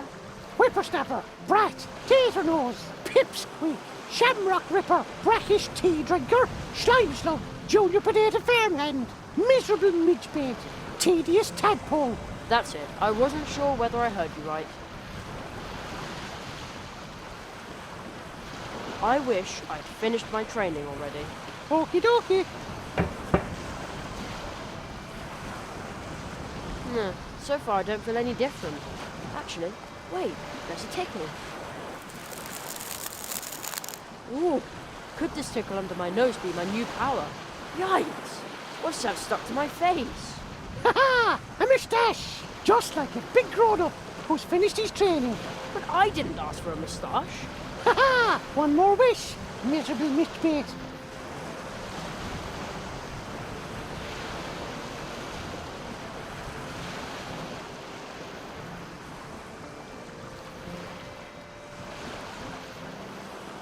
Can you repeat those names you gave me one more time? Whippersnapper, brat, tater nose, pipsqueak, Shamrock ripper, brackish tea drinker, slime slug, junior potato farmhand, miserable midgebait, tedious tadpole. The more often you hear it, the better it is.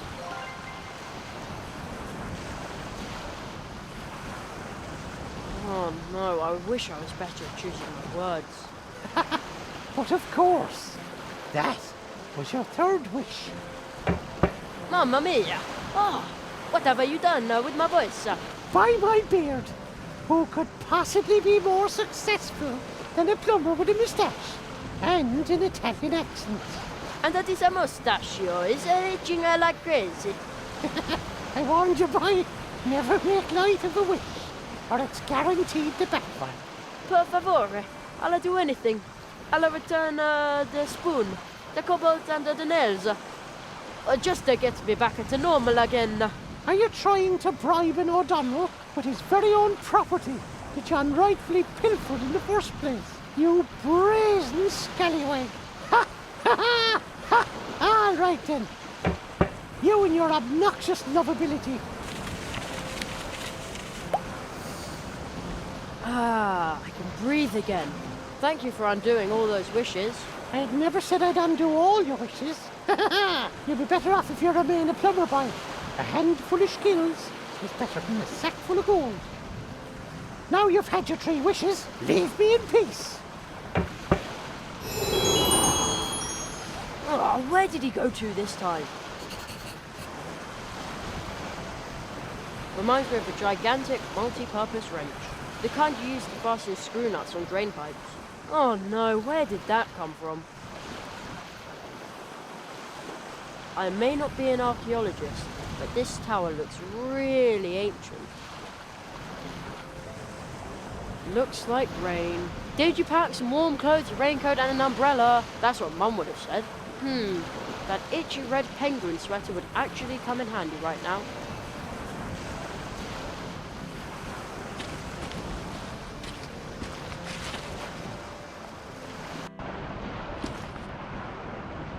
Funny, I'm sure he ran in here.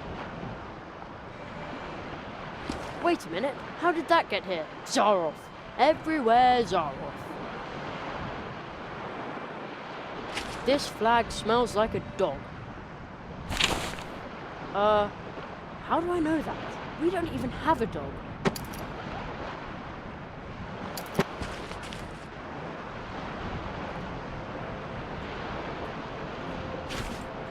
There he is.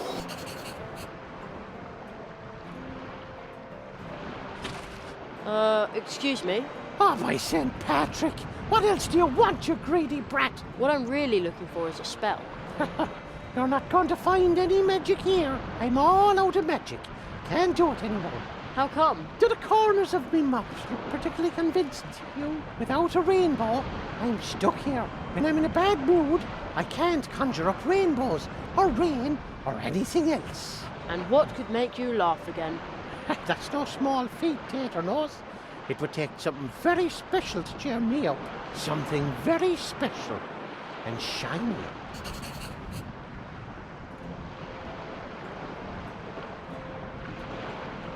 Ha!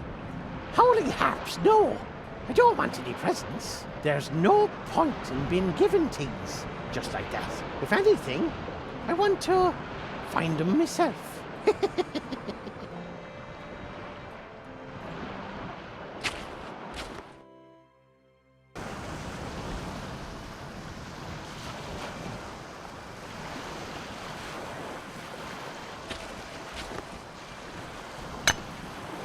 Now here's a sight for sore eyes. Is it silver? A tiny wee silver cup. Goat manure and tater skins. It's as dull as a pot of tar. Well, that didn't work. The trophy isn't shiny enough.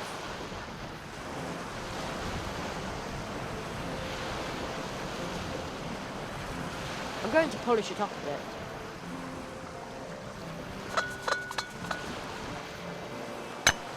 Perfect. Flag disintegrated in the process. Here we go. Oh, what lovely weather we're having out here. My Woodruff lemonade tastes especially refreshing from this, well-polished silver cup. I'll just set it down in this window and look the other way for a bit, totally captivated by the emerald splendor of the landscape. That's what I see blinking. A wee tiny bright, shiny silver goblet. Oh, its beauty is worthy of the Emerald Isle. For all its lies and deception, constant toil and shattered dreams, the world is still a grand old place. Water! Emmis is coming home.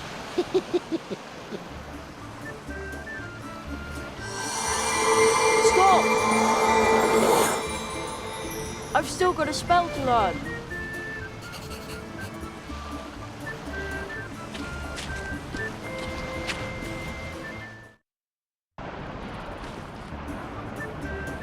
Oh no, he disappeared again, and this time for good. I can't travel on the rainbow. What do I do now? There's magic in it, right within your grasp. But he's gone, and I didn't even see how he conjured up the rainbow. Your answer lies within the rainbow itself. It will soon dissolve again. So hurry up. Wow, what colours! It almost looks like I could touch it. You can. You must touch it.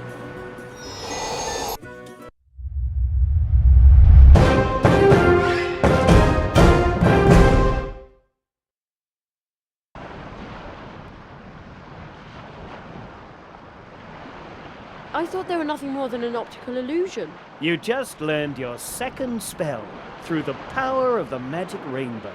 You can use it to make rain and help green things grow. Wow, I'm never going to wash this hand again. Now go back to the portal. You've learned the magic of this place, so now the portal is open again. But hurry! What's that? Another one of those cards. I wonder whether the green hat dropped that. It looks like it shows me, but together with some dog. How odd. But I don't even remember this. That's weird.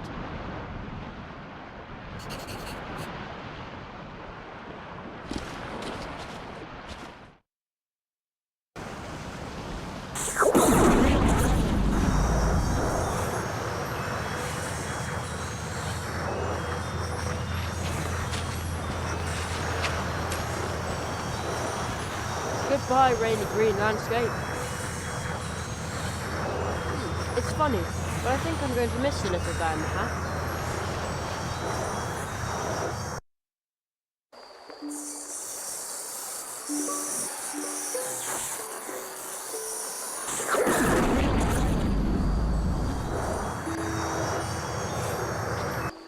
It's still night here. Now what?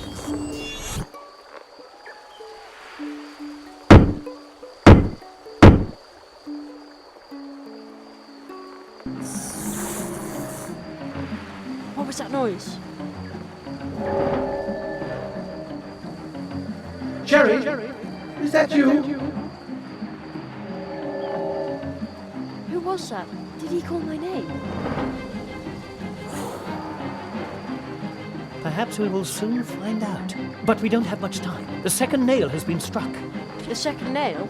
Seek the entrance in the next portal tree. You will learn your next spell there. Look for the magical creature who lives in Mousewood. There's a rumor that a fox is roaming the fields of Mousewood at night. It is not from this world. A fox? Sounds dangerous.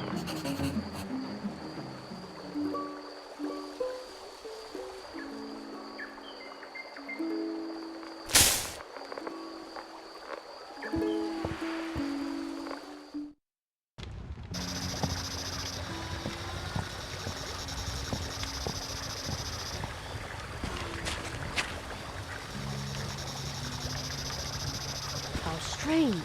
There are green lights flickering across the fields. Maybe it's someone with a lantern out for a walk.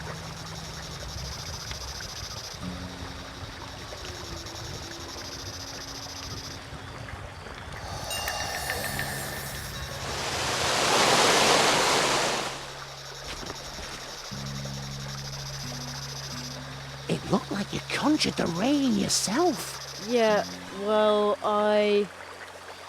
Uh-oh. What is it, Jerry?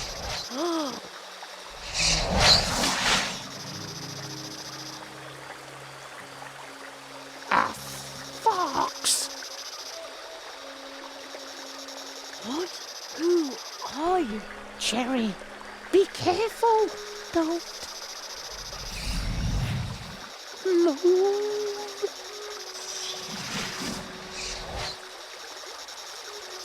Wow. Oh, but my little froggy heart is still racing like crazy. Fortunately, the fox wasn't hungry for either of us. That was no ordinary fox. Did you see how many tails it had? I wasn't paying any attention to that. But what a scare. Oh, holy dragonfly. The fox jumped towards the swamp. I have to go after it.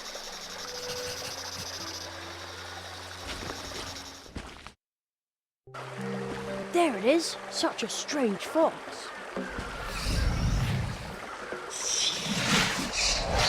It jumped back into the fields. Almost looked like it was heading for the swamp. But the path is flooded.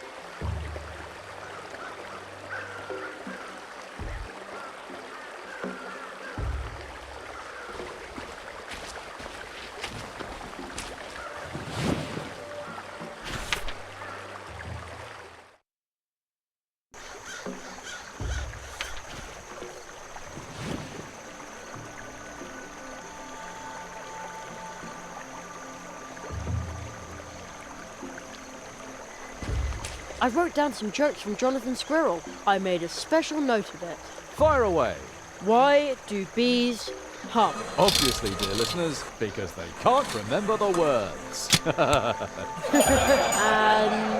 why do mice usually avoid drinking too much blue juice? For the same reason as me, because the hangover gives them the blues. Okay. I don't quite get that one.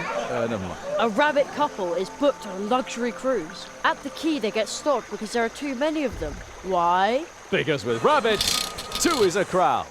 I don't get that one either. But the audience loves it. You could be a really good co-host. I wrote down the answers. Now I have 3 complete Mousewood jokes.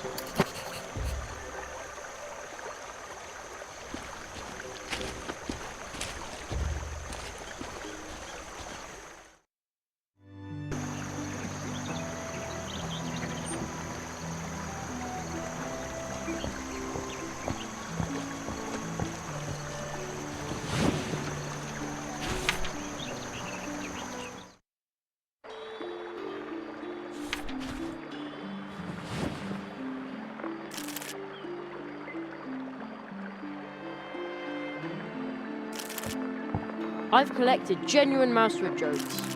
Well then, good luck. And now, opening for the wonderful Church Mouse Jr., ladies and gentlemen, Jerry. Hey, Jerry! Are we getting the nut again? No, now it's time for a laugh. We've got our fingers crossed. All right, well, why do bees hum? No idea. Why do bees hum, Jerry? Because they can't remember the words.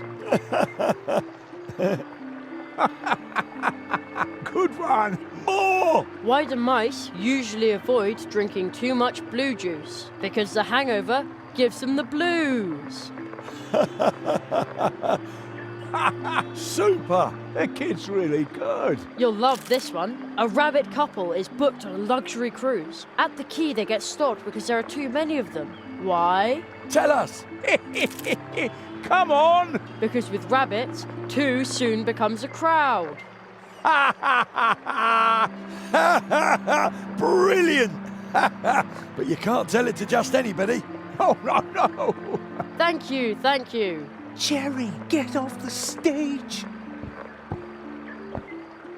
My junior has absorbed this new knowledge like a water nut. He's just as thrilled as the audience. I've hardly ever seen him this fired up about something, and the water trick never got this kind of reaction. Since you've made a great comedian out of Junior, and brought me this much closer to my retirement, we'll be happy to give you the water nut. Right, Junior? Junior? Yes, he agrees. Take the water nut. Terrific. Thanks a lot. You'll see, soon my Junior will be a big star, and you can say, I knew him before he was famous. I'm truly, honored.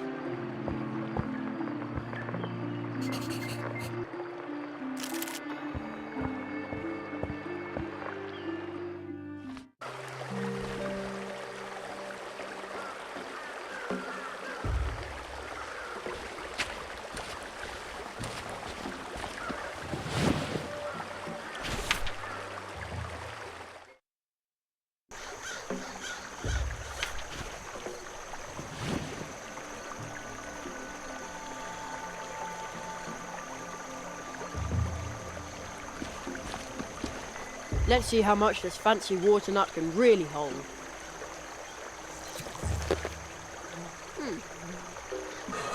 The nut took root, but it didn't really suck up a lot of water. I bet that a fully grown water nut tree can suck a whole pond dry, but I can't wait here for years watching the tree grow.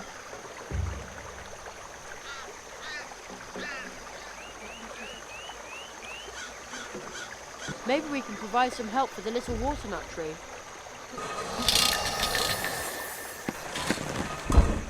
Wow! That's the right attitude. Dear listeners, Burrower has dug himself out once again in one piece and dry as a bone.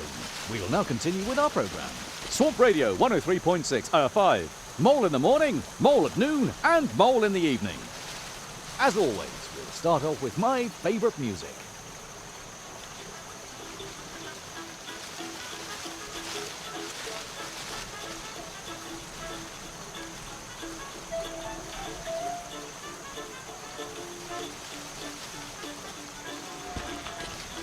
Looks pretty comfy to me.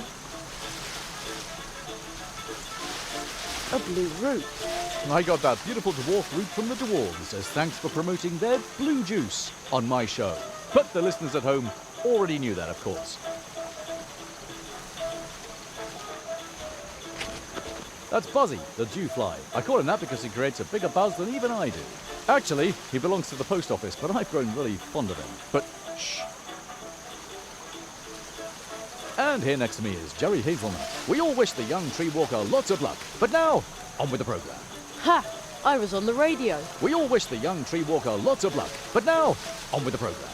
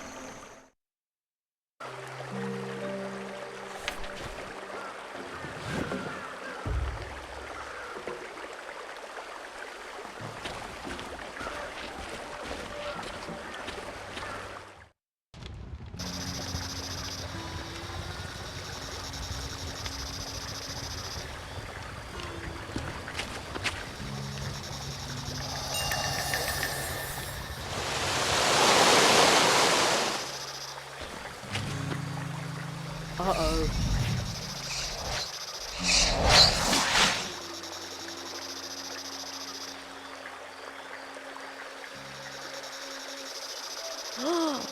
What? Who are you?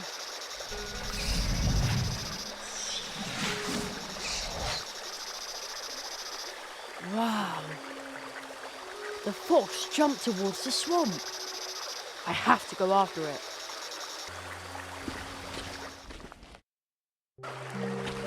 There it is again.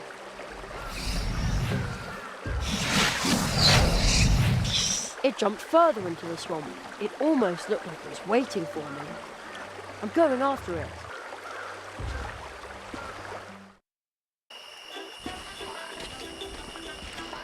Huh? Where did the fox go? Another fox statue. Was that here before?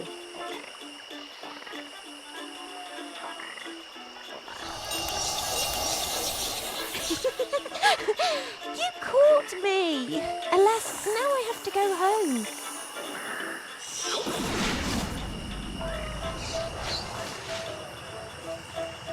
The fox jumped into a portal. I can't let it get away again. Folks, you won't believe what I just saw.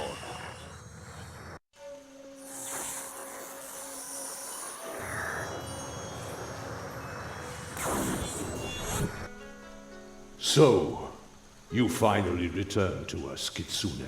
I hope you'll stay a little longer with us this time. Oh, the fox skipped off. Again. So, its name is Kitsune. But who just talked to the fox?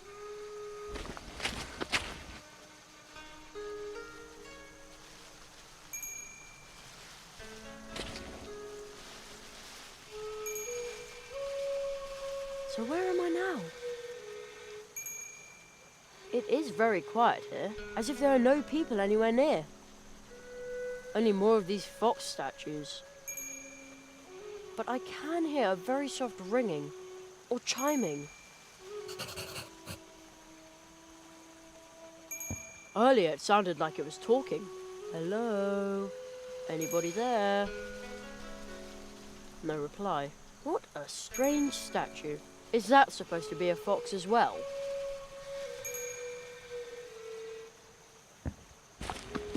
Set up in honor of the foxes, or to annoy chickens.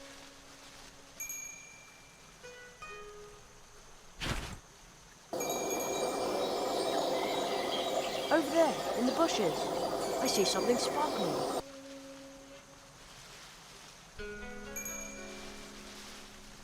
I can see a little golden bell hanging there. I wonder if the fox from Mousewood lost it.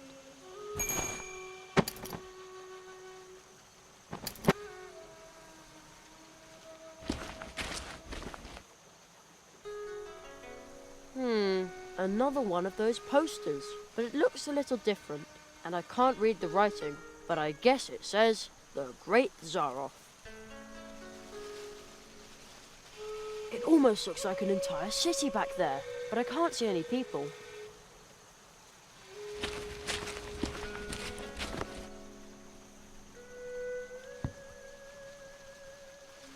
Ho ho! That is pretty loud.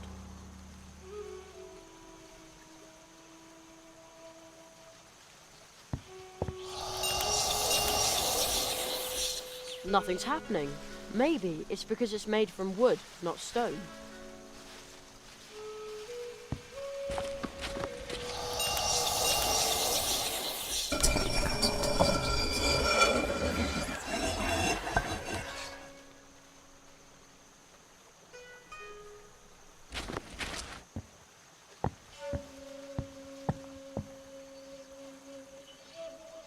Phew, that is some army of fox statues. Scary.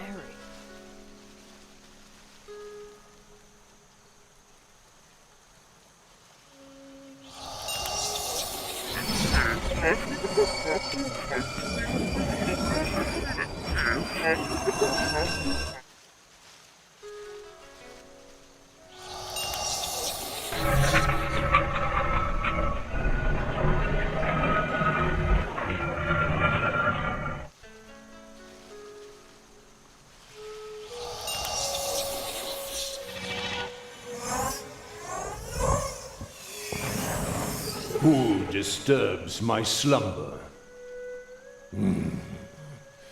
I cannot see you, but I sense your presence.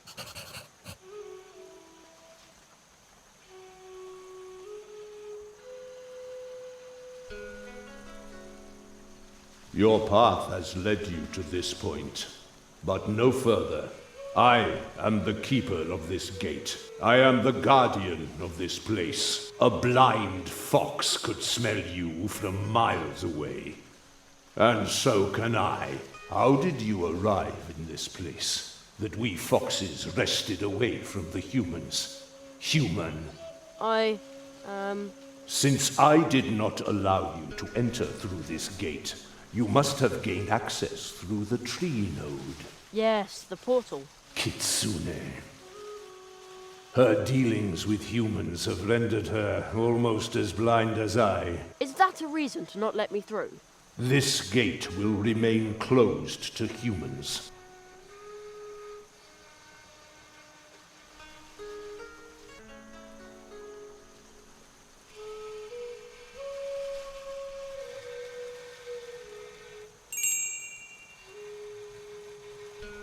Kitsune, is that you? The bright chime of your little bell cannot be mistaken. Your smell gives you away, human.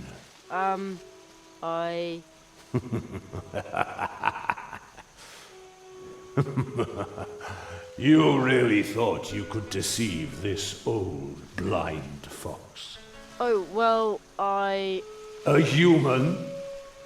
Deceiving a fox?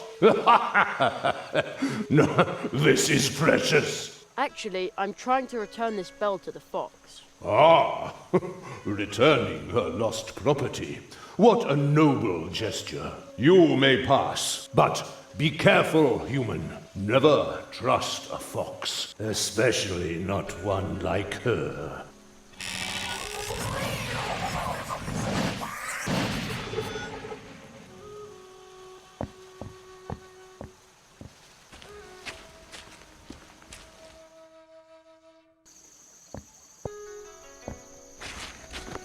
Ah, I find it surprising that you should be kind enough to bid me farewell. Thank you, my beloved. It was bound to end sooner or later. Yes, it is the end of warbling birds and green pastures. Instead, it is the beginning of murky waters and empty notebooks. I have to go. I know.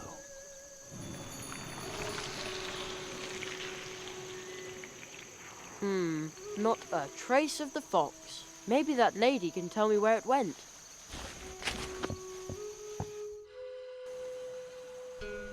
Hey, the fox is right here, but where did the lady go? Ha! At last! Gotcha! Whoa! Oh, boy! Stop following me around, Jerry! Don't you know what it means when someone is running away from you? I am so sorry. Do you want me to leave? No, please. I don't want to be alone. So, you, know my name? Oh, I've been watching you for a while. Over in the other world where we met. Really? I'm sorry. I should have introduced myself. I'm Kitsuna. My name is Jeremiah Hazelnut, but my friends call me Jerry. Jerry. Oh. I think you lost something. Oh, please keep it. I would like it if you took it with you, so you'll remember me. Okay.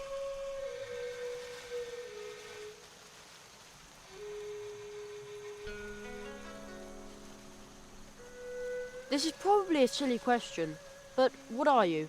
Fox or human? I'm a fox, but I can change how you perceive me any way I want to. Really? That's the coolest magic trick I've ever heard of. You think so? It's not difficult. Just give it a try. Anyone can do it if they know how it's done. Even me? I'm going to be a great magician, you know. Oh. So, you can teach me how to do it? No. I promised on my parents' honour that I wouldn't teach it to anyone. The foxes here only use it to make people unhappy. But not me. I want them to be happy. But it never works out that way. But I'm a human, not a fox. I'm sorry, Jerry. I really can't do it. Unless, do you really want to make people happy? When you succeed in making a sad person happy, then I might believe you. I once asked Mum how you can make people happy. She just laughed out loud. Would that do? No! Laughter is not enough. Have you ever made someone so happy that it inspired them to do something truly outstanding? No, not really. Then come back when you have. I know you can do it.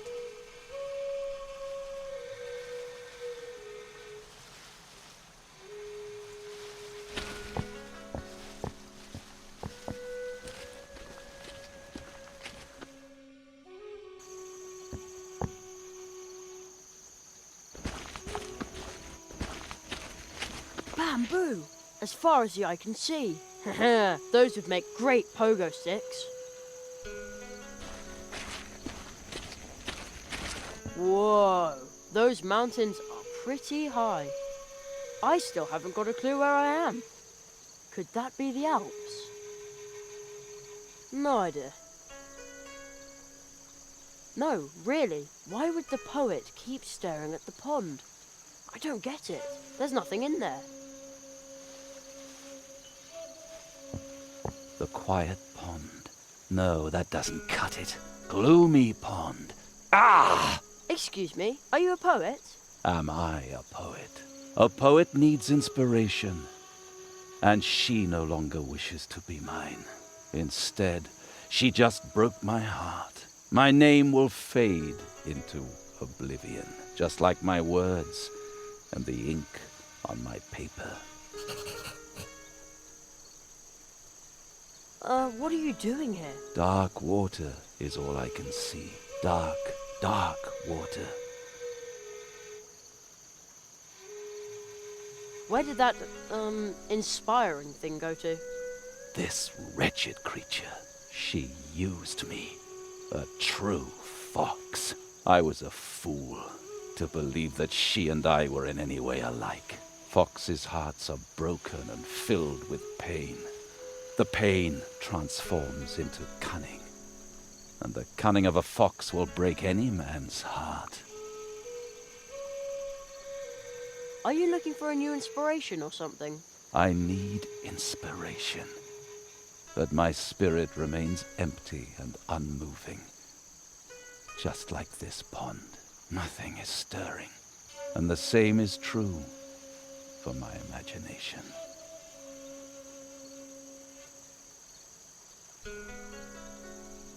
What about the rock over there? Isn't it, exciting? Your words are just as empty as mine. Don't tell me I didn't try.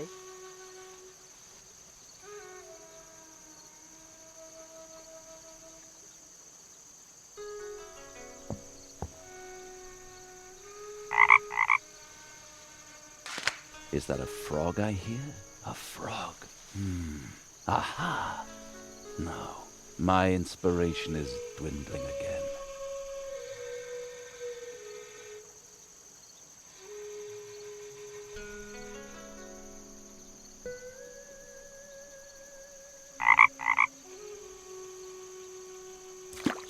Oh, wait a moment. Yes, I've got it. See the ancient pond. The green frog takes heart and leaps. Sound of the water.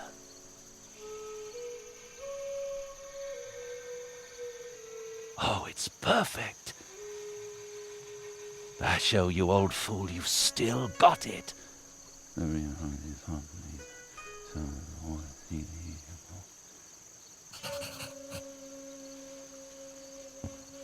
The leap of the frog, the parting water.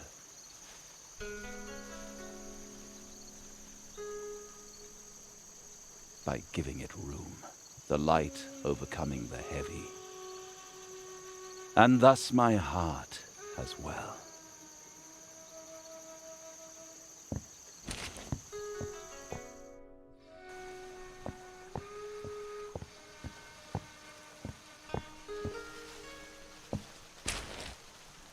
I saw what you did for the poet. His poems are truly beautiful, but they arise from his pain. In darkest night that's black and cold, that's where the stars shine brightest. Did you know that, Jerry? That is why I had to break his heart. It always happens that way. but you know what it takes to make others happy. And now I'm going to help you. Look closely, Jerry.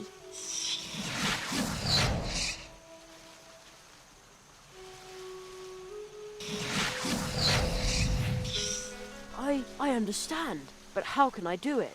And it wasn't going to be there then.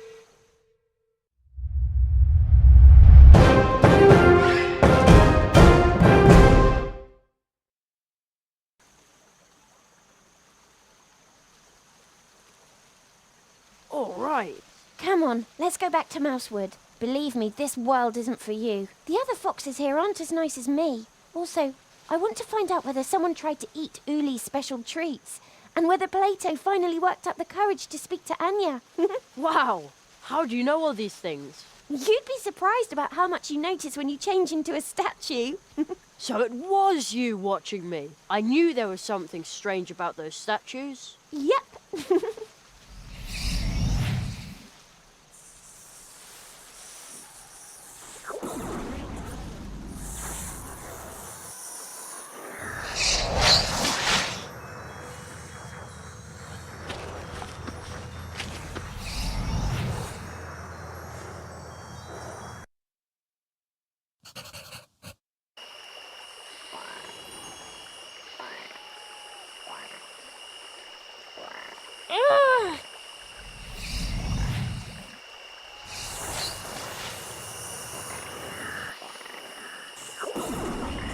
What's the matter with her?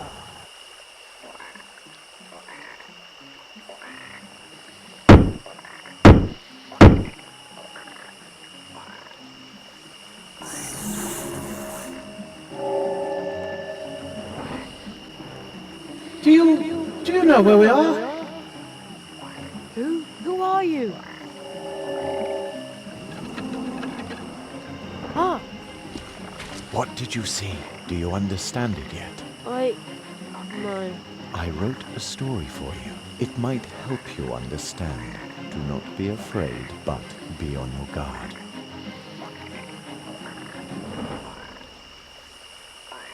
You want me to read that story?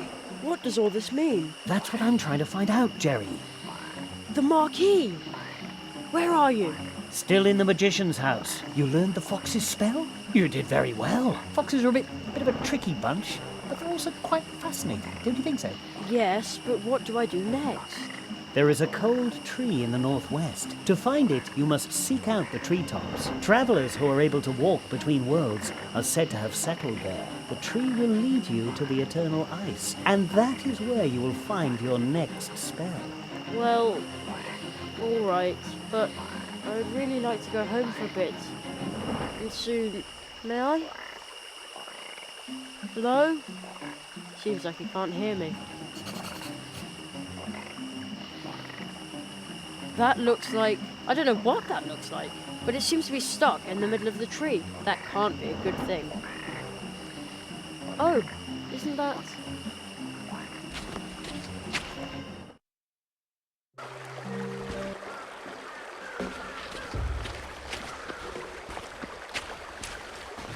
This looks like a little flight of stairs. But the mushrooms will have to grow a bit before I can climb the tree. Then I can investigate why it's snowing up there.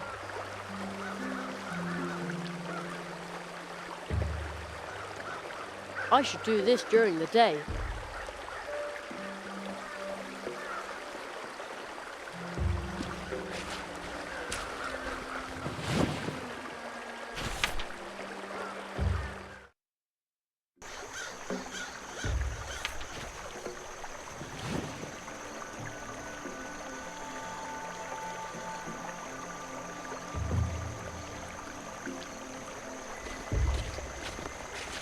Let's see if this works. Hey, presto! A stairway! I'll admit it, I totally impressed myself. Of course, a mushroom escalator would have been even better.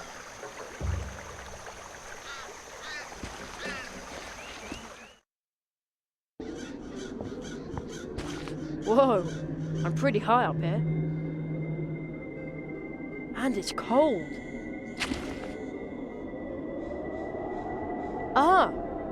Who's he then? A scary Mothman. And the entrance behind him looks strange too. I can almost hear it whisper, "Jerry, come closer. I've swallowed a portal."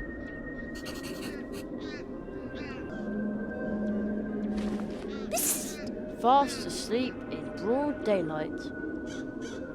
Sometimes I wish I could do that instead of going to school. Then I could stay up all night reading comic books. The passage is closed.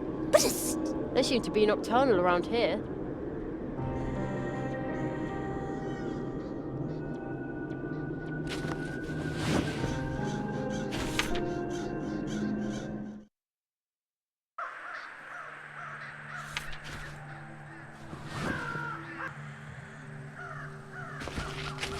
Excuse me, I'm looking for a tree portal. Have you got something like that in your nest? And if you do, could I see it? Or pass through it? Is that a yes? Blink 0 times for a yes. Maybe he can't hear me. Hello, Mr. Moth. I would like to ask you something. I always have to speak up like that with my granny too. And if you yell loud enough, anything can sound important.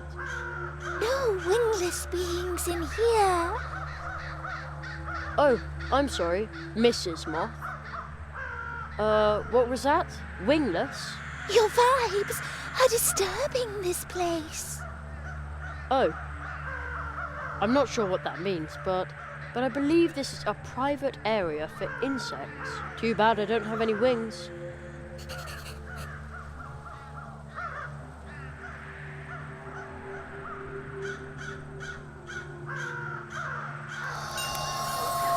Whoa! I feel this funny prickle.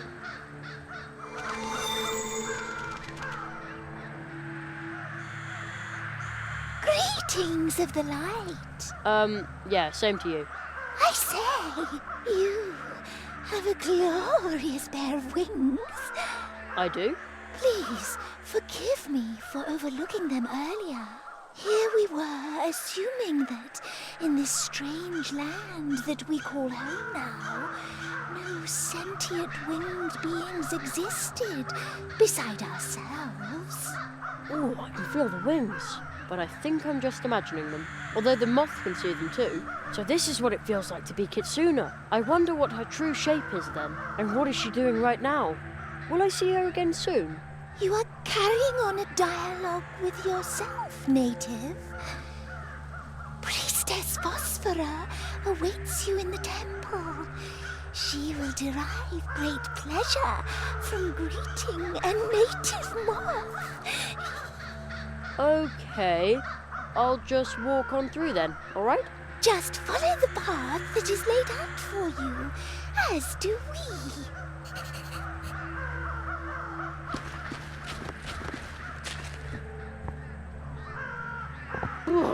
It's really cold here. Oh, that must be Priestess Phosphora.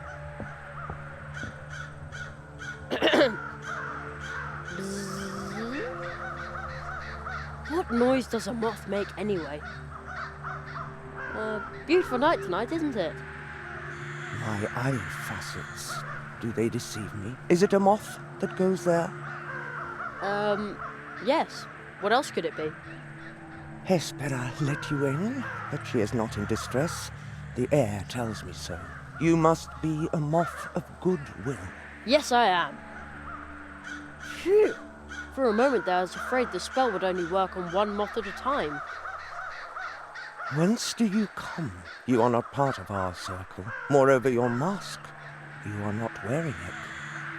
Nope, not yet. I'm from very far away. We bid you welcome, but know that it is only hardship that still keeps us in this cold place. Do you have a portal I could use? The cold by that tree is indeed bursting forth from another world. These days, however, only the warm light from our High Priestess, rest in my arms, would be able to open this frozen conviction. But her light is weak. She knows that we need to be on our way soon, but without nourishment there is little hope that she would ever survive such a journey. What do you need? Flower seed. Flower seed? It can't be all that hard. Are you two the only ones living here? We used to be many. We feasted on nectar, the light of the moon, our legends, and the beauty of sense. But the grey flood overcame the world we inhabited, and the cold over another. So you fled to Mousewood? This place is bountiful with the vibes of ancient light of life. We erected a temple to achieve the strength we needed. But the grey mountain on the horizon spells doom for this world. The grey flood?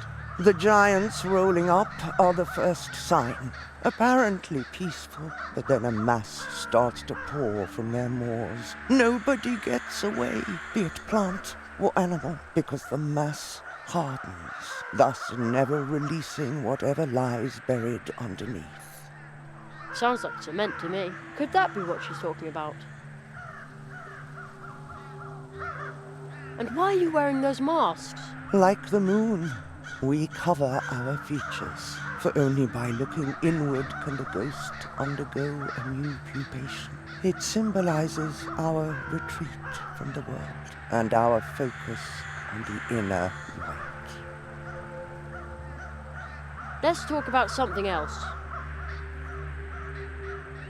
What are you guarding so closely? It is the last ray of light. We are the last of the nuns of the Moonlight Circle, and we are expecting the arrival of our High Priestess, who is conceived under a favorable star, begotten by the most light-filled moths within our circle. We are going to call her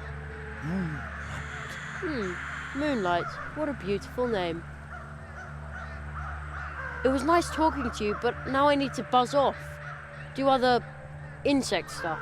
Return here whenever you are able to, but try to not tarry for too long. Lights are coming from everywhere, blinding us and drawing us away from here.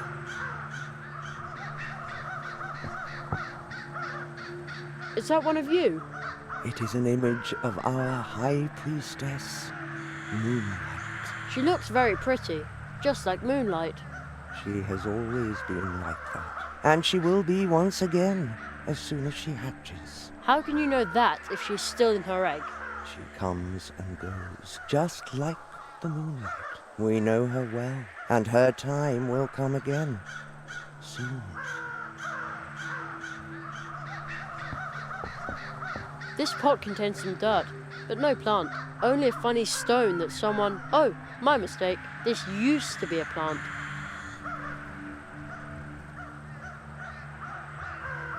Nothing. There's probably nothing here that will grow.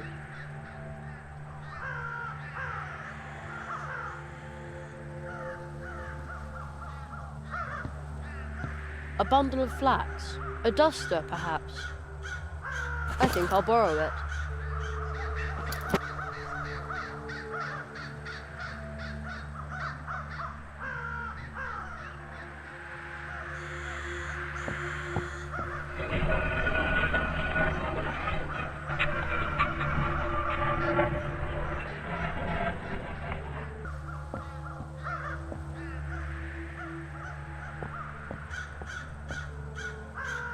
What? What's that over there? That is the Grey Mountain, where the crows live and forage for nourishment.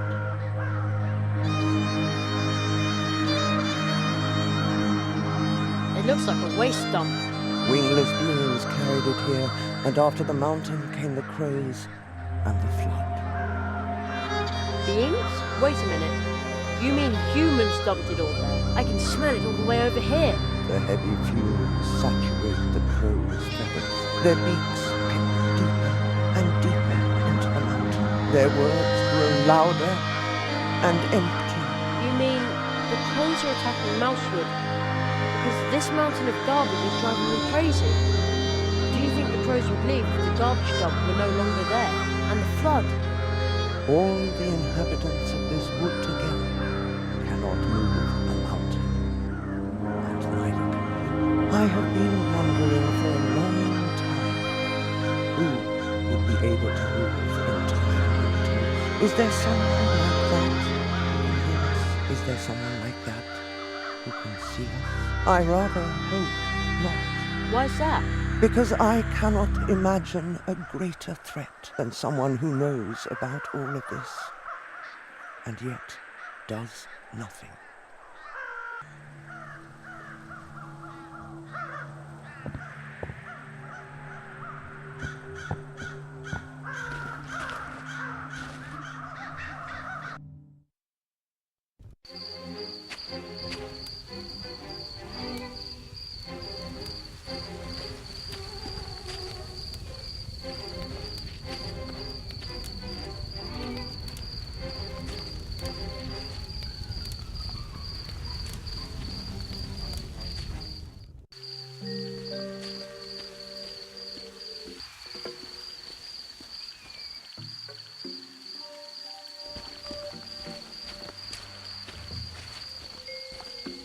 Nice web, and no spider anywhere to be seen.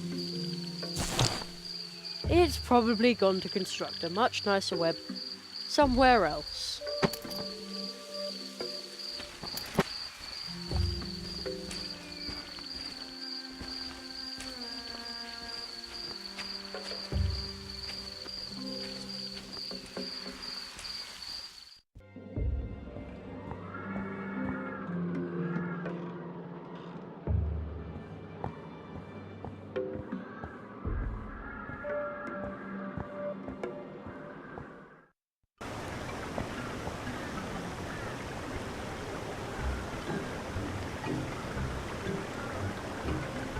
A mug full of thick, sweet syrup.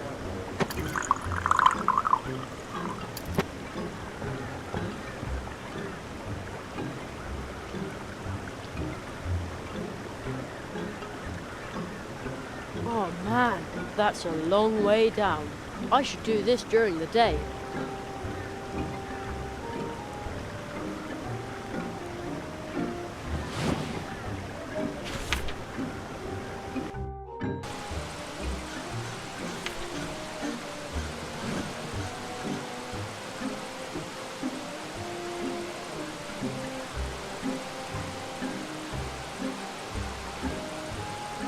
Here we go.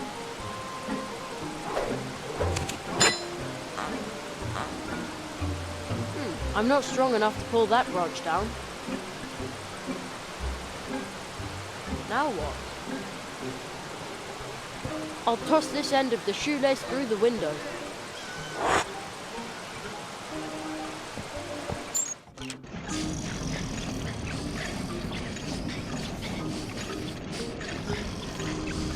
Now?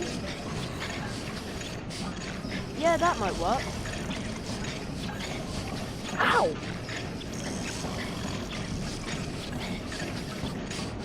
Nah, it's standing still. I probably shouldn't touch it. And now? An interesting thought. I just hope this won't backfire, or the dwarves may lock me up in a tunnel after all.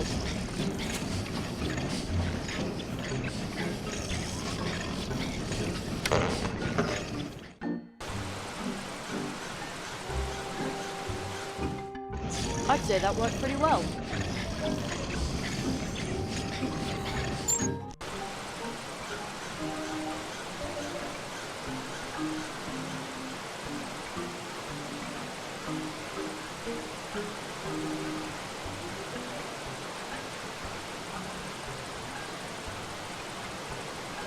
Now I've got a sticky brush.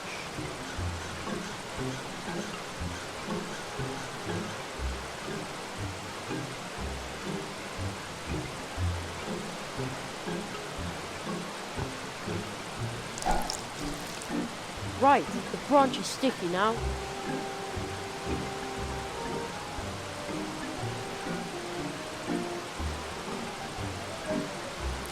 Great! My spider sense is tingling.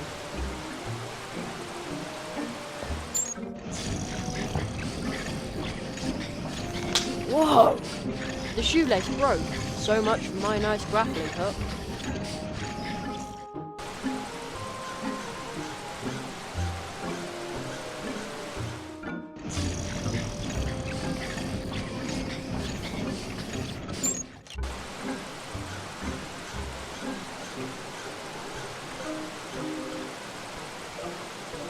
Fits.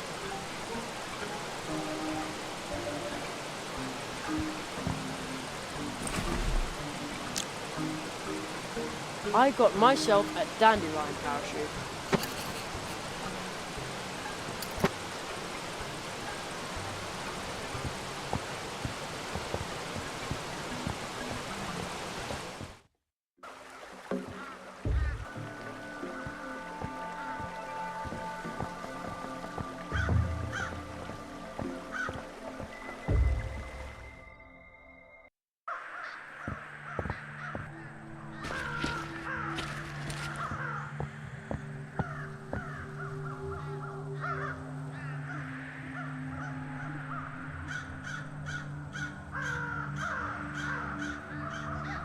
Well, out with the dried up thing and in with the new seed. Now grow and prosper. Nothing's happening. Isn't this a special flower pot? It is purer than most, but not a magic pot. But is the seed still going to sprout in time? Your intent to help us has already brought warmth to this place, but not enough to awaken this seed from its slumber in good time. If I were a dandelion seed, I wouldn't want to take root here either.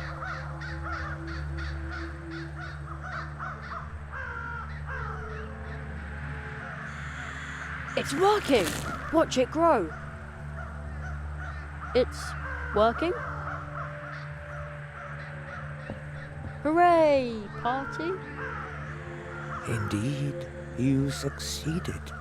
You caused the withered soil to bear the fruit that we need to survive. Jeremiah, you truly are the magic moth that we had envisioned. Well, actually, I'm... No matter how strange you may appear. What? Thanks, but... You seek the portal. And you have found it. We once entered this world through that rift.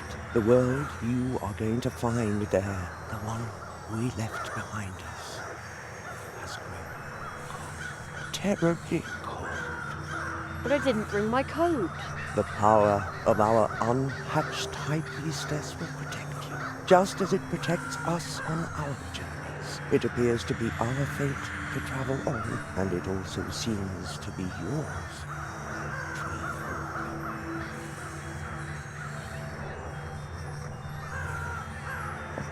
By the time you return from the cold, you will find this world changed. I can sense that destiny is drawing closer. If you are still looking for something in this world, as you know it, do not enter the portal just yet. Will you pass through the rift now? Yes, I'm ready. I've got everything I need.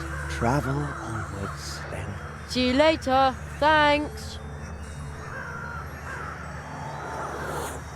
Perhaps he will soar higher than anyone else. Then, not even fire will singe his wings. But first, he will take a deep fall, and no one will be there to aid him.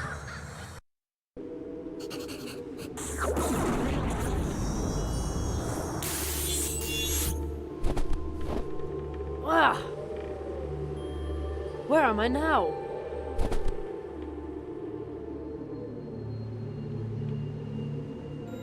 It's freezing.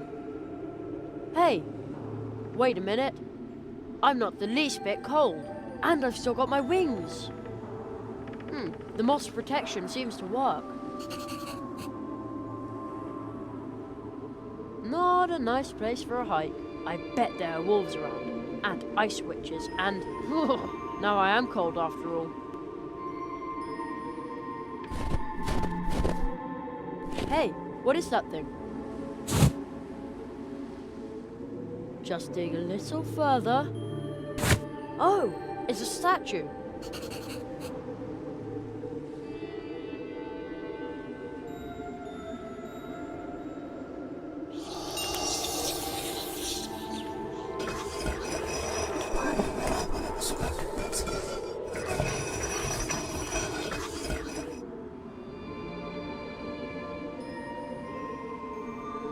You are the first statue that actually wants to talk to me.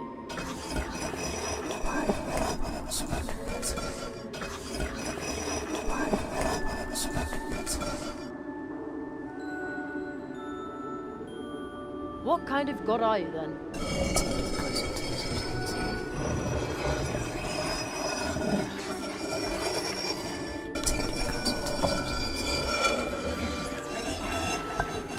I don't mean to be rude, but are you sure you aren't just a statue? Whoa!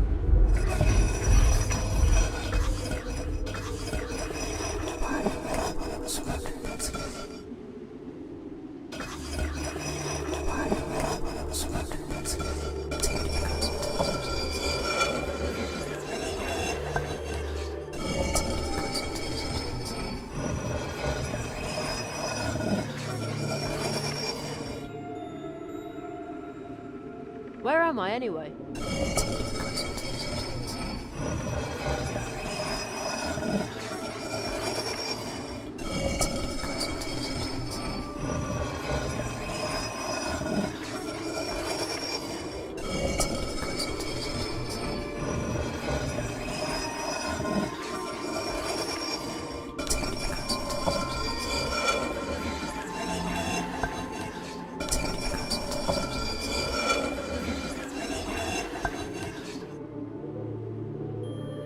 I need to move on, you know.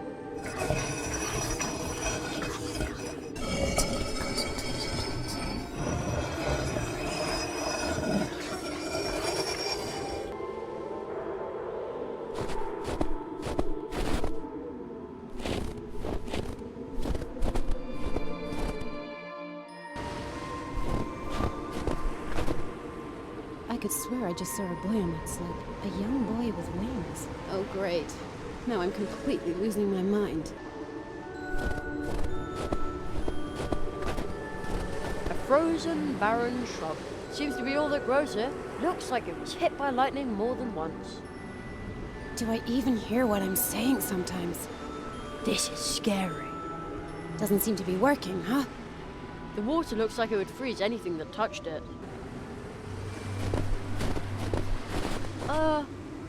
May I disturb you for a moment? Oh, great. Not only am I talking to myself, but now I'm also beginning to hallucinate. But I'm not a hallucination. I'm Jerry Hazelnut.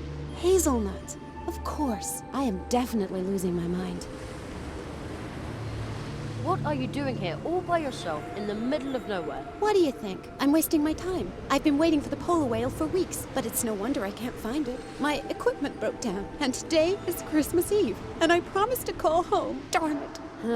I know how it feels when you have something incredibly important to do before you get to go home. The boy with the wings and the top hat seems to understand. Good thing my radio isn't working. If I tell this to anyone... Can I be of assistance in some way? Can you fly me home? I don't think so. These wings aren't real, you know. Yes, that's what I thought. I'm sorry. Well, I'll be on my way then. All right. I hope hallucinations don't get cold. You're not even wearing a jacket. No, I'm under the protection of the moths. Oh, of course! I should have known.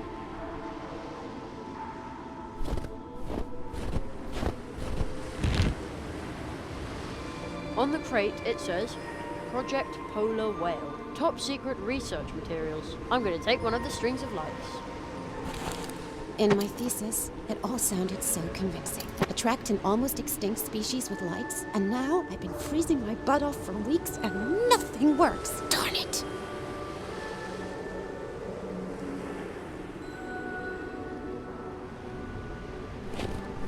It is Christmas, darn! Now it almost looks like a Christmas tree. I knew it. You're my guilty conscience, right? I do realize it was a mistake to work over the holidays. Those horrible old dirtbags from the university. It's all their fault.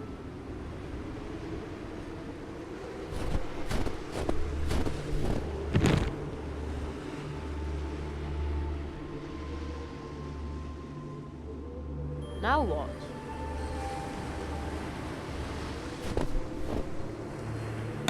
It's plugged in. So far, so good. Come on now, do your thing.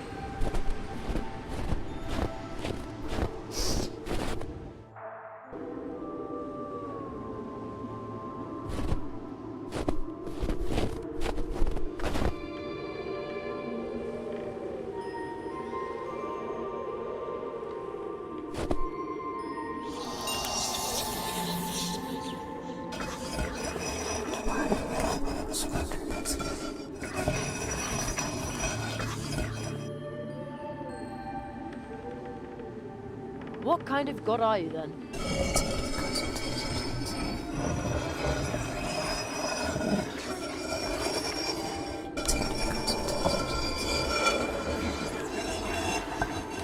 I don't mean to be rude, but are you sure you aren't just a statue? Oh! The lights on the Christmas tree are glowing! The lightning bolts must have reloaded the battery.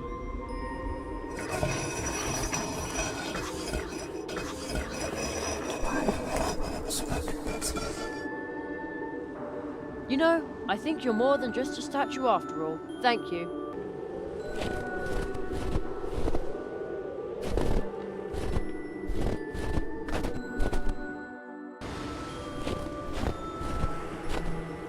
Hello, Alice? Is that you? Marie! My goodness. It's so good to hear your voice. I'm so sorry that I can't be with you.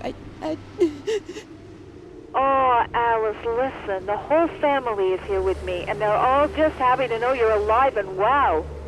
Me too. But I promised. Hey, remember those words? Hope is like a candle, a light in the window. It guides the heart on its way home. Exactly. I know it's not easy right now, but at least you've still got hope, right? You always know how to cheer me up. That's what I'm here for.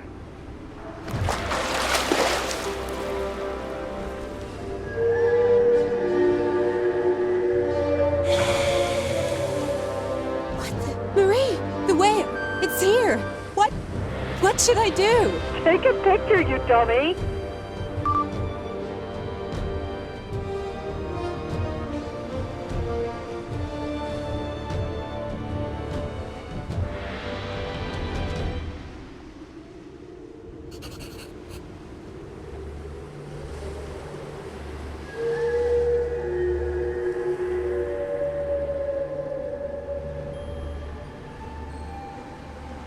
The song!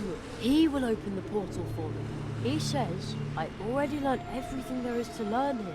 Yes, I think I know how the next spell works.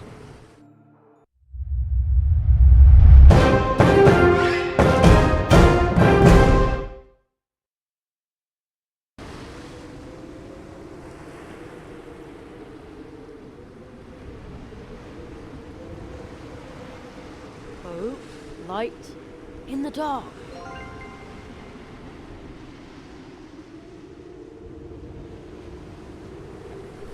This is incredible. See, it was worth it. Merry Christmas, Alice. Merry Christmas, and goodwill to all.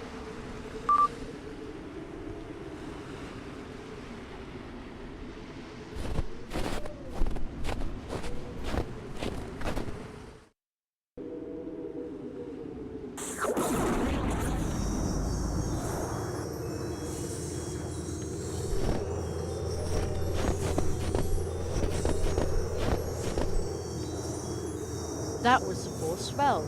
I wonder if I can go home now.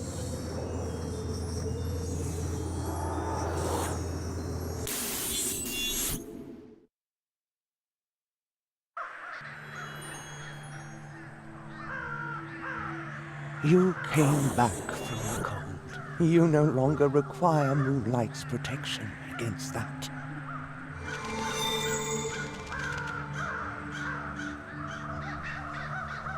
But she cannot protect you from this wingless. But that's the Marquis de Hoto. Marquis de Hoto. Marquis de Hoto. In the world from whence we came, he has a different name. The Cold One.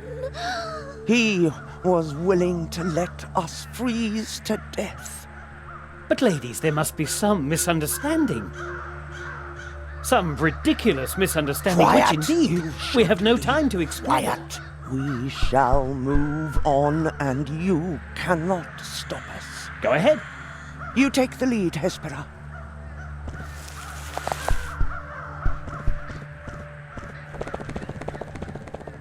Jerry, you are a moth, even if one cannot always see your wings.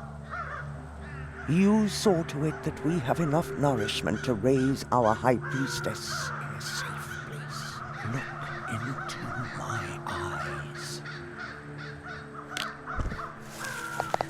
He is going to betray your trust. With the first promise the Cold One breaks, an abyss will open.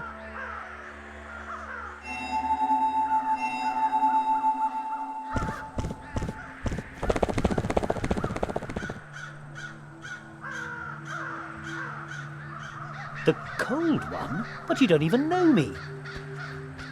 Jerry, these moths don't know me. Why did the moth say that I shouldn't trust you? That was nonsense. Insulting nonsense. Jerry, trust me. We really haven't got much time. You learned your 4 spells. And now your greatest test awaits you. Yet another test. Jerry, I cannot grasp it all myself yet, but there is great danger brewing. Yes, I know now where the crows come from. We could help Mousewood. Mousewood? There's more than that at stake. Much more. I want to go home, just for a bit. What? I want to go home. Jerry, you cannot go home now. But you said that I could return home soon. If we keep wasting our time, then...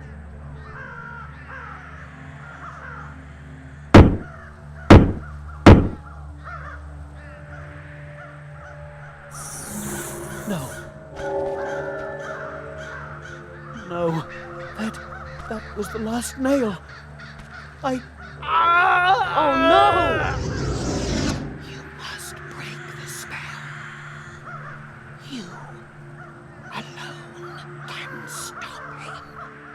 Apprentice magician. Oh no!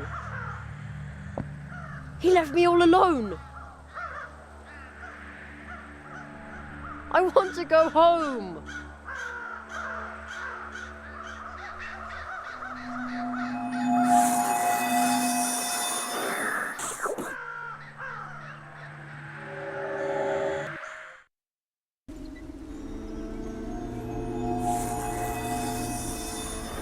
I'm big again. I'm back home. Ah, that's the leaf the Marquis left behind. Luckily. Oh man. But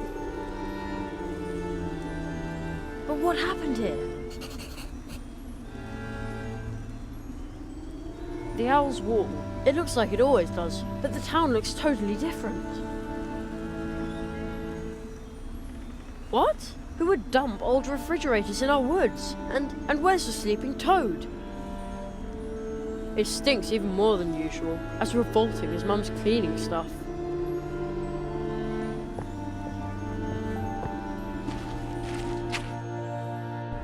What happened here? I feel ill.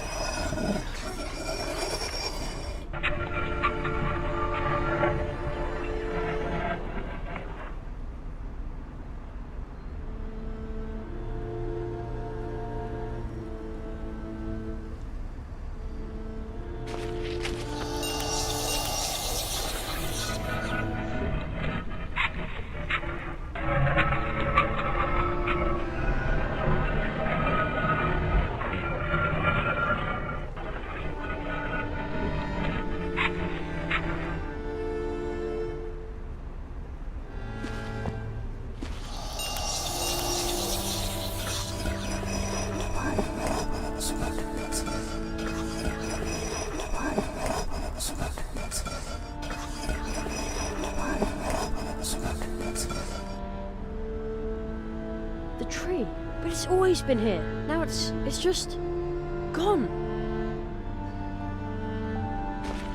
The city looks like a huge grey wave rolling towards me, but my school is still there.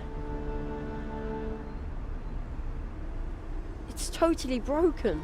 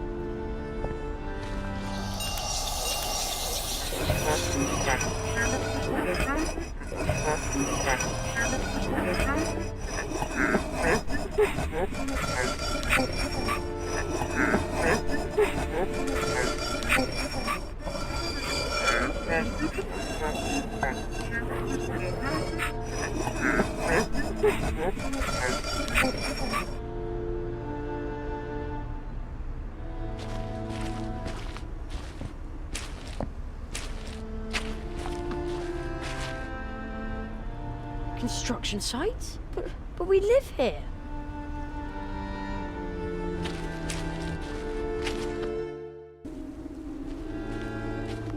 Oh no. No, no, no!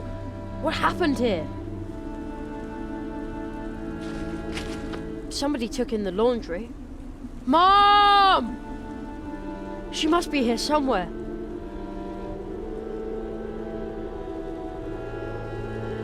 Mom! Oh no. House. Everything looks so different. How can this be? Mom! She must be here somewhere. That's me. Desperately seeking Jeremiah Hazelnut. Missing for 8 months. Missing for 8 months? Oh no.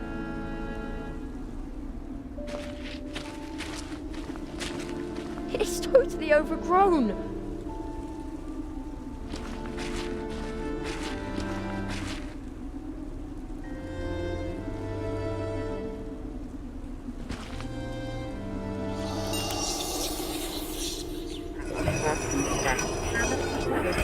What happened here, dwarf?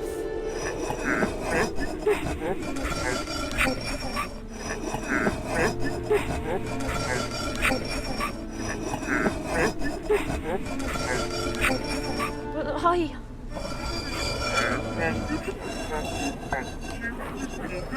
He promised I would be back in time.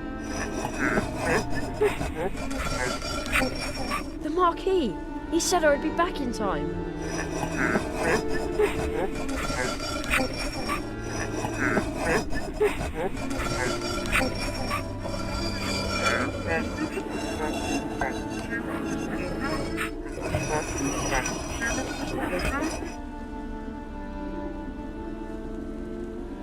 Where have you gone, my little darling? Forgive me. I have to go. I can't stay here without you. Forgive me, please. And don't forget me. Mom! Don't forget me, my darling, darling son.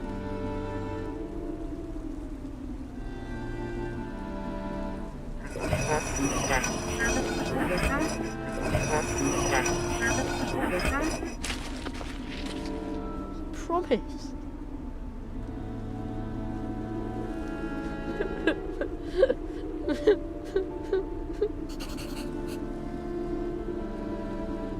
I might as well just sit here forever. I've had it with everything. It's all completely pointless.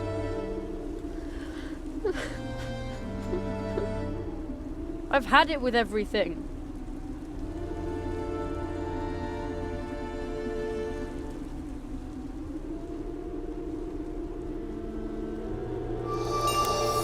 On a day in summer vacation, anything is possible. Where have you gone, my little darling? Don't worry, Jerry.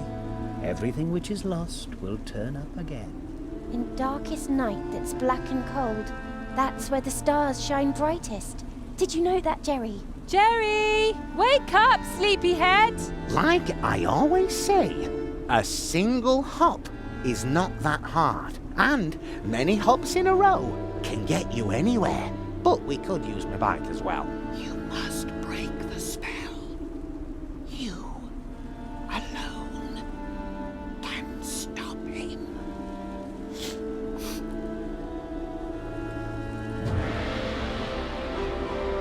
I will be back in time for dinner, Mum. I promise. Anything's possible in a day on summer vacation, and I've still got 2 days left. I have to go back to Mousewood. I'm sure the old magician will know what to do.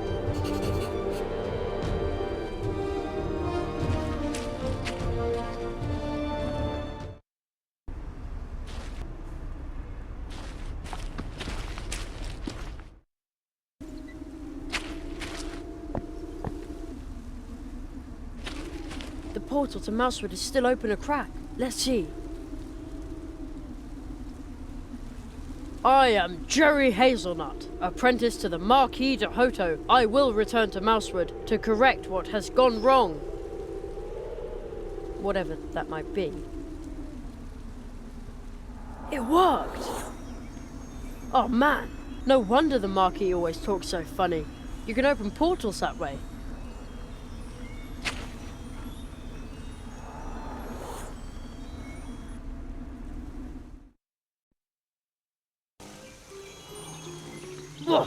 Jerry! So you really are a tree walker. The stories are true. I knew you were special. I'm just a boy. Jerry, we need your help. Nearly everyone in Mousewood has fallen into a deep sleep. It happened after they talked to those odd strangers. Strangers? At first I thought they were humans, but those were probably masks. I met them too. The old magician from the edge of town locked one of them up in a magic bottle, but a few others are still roaming around Mousewood. Where's the old magician now? I have to talk to him. He went home to fetch more of his bottles, but now he's disappeared as well. Don't worry, I'll look for him. Be careful, Jerry, or else the strangers will put you to sleep too. Be alert. You too, Plato. I'll go look for Anya. I hope she's well.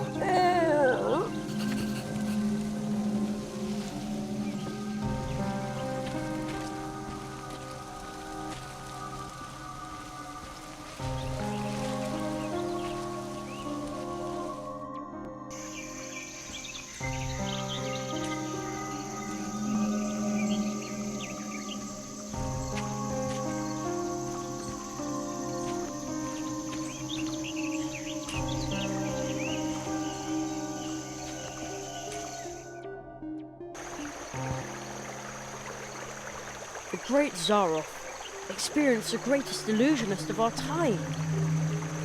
Funny, I could swear the posters weren't here before.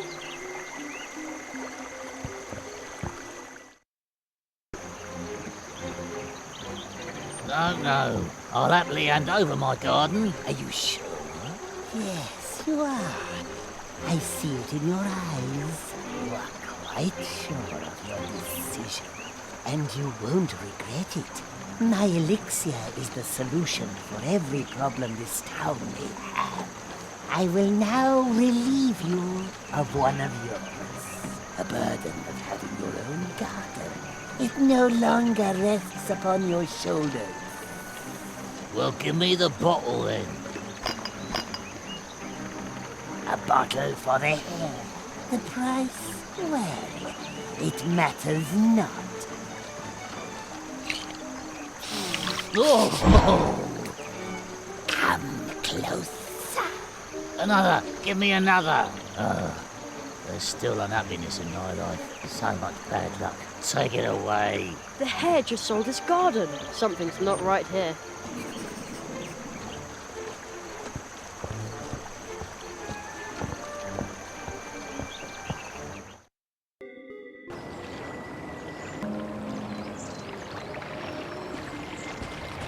Have you seen my purse? I'm No. going to exchange it for a ticket to see the great Zara. The Hedgehog brothers have even got tickets. I just have to see him. But you waited so long for your purse. Never mind. You have no idea. You're boring. Go away.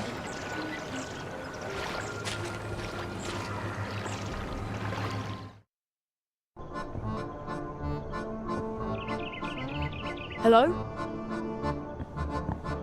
Is anybody there? Where could the old magician have gone to?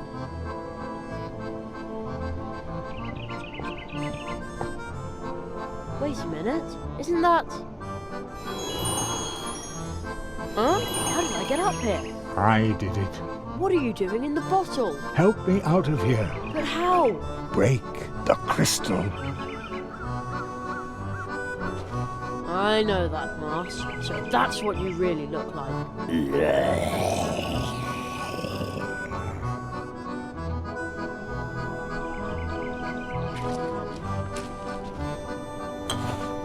A monocle. Full to bursting with something. The seam is almost ready to give.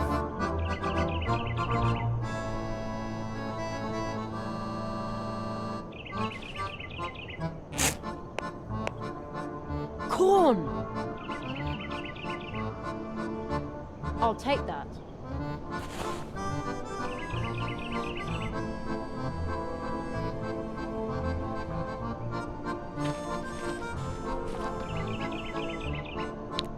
Corn kernel in position, and now... The sun illuminates the kernel of corn so brightly.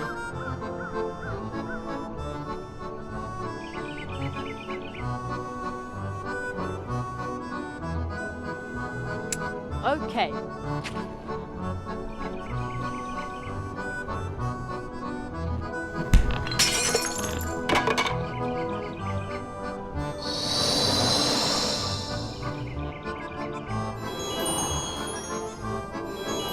You freed me.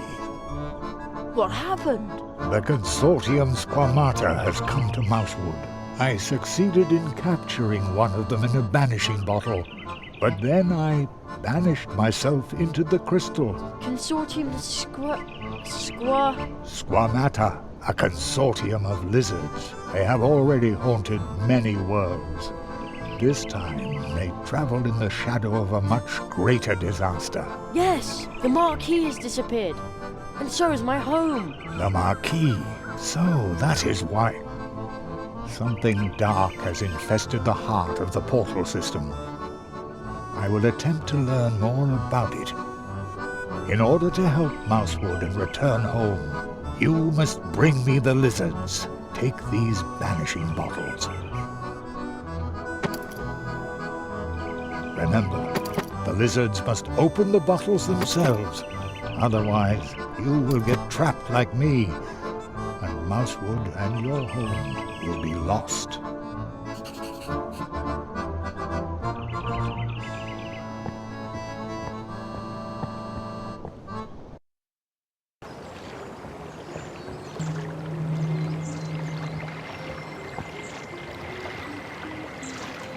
It's a boy, about my age.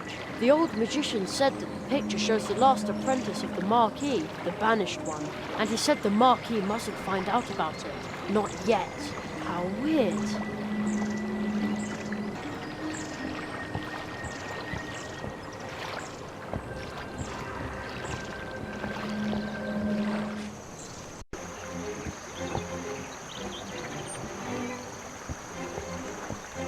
Excuse me, but... Beat it. I was here first. Did you really just sell your garden for a bottle of lucky elixir? A reasonable price to ease the pain and unhappy bit. Pain and unhappiness? Why would his garden make him unhappy? Are you blind? Haven't you seen the posters? What good is my garden or anything else if I don't get to see the great illusionist? The great Zara. But I didn't get a ticket. What a disaster! And where is the show being held anyway? I was wondering that too. Don't you often wish that someone had a cure for it? We have a lie. We will be the solution. Haven't you ever felt unfulfilled? I have a medicine for that. This wonder elixir spreads from your nose to your whole body. After just a few bottles, you will notice how luck has turned in your favor. Take a whiff today, and we will change your tomorrow. Come closer, little boy. I'm sure you're itching to see the great Zaroff too, the illusionist. Maybe, maybe not. And the pain of not knowing how is eating you up. Not really. What? The spell doesn't work on you. Then get out of here before I swallow you whole, human child. I'm not afraid of you, you masked buffoon. Beat it. I was here first. Every bottle has its price. I don't care. Are you sure? Yes, you are. I see it in your eyes. You are quite sure of your decision, and you won't regret it. My elixir is the solution for every problem this town may have. I will now relieve you of one of yours. Well, give me the bottle then. A bottle for the hair. Oh! That can't possibly be healthy. Beat it.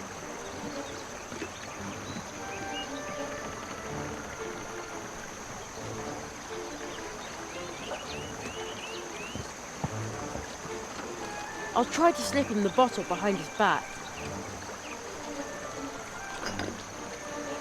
Let's see if it works. It's my turn to get a bottle now. I was here first. Every bottle has its price. I don't care. And you won't regret it. My elixir is the solution for every problem this town may have. A bottle for the hair. How does this work again? This wonder elixir spreads from your nose to your whole body. Oh, the cork is really tight. But if I help it along with my thumb... I imprisoned him in a bottle. How appropriate. What have you done? I will... But that... It's a ticket. At last. At long last.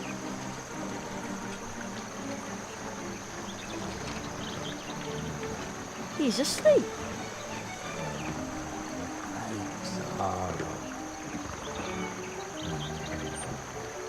What a shadow. Oh. And me.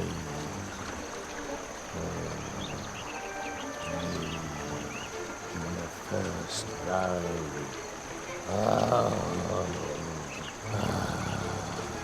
It almost sounds like he's there. Like he's seeing the magic show in his dream. How very strange. I wonder if the ticket caused that. I'd better not touch it.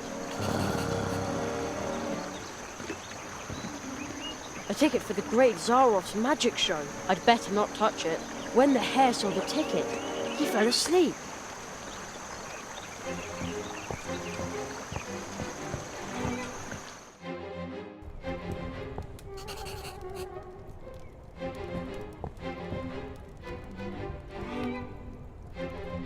He's asleep. Zara. He was a good customer. She's asleep, brave little girl. You want to get past me? Never. Unless you give me your ticket for the Great Zaroff show. I don't have one. Well, then go away. Conrad got one, so I want one too. But Conrad already sold all the nuts, all the books, everything. Well, how am I supposed to pay for my ticket? You have come because the pain is eating you up, like all the others. You want to see Zaroff like all the others. But you are only a child, a human child. I can smell it. You own no securities, no property, nothing. Come back when you have a trade, something you can use to speculate with. I don't think he's taking me seriously, and he smells of alcohol.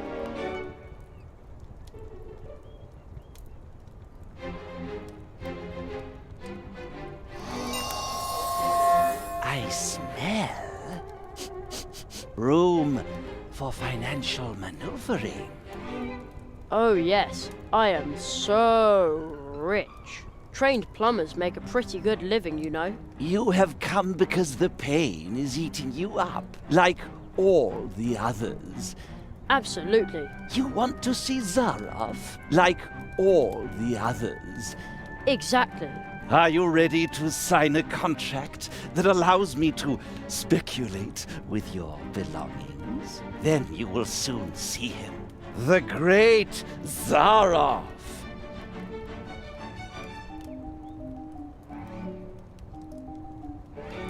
Sure, where do I sign? Excellent! Your plumber's workshop belongs to me. Don't I have to sign something? Your word is enough. By Squamatax, everything is running like clockwork.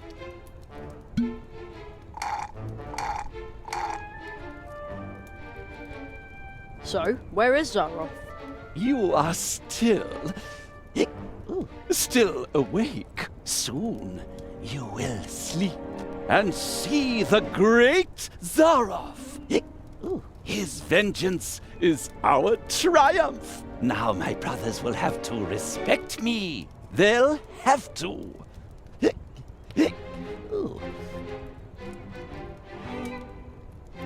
I've still got a lot of money and stuff to spend. That's a problem. You want to see Zaroff like all the others?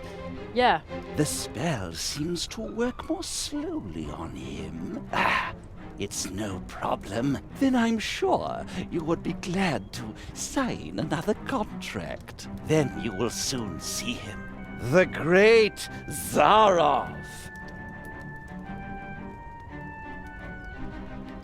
Sure, a bird never flew on one wing. I want another contract. Excellent! Your securities now belong to me too!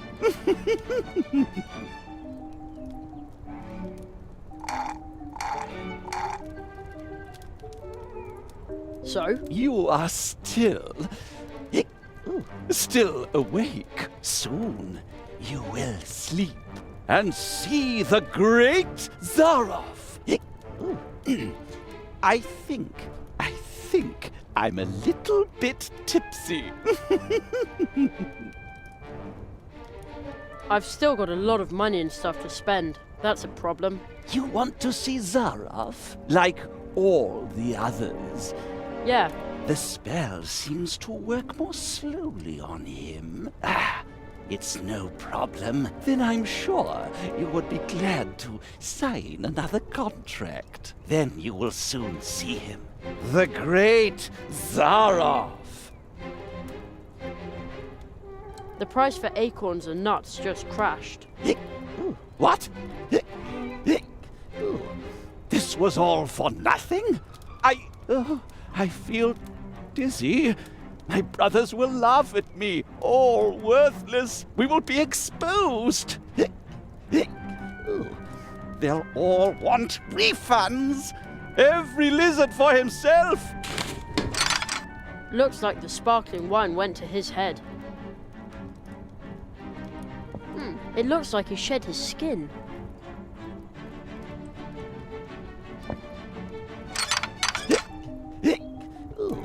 The weird guy is stuck in the armor. But how do I get him out of there?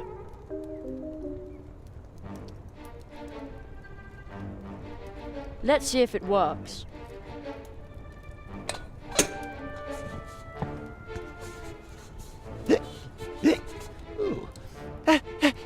That itches.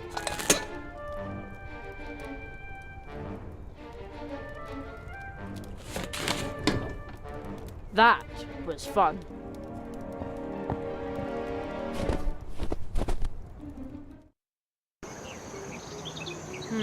Where did that lizard get to now? He ran out here, didn't he?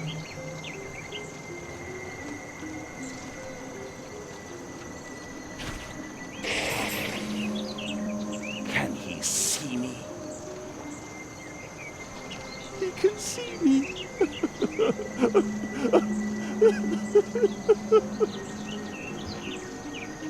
Curses! I've done nothing wrong. Absolutely nothing. No.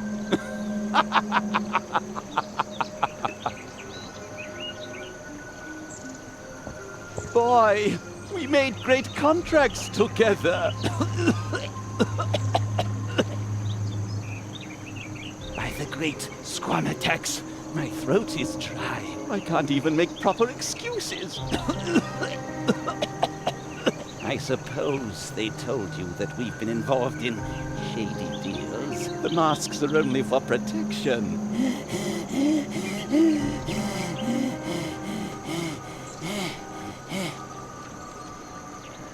Dry throat, lousy, cheap champagne. People like us are hunted, dried, and hung up by the tail. You don't want to do that, do you? No, I'm not talking to you. And no money back.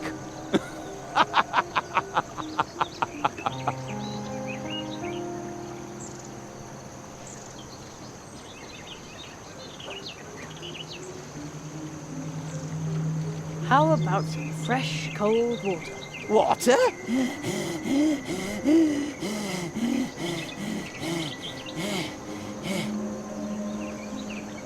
You dear, dear boy.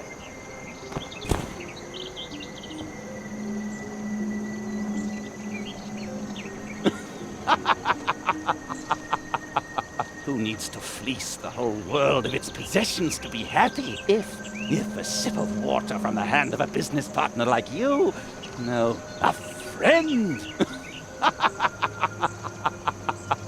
could refresh me more than signing any contract.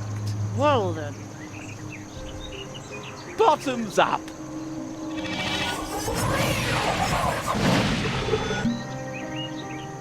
I did it! I caught the lizard! Finally! Didn't get dizzy from all that talk.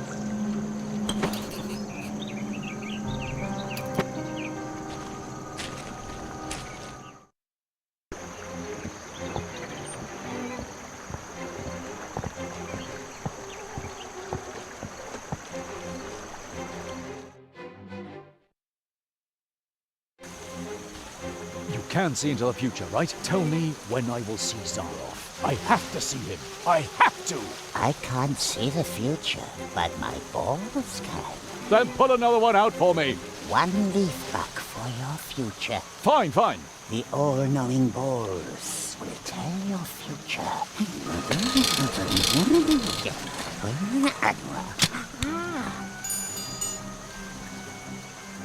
It is a black future ball. It says, be a good friend for good enemies. Approach. You will not see Zaroff. What? But I have to. Fate changes with every second. Perhaps you will have more luck next time. Another ball.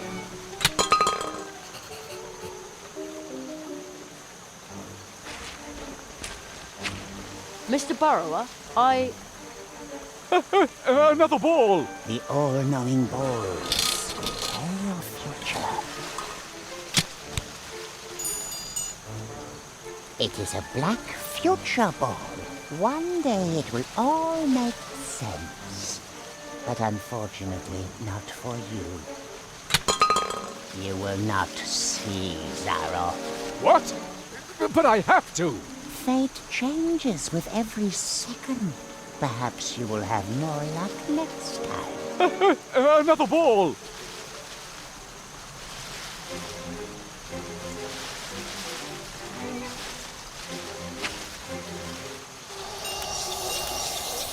Kisuna? No!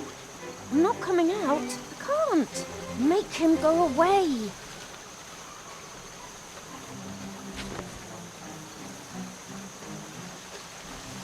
Can you also tell your own fortune? Of course.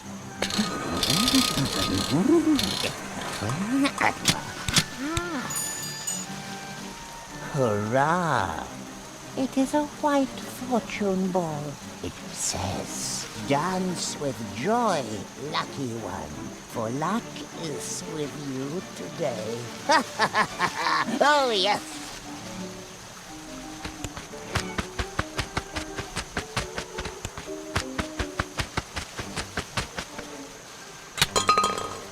Well, poke me with a nettle, he's lucky. Yes, yes. The white ones bring luck, but the black balls do not. The greatest luck would be to see Zara. Another ball! One leaf buck for your future. But I've spent all my money. I also take other things. Whatever you want. I want everything. Your transmitter, your dew fly. Of course. Just pull out another ball.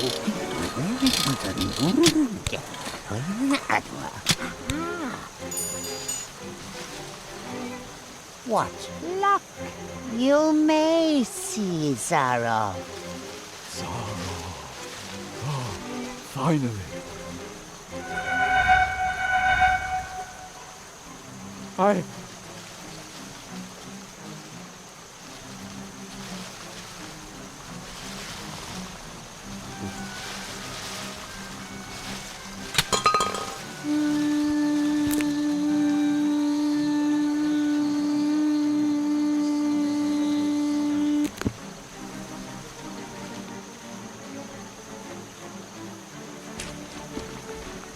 I'll take that.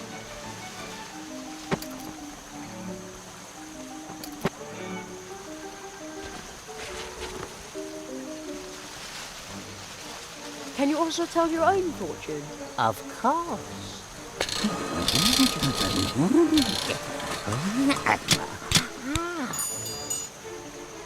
Hurrah!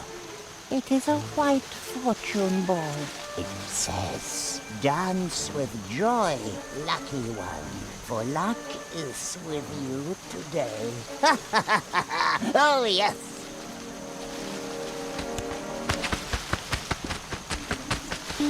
Oh, sorry, Buzzy.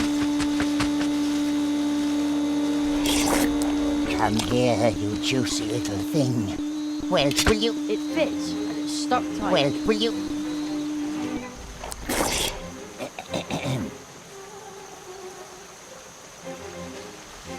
It wasn't to be.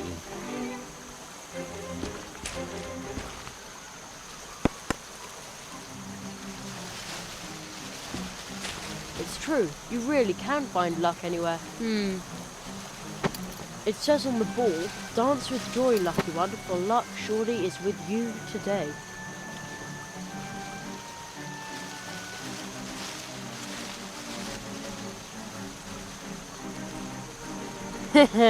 Perfect fit.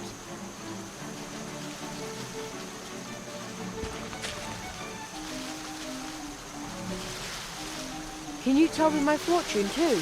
That will be one leaf buck. Can I pay later? I can give you a lucky loan with 20% interest. Per year?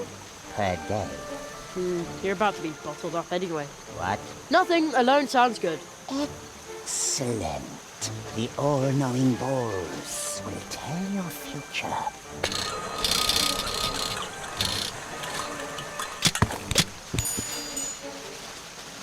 Dark clouds gather above you. Might have known. Bad luck follows you around. Yeah, I get it. Luck is a stranger to you. He's gonna keep himself busy for a while. You will never, ever be happy. It is your fault, but you will not be able to do anything sorry, about Buzzy. it.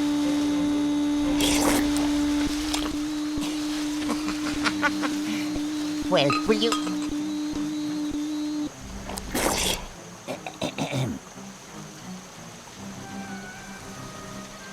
It wasn't to be.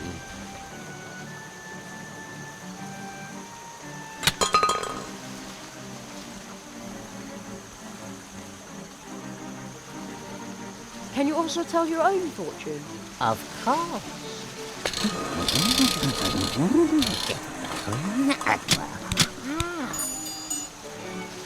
Hurrah! It is a white fortune ball. It says, take a jug for some good luck. How odd. But the ball has never lied. But where do I get a jug?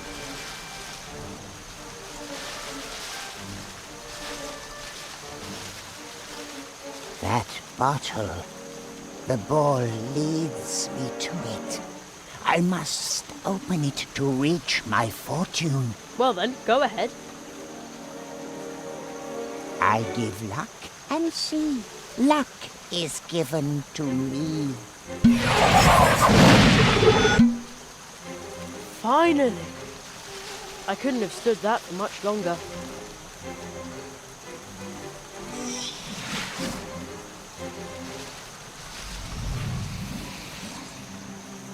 He's finally gone.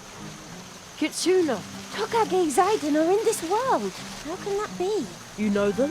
They were already in my world. Whoever touches them will be lost forever. Do you really think so?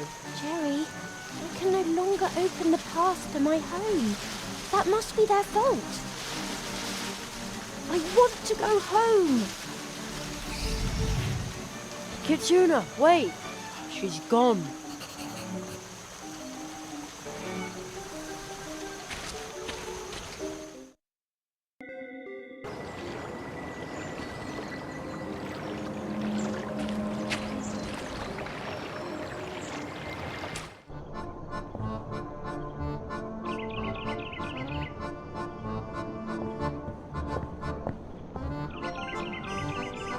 You have captured the remaining 3 lizards. Now we have all 4.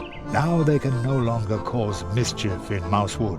This time they traveled in the shadow of a much greater disaster. Something dark has infested the heart of the portal system. Only a tree walker can put an end to this disaster. Only a magician who was trained by the Marquis.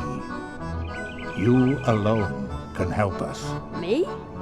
But... Your training is almost complete, but there is one final task you have to face. Choose your coat.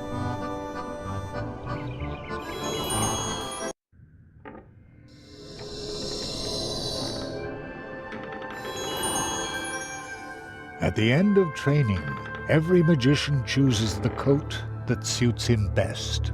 You pass through 4 portals. You learned 4 spells. Now the time has come. Which is the robe that belongs to you?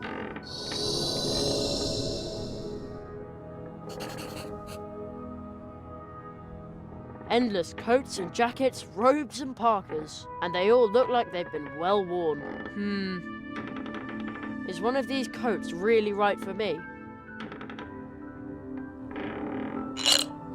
This one looks a lot like the coat the Marquis is wearing.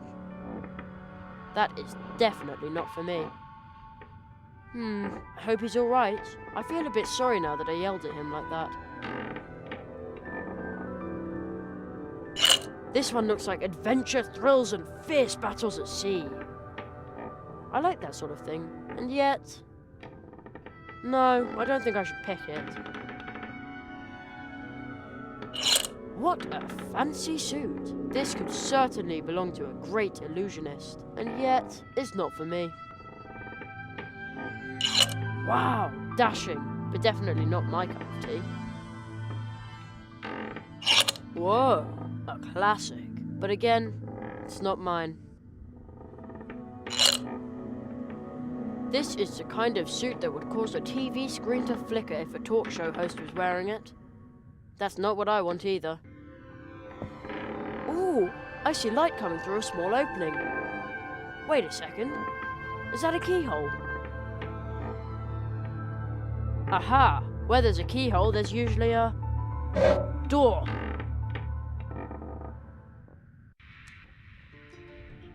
Huh? But this is my bedroom. Am I back home then? Back in my own time. How did I get here? You are dreaming, Jerry. Nobody knows this room better than you do. Here, it only exists in your mind's eye. I see.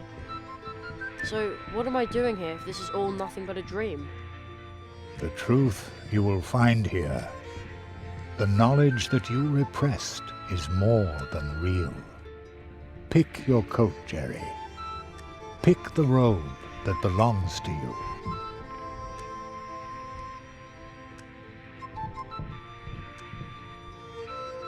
My coat?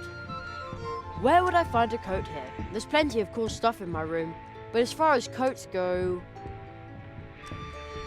Hello? Mr. Old Magician? No reply. Magic's all well and good, but we still need to work on communication.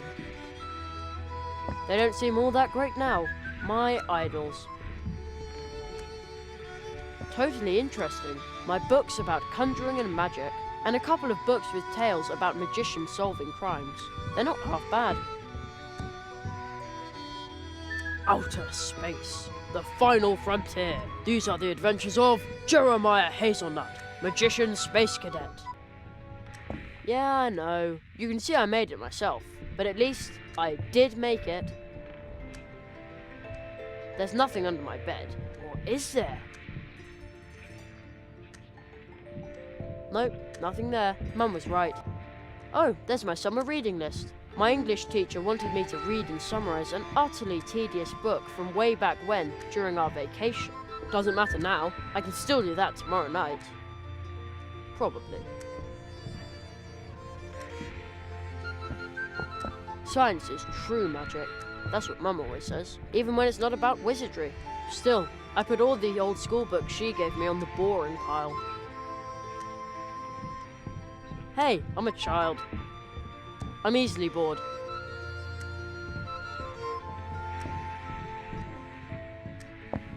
I think I hear the television in the living room. I wonder if Mum's home. It's closed.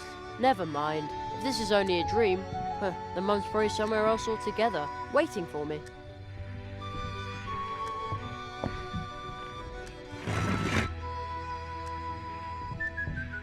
Board games, sports stuff, old picture books, and my comic collection. Oh my! I bet the next issue of Dimension Upsilon will be totally awesome. Are the crocodile people really going to attack London? I used to play with my toy cars on that, and I always wondered why real roads aren't made from rugs.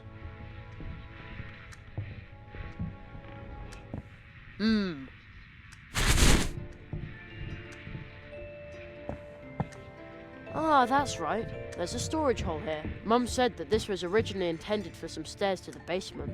There's nothing here now but a few dusty boxes. Dusty boxes, just like I said. The wonderful world of knowledge. I think Mum collected those when she was little. I've already rummaged through all this stuff. Back then they believed that by now everyone would fly to work with little propellers. I sure hope we do by the time I grow up. I'm sure there's nothing in there but old junk.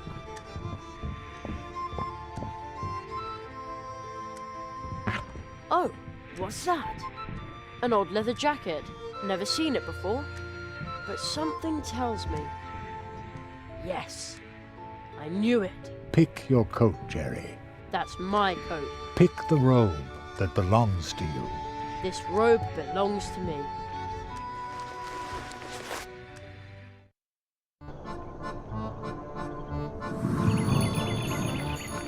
My jacket, it's gone. It was only a dream. Yet you have chosen. You are a tree walker, magician. But this coat, it... You are beginning to remember. Who owns this coat, Jerry? It's like a hole in my memory. There is somebody. I saw him at the portal trees too. He called my name. Who was it? Look at this card. My father! It's my father! Oh no, how could I forget him? Where is he?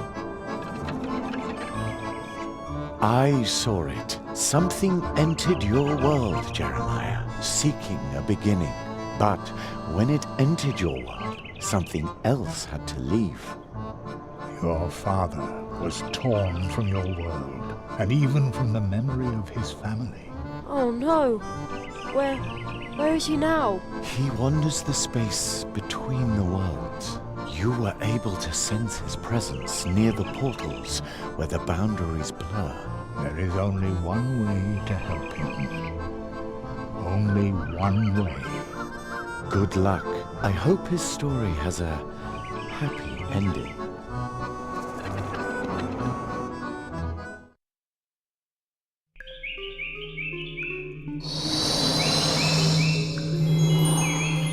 Apprentices, what are we doing here? We must make our way to the clearing of the first tree. The clearing of the first tree? The signs were obvious, but I overlooked them for too long. What signs? The posters. The lizards. A spell has been cast on the first tree. A forbidden magic which is spreading to all the portal worlds. The posters? Right. The people of Mousewood were completely obsessed with the idea of seeing the great Zaroff. But nobody knew where he was. He must have worked a spell in the clearing of the first tree. Through the corruption of the first tree, Zaroff has projected himself as an obsessive idea which spreads like the plague. The Lizard Consortium has exploited this situation, the mania of the inhabitants of Mousewood, and now he draws them to the clearing of the first tree in their dreams. The Marquis knew about it. So that was the danger he was talking about. But why did he disappear? We must break Zaroff's curse. Only then will we be able to rescue the inhabitants of the portal worlds and restore the balance. Only then will your portal be able to lead you back home. Only then will your father find his way back to your world. What do I have to do?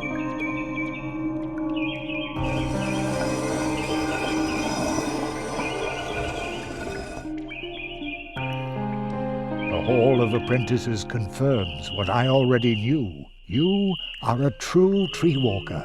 Your training is complete. You must find the 5th portal. However, the tree walkers have sealed it. A sound carrier is hidden in this hall. It is the key to opening the path to the clearing of the first tree. The device can be used to transport sounds. I will attempt to reach the clearing in active sleep. I hope to meet you there. I wish you luck.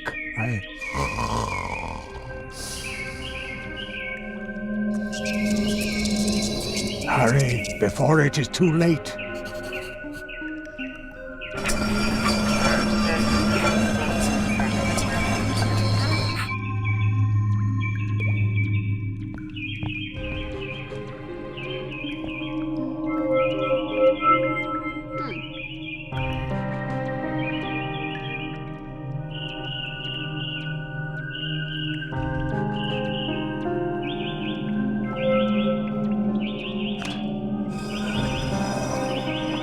Must be the sound carrier the magician talked about. And now where do I find the 5th portal?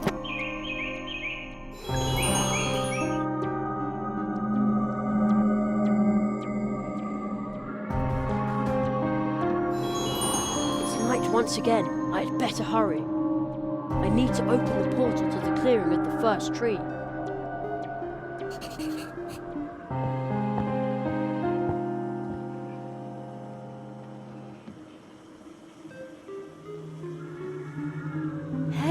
It's starting to vibrate in my hand, and it sounds just like the wind blowing through that hollow stump. This is crazy.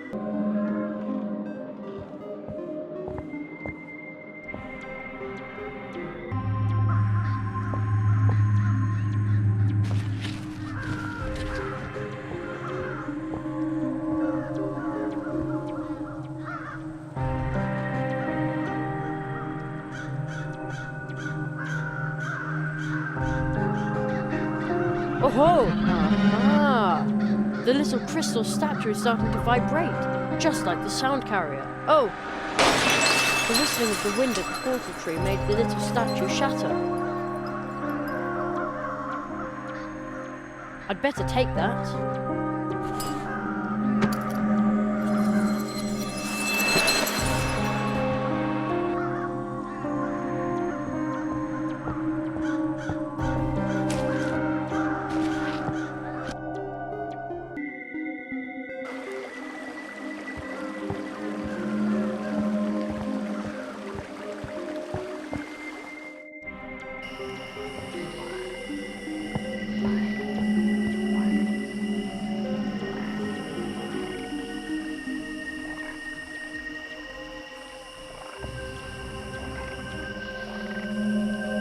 Oh! Ah!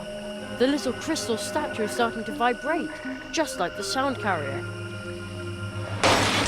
Oh! The whistling of the wind at the portal tree made the little statue shatter.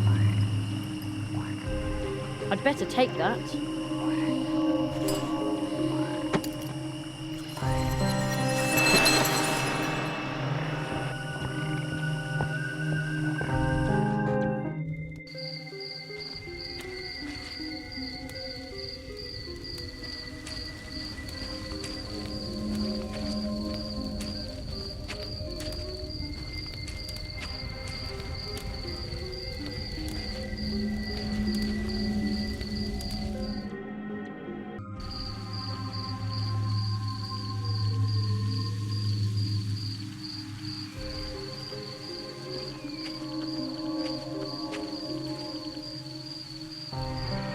Oh! Aha!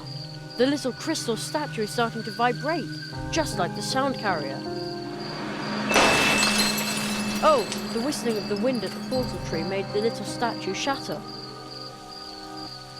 I'd better take that.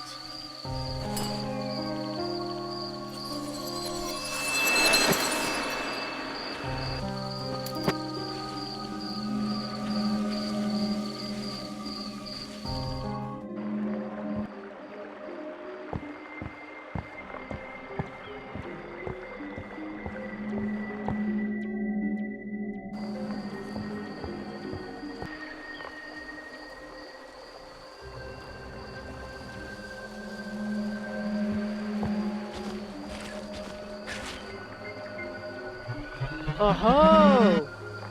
Aha! The little crystal statue is starting to vibrate, just like the sound carrier. Oh! The whistling of the wind at the portal tree made the little statue shatter. I'd better take that.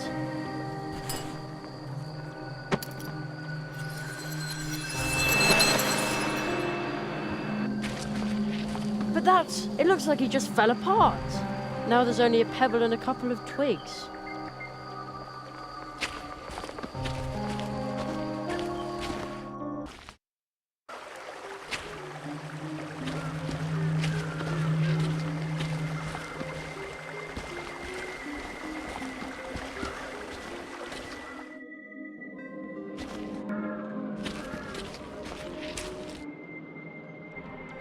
It looks like it was hit by lightning, about 1,000 years ago. Somebody seems to have carved 4 openings into its gnarly trunk.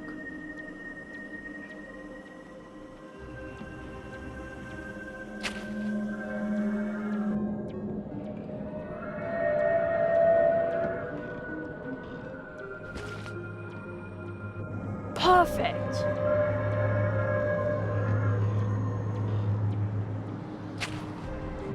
Excellent.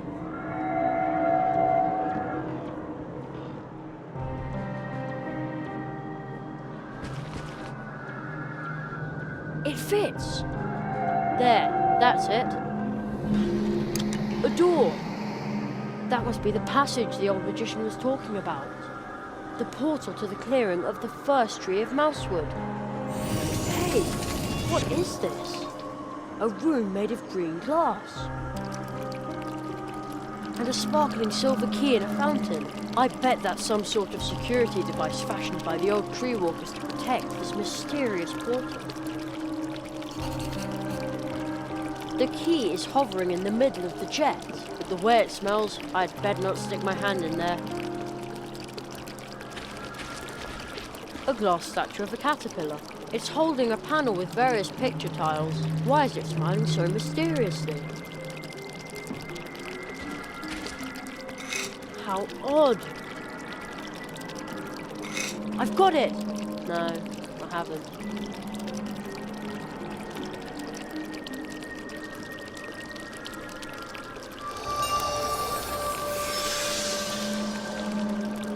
Ha! I could never stand these sliding puzzles anyway.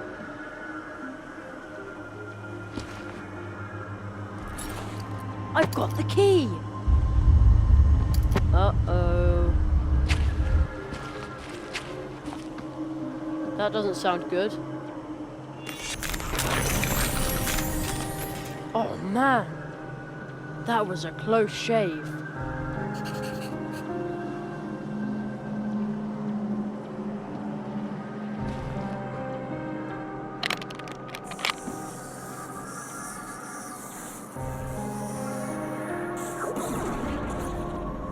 The portal to the clearing of the first tree. The time has come. If only the Marquis were here, or the old magician. He was going to try and meet me there in his dreams. I hope it works, but for now I appear to be on my own.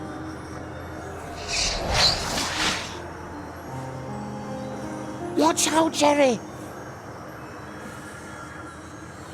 The fox!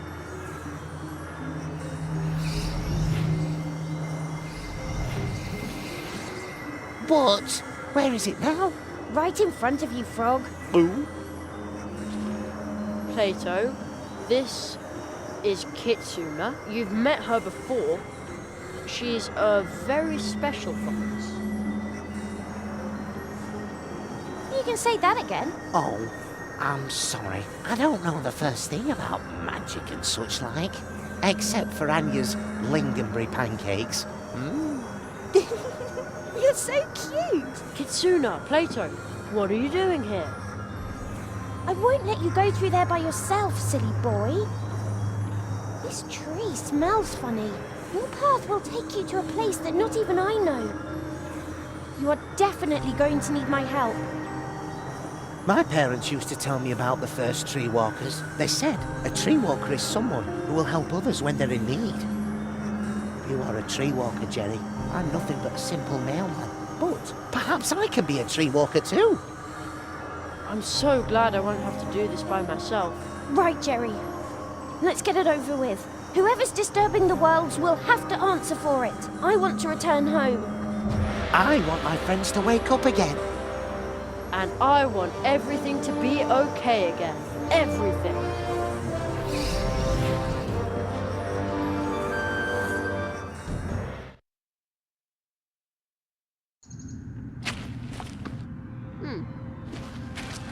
Plato?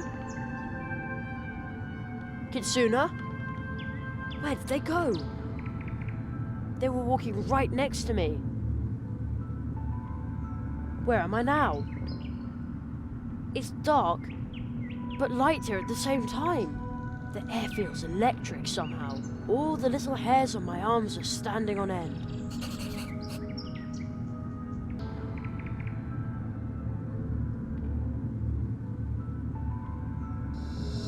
Jerry. Hello? Jerry, so far I haven't been able to advance to the clearing. I need to be careful and not lose sight of my goal. My waking mind is starting to dream, to dissolve. Zaroff denies me access, but you appear to be closer to him already. But I'm stuck here. What can I do? You are between the worlds, just like me. But while Zaroff is misdirecting my spirit, he is leading your body astray. Zaroff's curse is strong. I know only one who wields enough power to help you here, between the worlds. A dangerous magician. Take this. This looks familiar. You need to summon him, like you did once before. even if we may all come to regret it. But when you ask him for help, do not show any weakness. Hello? Oh, magician? He's gone. Alone again. What was that noise? That would be me. Not another crow? Raven. Not another... Wait, you can talk. Some even say I talk too much.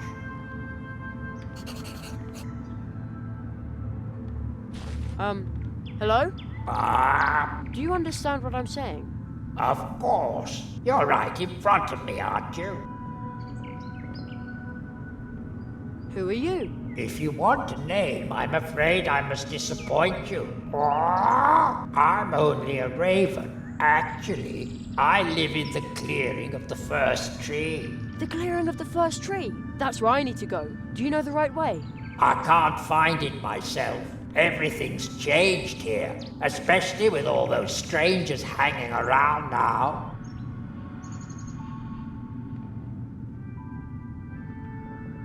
What kind of place is this?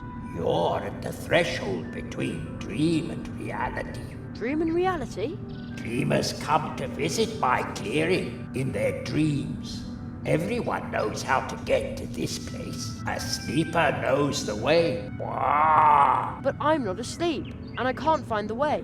That makes two of us. A voice just now said that you could ask someone for help. Yes, but how? He said that you've done it before.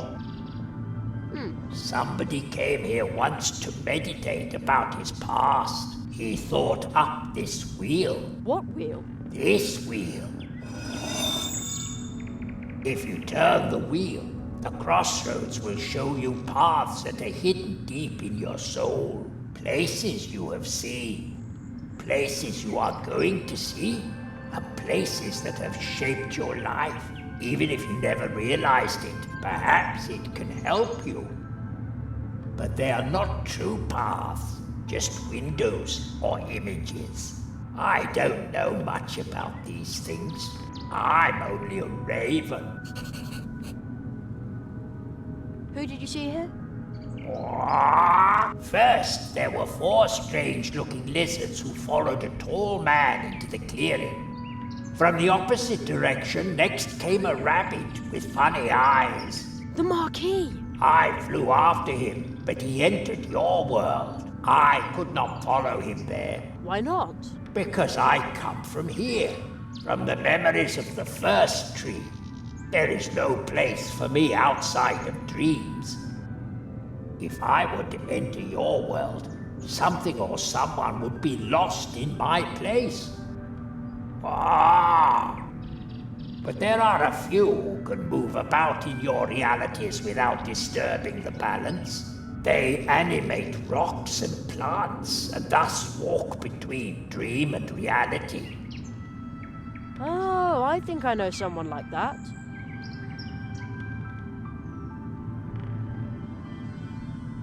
I'll keep trying my luck. See you later. Good luck. This is where the paths cross.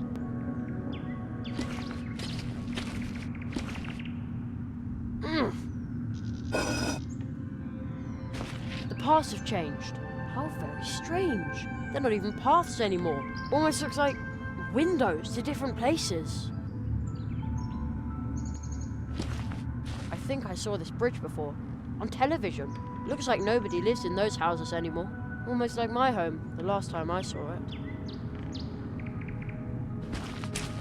He looks familiar. Hello, old friend. He reminds me of home.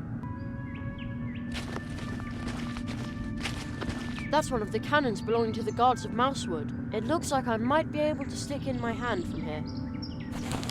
How strange, indeed. I now have a handful of black powder.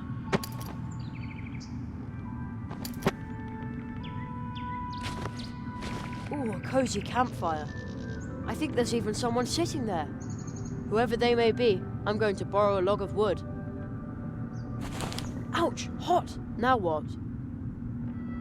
there's nothing to light it with. Ow-wee!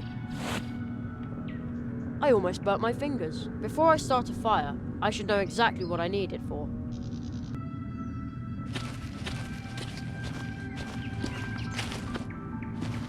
Heave! Oh!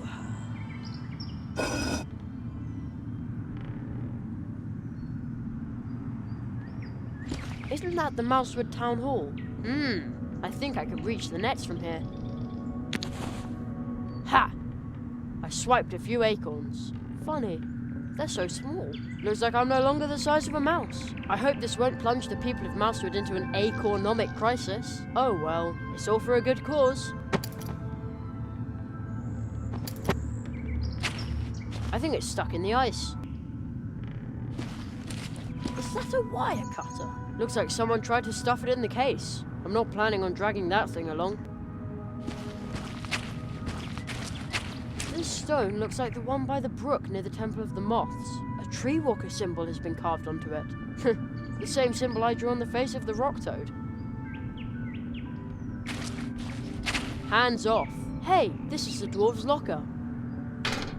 And it is still locked.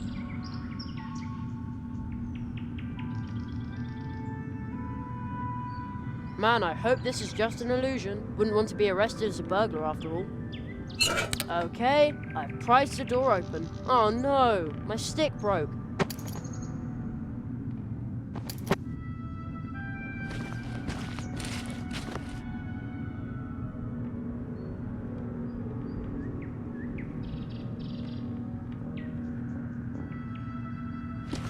Maybe it'll work here as well.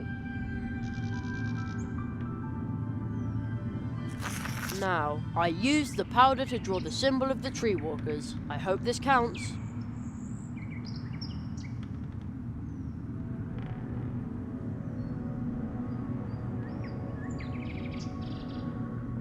Okay.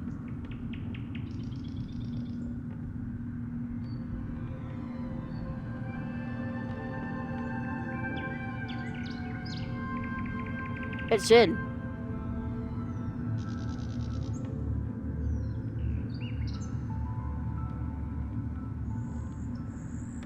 Also in.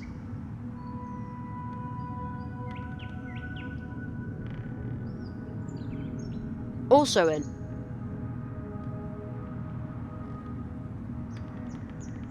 Okay, now everything is in.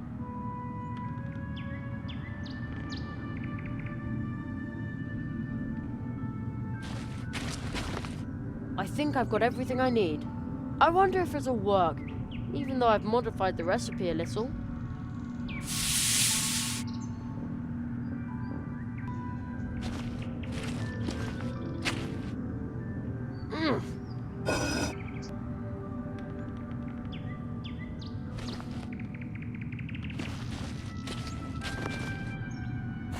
Ouch! Hot! Now what?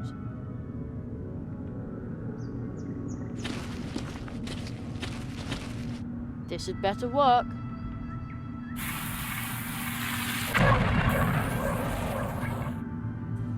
Your name. Tell me your name. I'm Jerry. Jerry Hazelnut. Jeremiah Human. How were you able to summon me to this place? I drew a circle of powder on the crossroads. Very few have knowledge of this ritual. It takes inner strength to complete it successfully. Only the strong are worthy of our magic. Walking between worlds, I can see strength within you. So why did you call me? I'm stuck here. All the parts are leading me in circles. This place is now a trap, leading back to itself. A dark spell must have been cast. Whoever cast it must have had a brilliant teacher. I need help so I can find the Great Zaroff. Zaroff.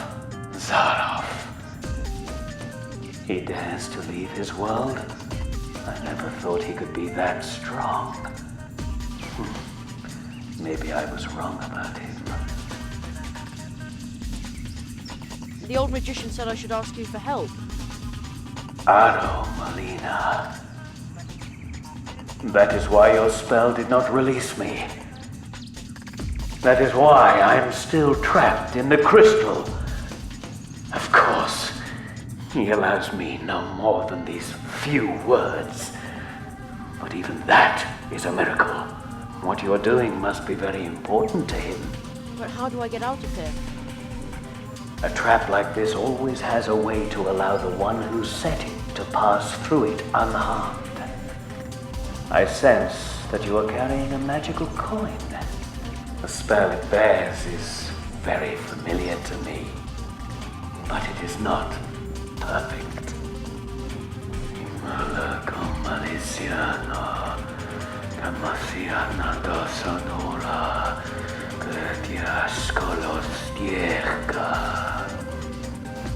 I just bestowed a gift upon you. The coin will now show you the path when you carry it through this place. Follow its light, but you must take heed. Wandering aimlessly in this place forever might be a mercy compared to what awaits you when you follow the coin's lead.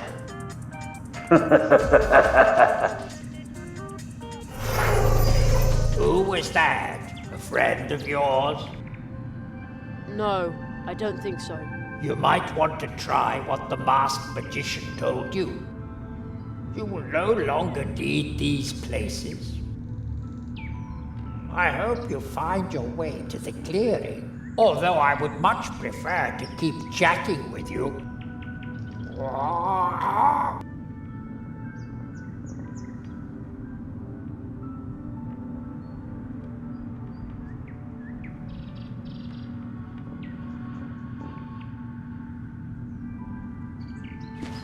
This might be the path.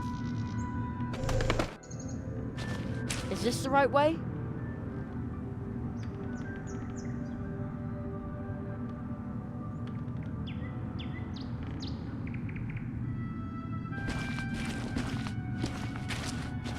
Is this the right path now? I bet this was wrong again.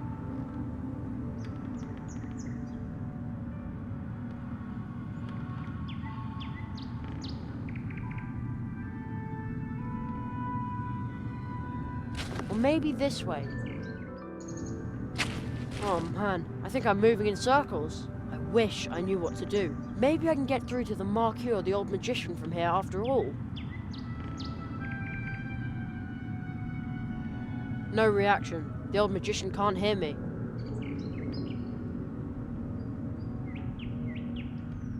This way, maybe.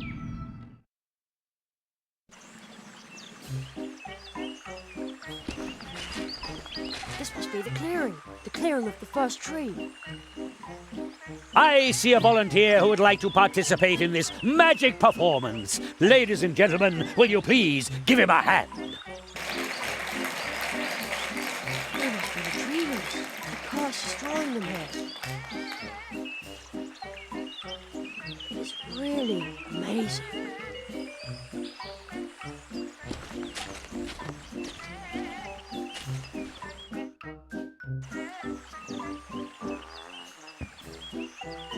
Ladies and gentlemen, we have a volunteer.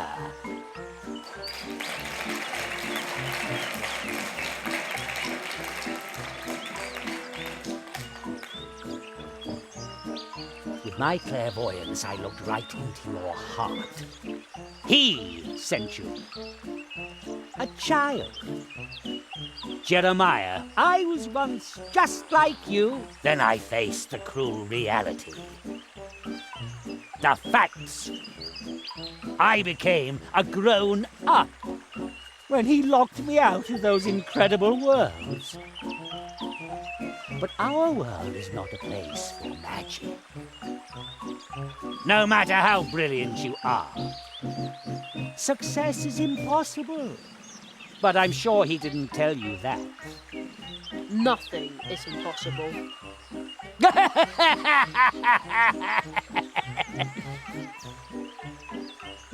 only for him. You will soon realize that. He should never have sent you. He will soon come to realize his mistake. Perhaps he will grieve for you more than he did for me. What a lame performance. You still have much to learn. The audience, they love only me.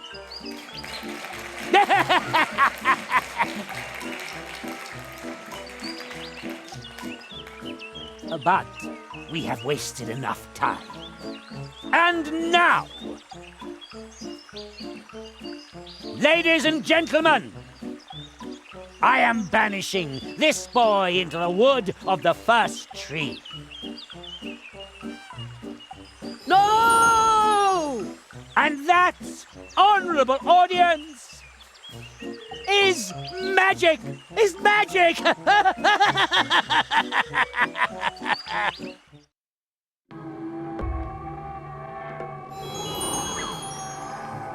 Jerry, can you hear me? We haven't got much time. My magic isn't strong enough to ward off Zarov's curse for long. He banished you into the first tree. I tried to shield your mind from the clutches of his black magic as best I could. Do not falter, Jerry. Be on your guard. Zarov's spell nails have darkened the soul of the first tree. Others must be trapped in its magical wood as well. Go and find them. Do not succumb to fear, Jerry. You must not give up. Must not give up. Not give up. Give up. Must give up. You must give up. Where am I? I must have fallen asleep. The lazy boy fell asleep right in front of a portal tree. Huh, and he wants to be a tree walker? What a sacrilege. Ah.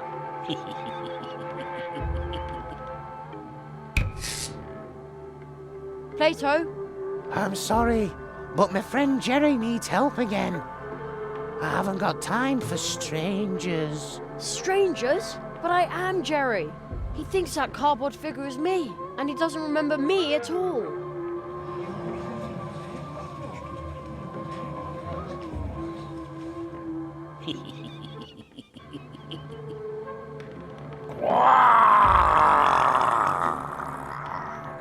What wretch is this, daring to disturb the quiet of the woods?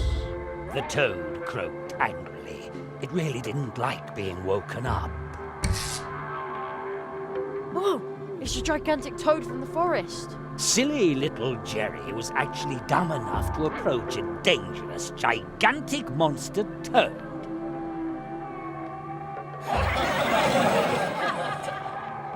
I should talk to it. Maybe it knows how I can get out of here. An excellent idea.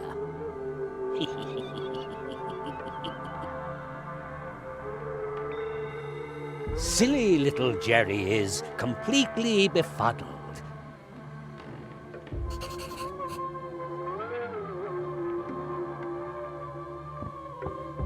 What have we here? Looks like a script to me. The Curse of Zaroff. Act 1. Silly little Jerry. I am not silly. Hated by all woodlanders. No, that's a lie. An obnoxious moocher through and through. That's not true. Finally trampled to death by the angry rock toad. Who would write this nasty stuff? What a crybaby! Nothing is like it seems. You must give up. The spell nails have darkened the soul of the first tree. Just give it up. The lizards. Zaroff! Hooray for Zaroff!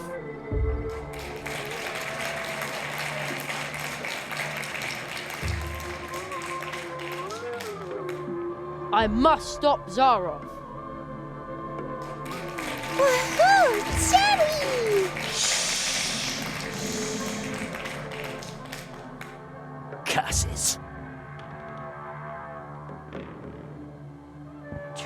large boulders.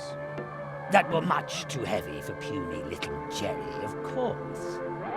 Huh, I'll show you. See?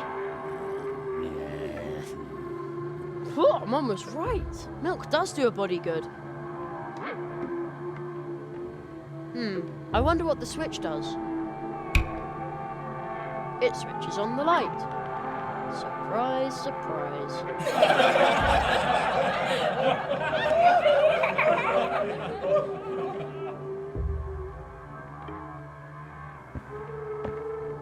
Hello? Hello there, Luminance Lighting Service. How may I help you? A good friend of mine would like to be back in the limelight. Who's the lucky guy then? A large toad, here on stage. Very well. I can see illuminating this gentleman will be a truly daunting task. This looks like a job for a Limelight Deluxe. He led us all to The our toad's breathing rather downfall. heavily. No wonder, it's got these ugly posters sticking all over its body. I'll try to tear off the posters.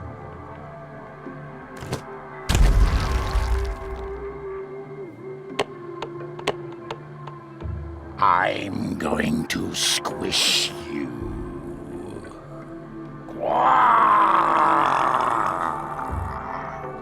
It won't let me get any closer.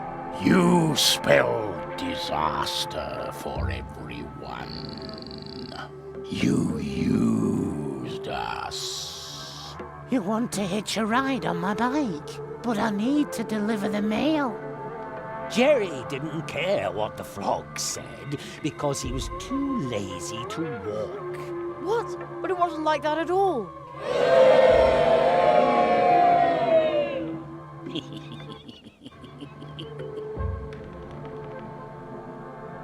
These chestnuts are huge.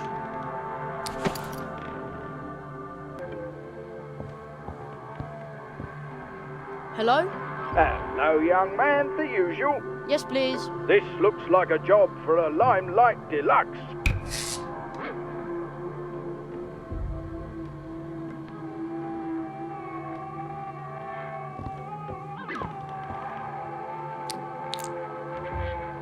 Uh-oh. The chestnuts went pretty far up his nostrils. Take your hands off me, human. I got you! My mind is clearing. I was willing to squish you, but the spell that fogged my mind is now broken.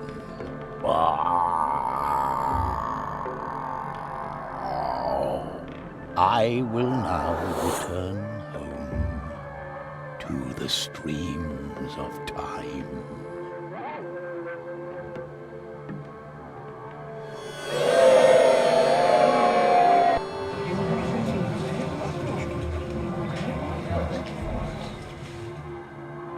Isn't that good enough for you?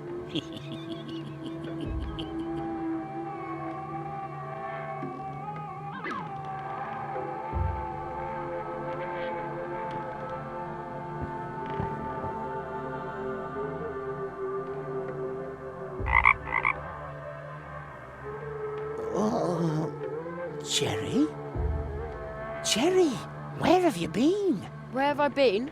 The three of us were in the dark tunnel. And then... Oh, just as long as you're doing all right.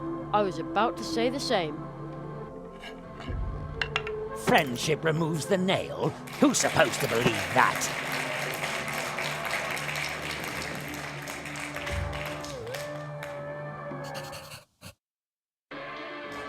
Hey! What's going on here? Where did Plato go? Unfortunately, Plato, the clumsy amphibian, recently had an accident with his bicycle. Oh, really? He broke all his frog legs on an oak while being forced to deliver a useless letter for a certain Jerry Hazelnut. Ha ha! Mean miserable bitch bit. Hey, look who's here. Spotting Tater-Nose Bogey. Maybe he can help me.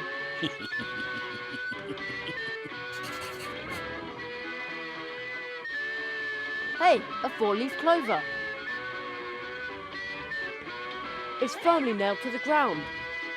There's no way I can rip it out. Don't you touch me, Shamrock. You no good numpty.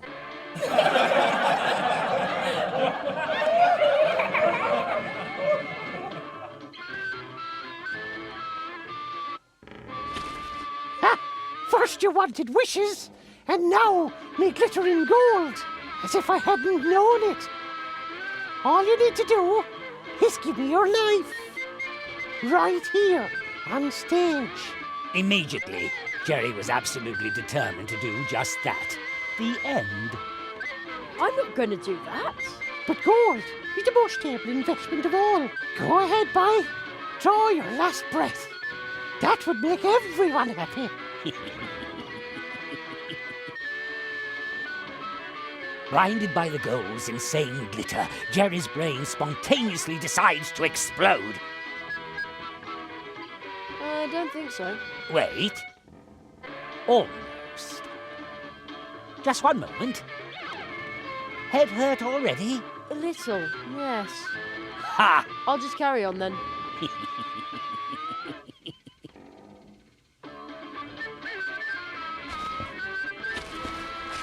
The Curse of Zaroff, Act 2. Let's see. Without hesitation, Jerry accepts the leprechaun's gold and in return gives up his hopeless fight. He ceases to live?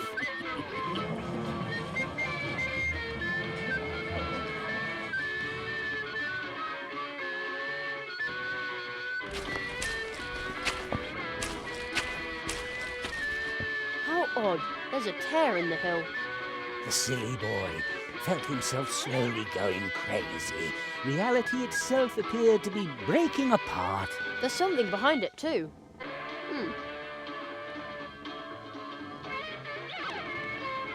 I can't ride in it with my hands.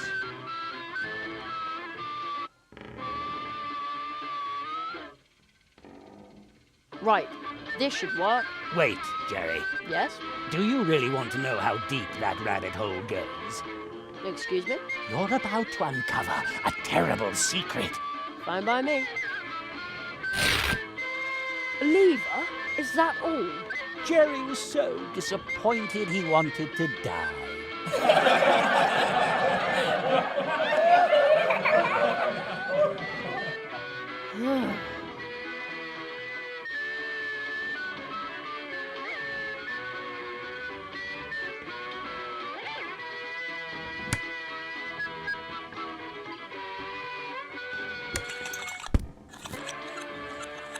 Oops. No! Ouch! The lovely shamrock. It came off. I'm sorry. I think I ruined the lawn.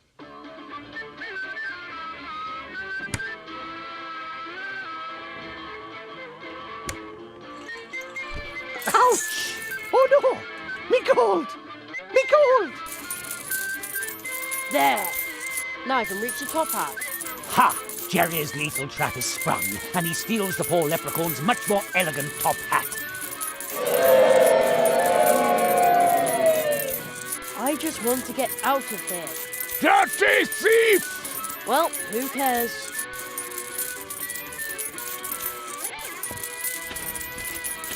Me poor gold! Me gold! My...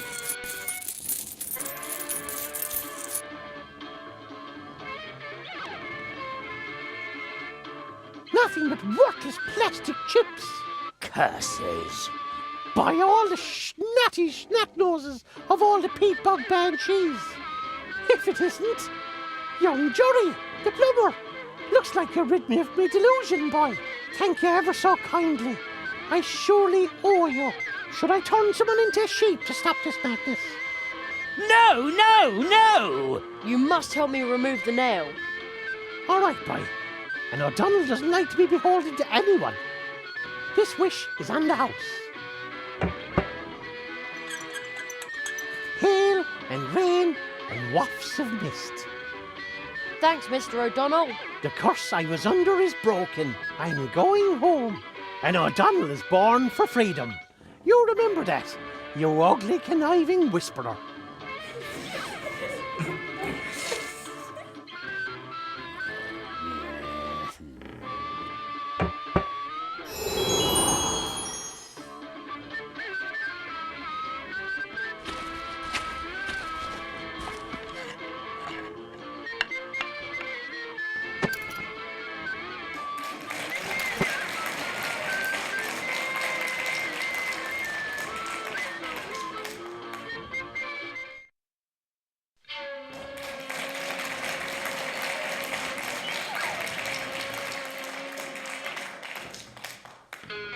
The land of volcanoes, sharp swords, and man-eating fox spirits. What a beautiful place to fail in, Jerry thought. Just give up, bonehead! Hey! I'm a fox, I swear. Kitsuna! You are trapped in a human's body. No mask can hide that, Kitsune. But... Humans and foxes can never be friends. But if a human accepts a fox for who she is, doesn't that count? Even if that were the case, why aren't you changing back? I tried to change back. It just won't work.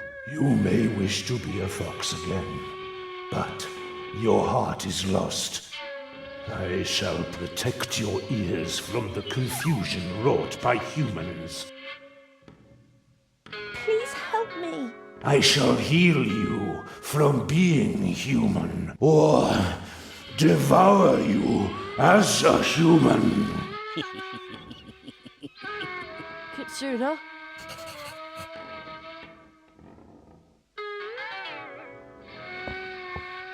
Great, a new script. The Curse of Zaroff, Act 3. Little Jerry won't give up. He kept bothering the foxes incessantly. Until they grew tired of the immature smart aleck and devoured him, bones and all. Ouch!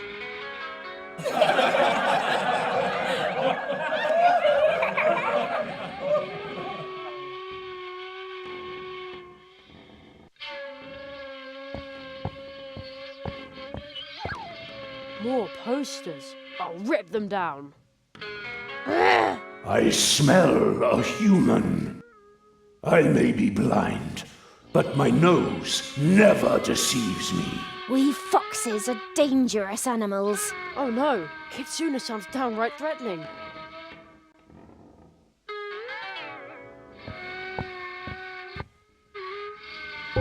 Louder! But how?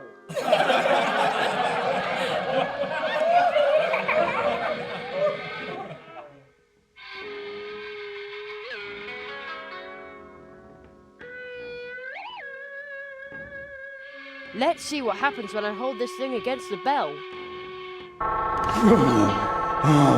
My ears!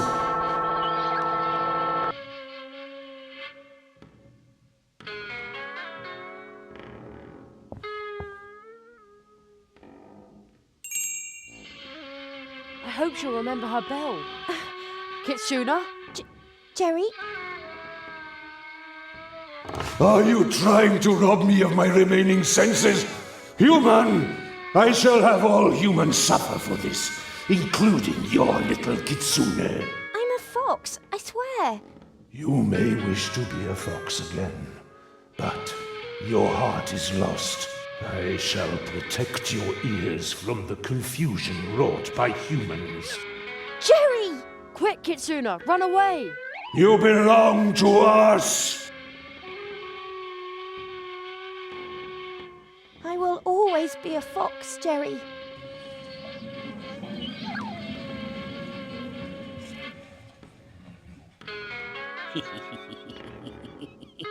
And Jerry's sound carrier shattered in his backpack. Oh, great. The sound carrier broke.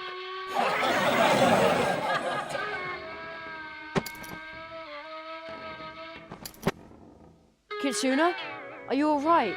Jerry, Humans and foxes can never be friends. But if a human accepts a fox for who she is, doesn't that count? You may wish to be a fox again, but your heart is lost. I shall heal you from being human, or devour you as a human. Kitsuna, don't listen to him. He's not himself. He will keep you forever. Jerry, why don't you just leave? I will always remain a fox. I know, and that's a good thing. You are you. You are a fox. I am a fox. Foxes fight!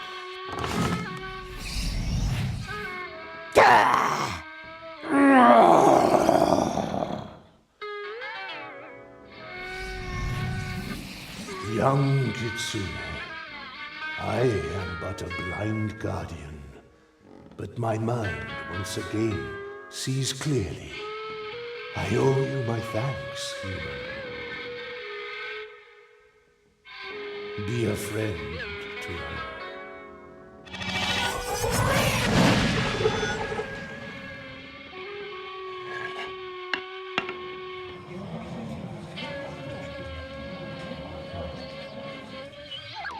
Friendship removes the nail? Who's supposed to believe that?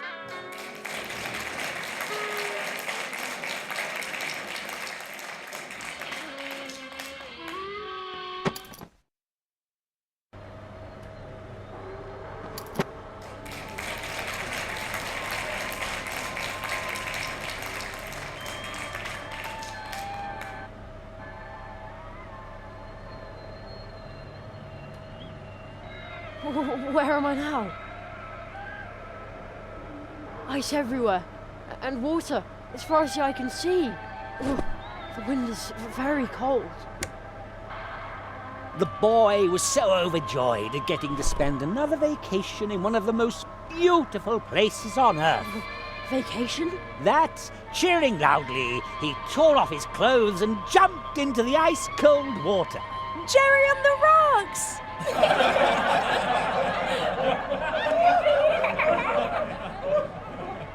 I'm beginning to think you don't care about me at all. Mr. Hazelnut, I resent your attitude. The only thing I care about is art. But you just won't follow the script. Yes, please forgive me. I will try harder. I certainly hope so, you useless amateur! Now, where were we? A mighty polar whale broke through the ice behind Jeremy, and with his mighty voice he proclaimed, You have made a brave effort. You even advanced to the edge of the eternal ice. But you cannot withstand the cold. It is time to give up. To let go. Join me as I slide into the dark, cold waters under the ice.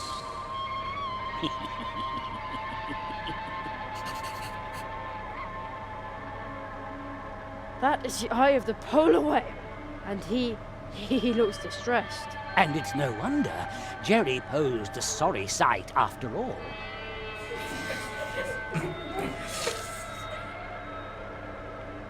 No, it's because of your posters. It looks like he's watching me. Ice flows and water as far as the eye can see. Jerry was fascinated by the relentless cold of the Arctic Sea. The sight of its icy waves alone was enough to make Jerry shiver uncontrollably.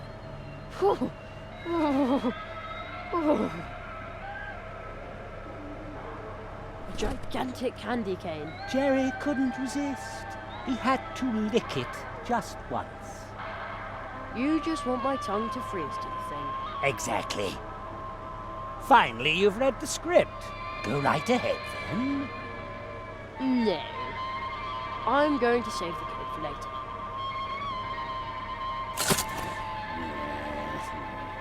Oh, the boy is just too smart for you. Quiet! A Christmas tree. Mum always bakes delicious mince pies for Christmas. The young boy's yearning for the familiar sweets was downright overwhelming. It painfully reminded him of the fact that his mother would never again hold him in her arms. This is just low! The curse and all that is all right, but dragging his mother into this? Disgusting! Quiet! Maybe it'll make me feel better if I take down the decorations.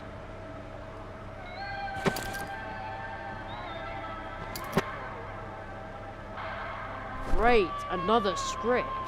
The magnum opus of the fantastic Magnum Salon. doofus? A first-class literary stroke of genius, you ignoramus. The title is The Curse of Zaroth, fourth and final act. A masterpiece of simplicity. Jerry was at the North Pole. It was cold. He was freezing. Just like really being there. It's so authentic. Jerry was snowed in and frozen. Everyone was happy about that. The polar whale sang with joy. What a beautiful ending. So tragic.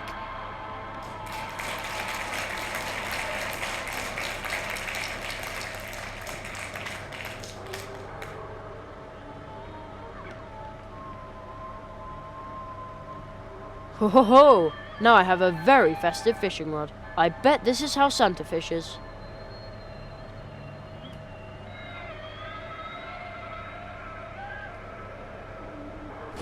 You know, I bet if Santa ever goes ice fishing, he takes along plenty of warm milk and cookies. Right, let's see what happens.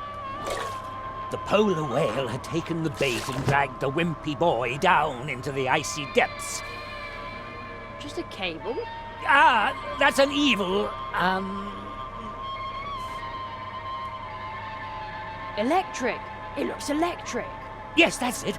A wicked electric cable eel that's about to, just a moment. That's about to wrap itself around my scrawny neck and zap me with a lethal electric shock. Yes, exactly. Very good. I think you need a vacation if you depend on a 12-year-old to create your art for you. The cable loops back there to where all the wind is coming from. Wait, why am I saying back there when I'm clearly on an ice floe in the middle of the ocean? I'll just pull on the cable. Hey, look! It's a wind machine.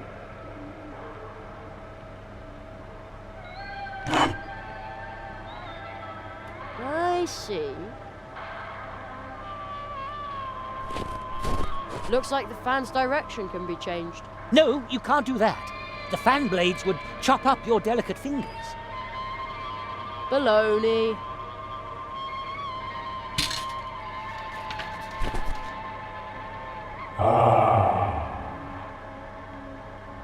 That is much better. Thank you, little land walker. No, no, no! Our nightmare is now over. But many are still dwelling under the curse of darkness. You have got to help them. But I'm nothing but a herring. And Zaroth is a mighty whale! I'm way too small. That is exactly your strength, little land walker. Woohoo! Jerry! You can do it, Jerry! Quiet! We believe in you, Jerry! Go, Jerry!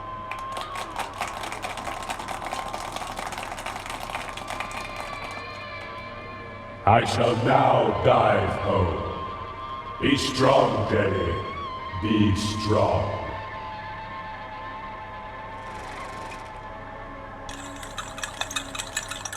I will stop Zaroth.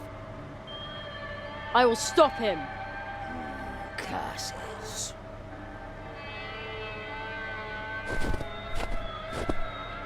No, no, no!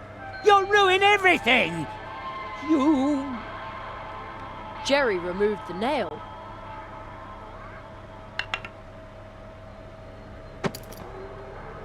He realized that this was all just a dream that he and his friends were trapped in. He understood that he was able to change the dream.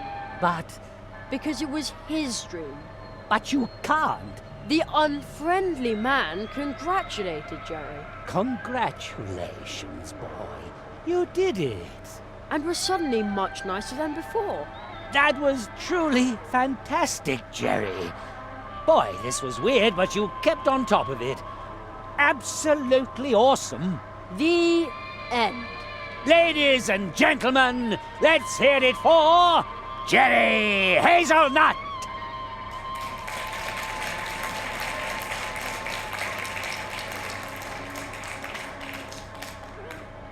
Encore!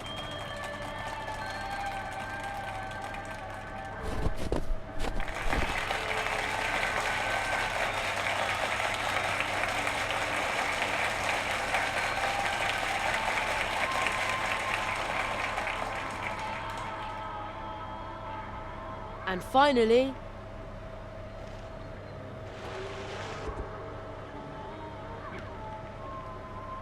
Jerry woke up.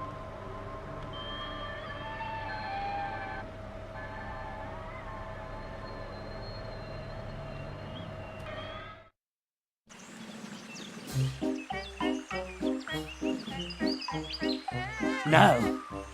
No! This is impossible!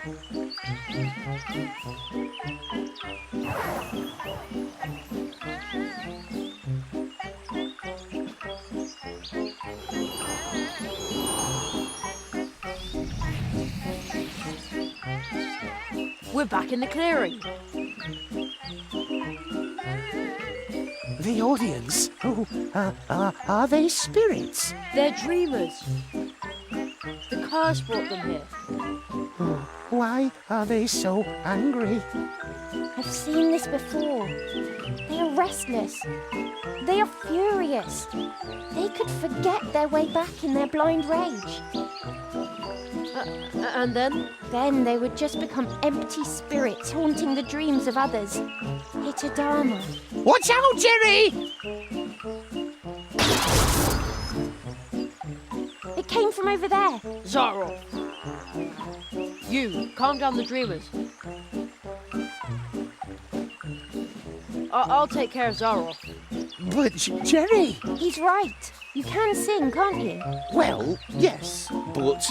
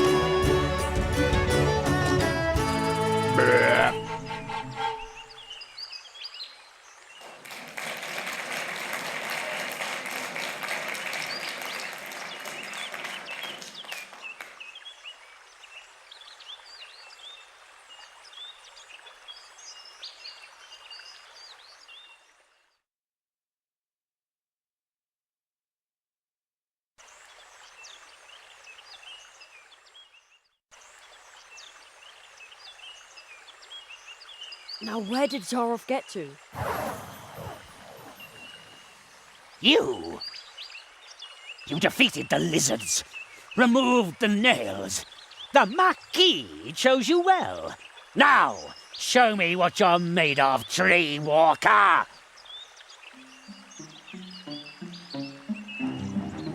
Jerry, defend yourself!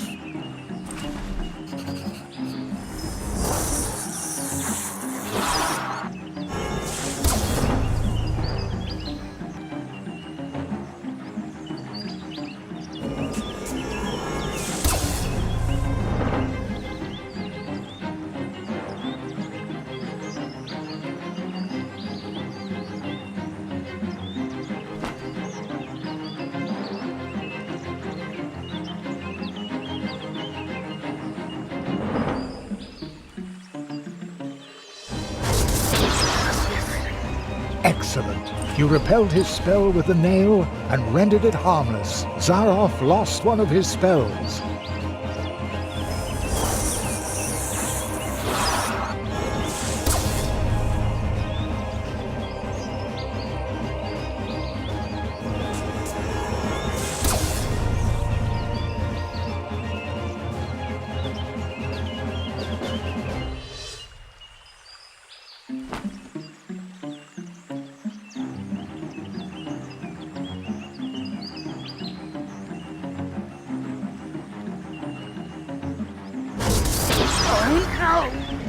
Well done. You repelled his spell with the nail and rendered it harmless. Zaroff has only 2 spells left now.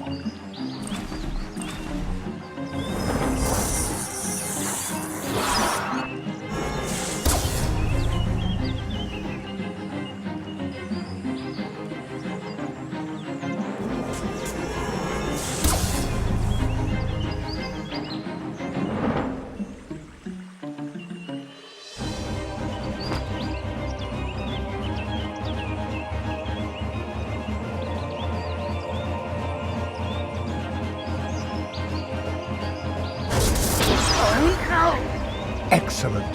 Now Zaroff has only 1 remaining spell.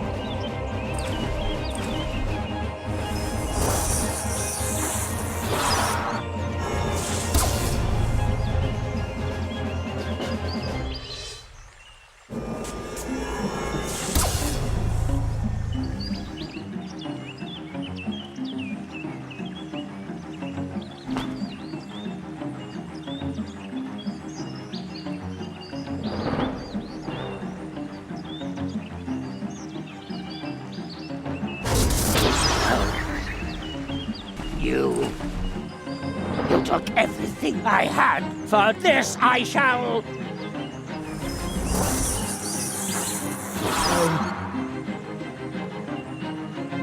You, it is you.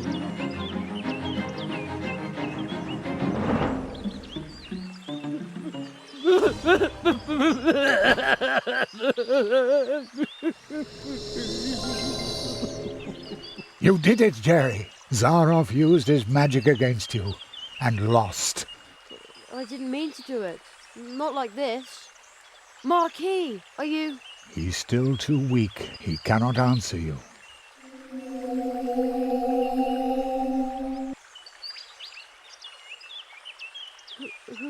Who's the boy? Where did he come from? The tree, it remembers. It remembers the teacher and the apprentice who once visited this place. Zaroff did evil things. That's why he cannot look the child he once was in the eye. But who among us could, after all? Who is he? What does all this mean?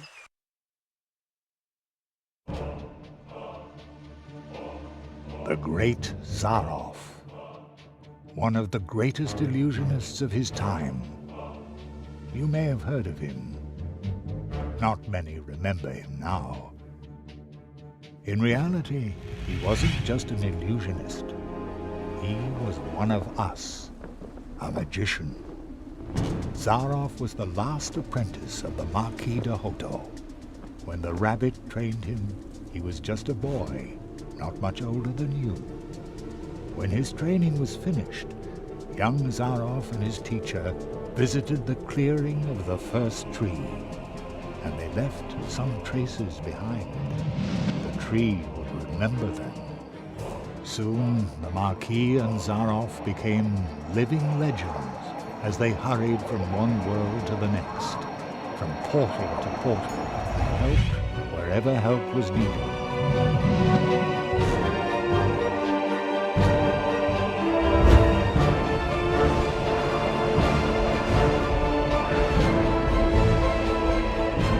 They were true tree walkers, but their path led them to a place where darkness ingrained upon their souls.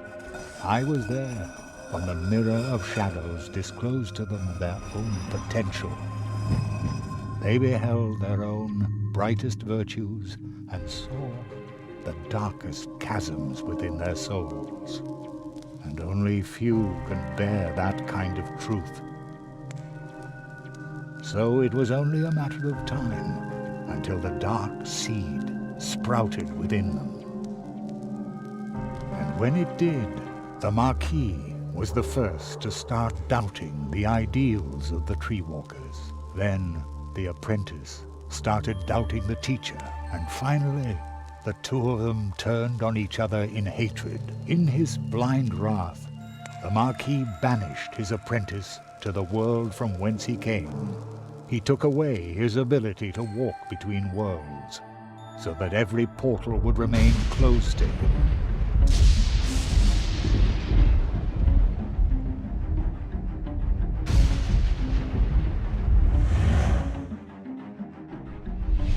Zaroff became a prisoner in his own world.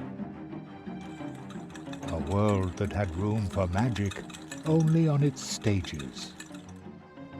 Thus he became the Great Zaroff, the illusionist. But the appeal of the new tricks he invented to captivate his audience soon wore off, and Zaroff fell for a second time. Marooned. Forgotten.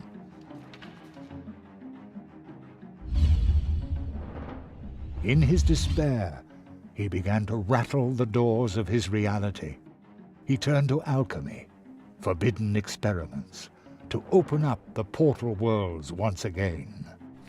And with every failed experiment grew the hatred for his teacher and for his audience that no longer cared for him.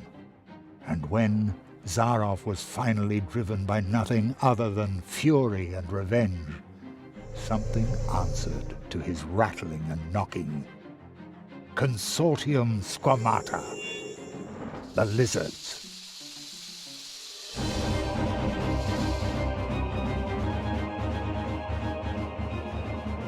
With its false promises, the Consortium had already passed through many worlds. Promises that would disturb the balance of nature. Zaroff was approached by 4 members of the Consortium. They offered the magician a deal. The lizards had surreptitiously obtained the ability to walk between worlds, but they didn't know the way to the most secret of places. Zaroff, on the other hand, had memorized the paths of the tree walkers, the portals, the path to the clearing of the first tree. Thus he led the lizards through the portals, betraying the tree walker he had once been with every step of the way. In exchange, they gave him the power to cast a curse on one of the first trees. The lizards gave Zaroff 4 nails. 4 nails made of 4 cursed metals, serving to drive the magician's spell deep into the trunk of the first tree, where it would take effect and make the inhabitants of the portal worlds his final audience, thus trying to obtain respect and glory by force. Zaroff's final great triumph. And while the portal worlds were suffering from the curse of Zaroff, the lizards invaded them, as they had done many times before. Only one could have provided help, but Zaroff's mentor, the Marquis de Hoto, had spiraled himself further into the darkness that the Mirror of Shadows had revealed to him. The Cold One! He was willing to let us freeze to death. The good tree walker who had trained Zaroff. I had already given up hope I would ever meet him again. But when Zaroff entered the clearing, the first tree remembered the magicians. When it recognized the threat that the apprentice posed, the first tree brought to life and sent out the memory of his teacher. So, the memory of the Marquis de Hoto, shaped long before his own corruption set in, left the clearing of the first tree, and promptly forgot that it was nothing but a memory. And once again, he was a true tree walker. He set forth to find himself an apprentice, somebody who would be able to stop Zaroff. He answered your call. The roots of the first tree run deep, even into our dreams. The Marquis found you, Jerry, because you had a dream.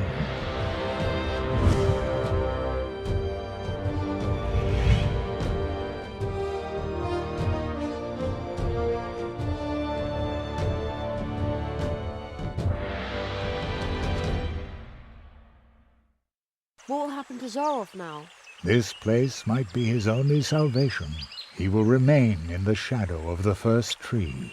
The Marquis, the first tree, they were right. You went beyond yourself. That's how you finally got to this place and faced down Zaroff. The Marquis made you a true tree walker, but you were forced to pay a high price when the Marquis went from idea to reality by entering your world. Something else had to go. Your father, as though through a revolving door, the Marquis came to life, and your father was lost in the rift between worlds and forgotten. But do not worry. You saved us all, and very soon we will return the favor.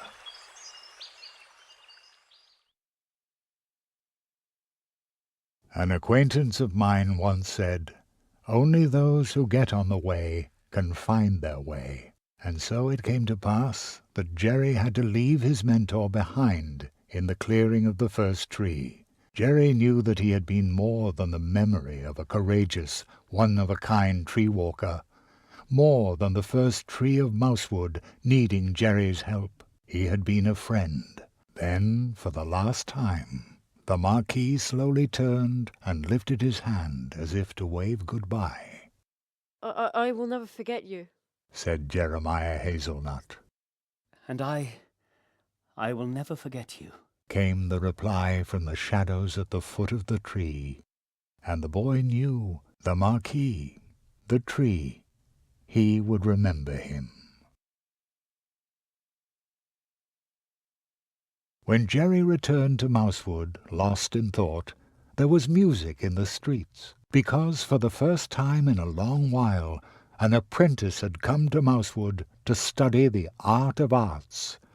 And for the first time in a long while, the Treetop Festival, the celebration of friendship and courage, was held in honor of an apprentice who had finished his training, in honor of the tree walker, Jeremiah Hazelnut, the rabbit's apprentice.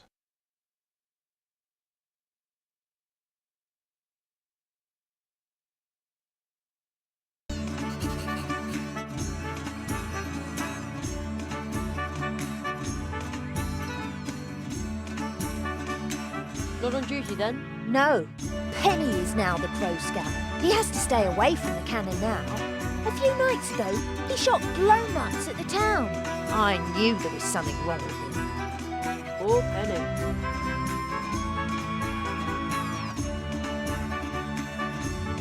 Isn't this a grand table? We put it together yesterday in a hurry. Very stylish, boys. And it was great fun too. Yes, diligent work is fun. You again.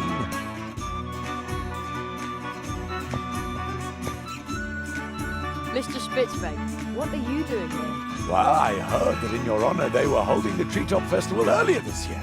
So, naturally, I turned right around and came back. You must tell me all about your adventures. And you tell me about yours. Oh, you'll come and see me soon. I brought some lovely kelp tea from the coast. They are holding the Treetop Festival unusually early this year, but sometimes it's a really good thing to revive old traditions.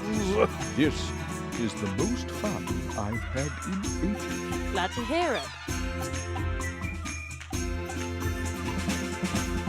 This is a great party. Almost makes you forget all your troubles.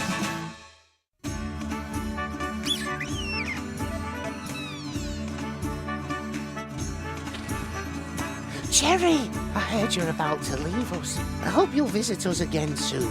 Sure, I live just around the corner. Well, so to speak. Really?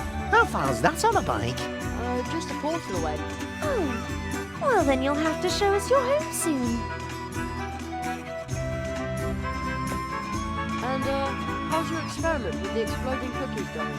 Plato, my little cream puff, was really impressed.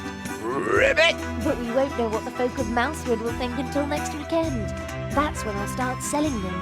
Sounds great. Yes, we've been very lucky lately. Sometimes I even dare to hope that old Uli will come back. Hope you like the cupcakes too.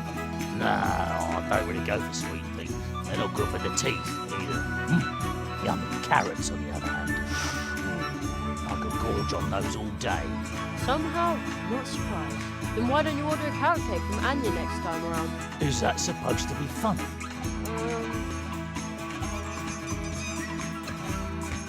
Dance at last! Oh, yes!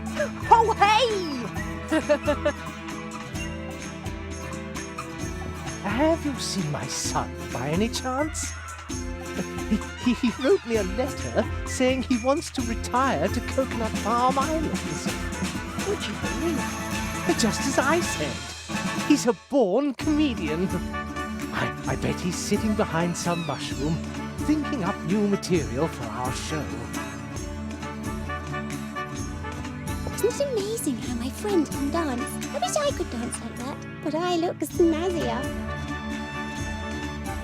Hey, youngster, remember, just because your apprenticeship is finished, that doesn't mean you're a master now. You whippersnapper, age and experience form the stablest foundation there is. Don't you forget that. And now let's celebrate. Here's to you. Here's our tree walker now. I hope I can interview you soon. Then you can let us in on how you tamed the lizards, chased off the crows, and defeated the evil magician. Okay, but... No false modesty, please. You've got a good face for the radio. Here they all go again, drinking our juice. Typical. Bah! They have good taste. Whatever would they do without us wood dwarfs, eh? Hey, is it true that you saw the fox? Yes, and I befriended it. How cool is that? Much cooler than my stupid violin.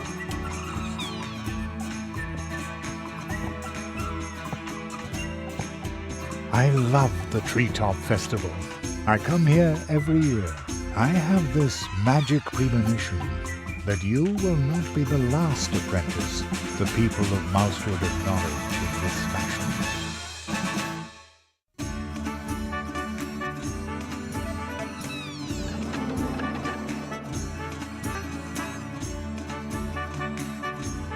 Isn't this a grand table? We put it together yesterday in a hurry. Very stylish, boys. And it was great fun too.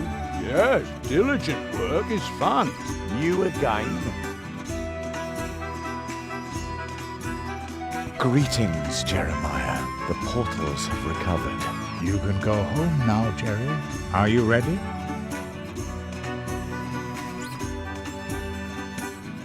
Yes, I'm ready. And I'm going to come with you.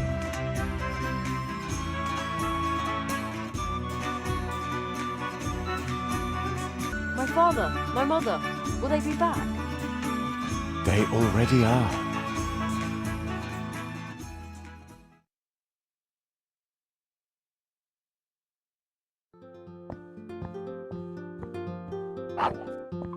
Jerry, we've been waiting for you for an hour. I've had to stop your dad from eating the entire blackberry pie himself.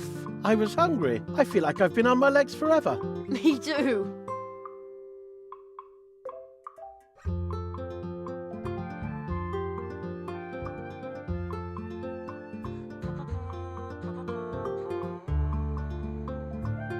And that's all Jeremiah could say. The fox girl still claims that he cried. That's so not true. Thus Jeremiah Hazelnut returned home, and thus ends our story.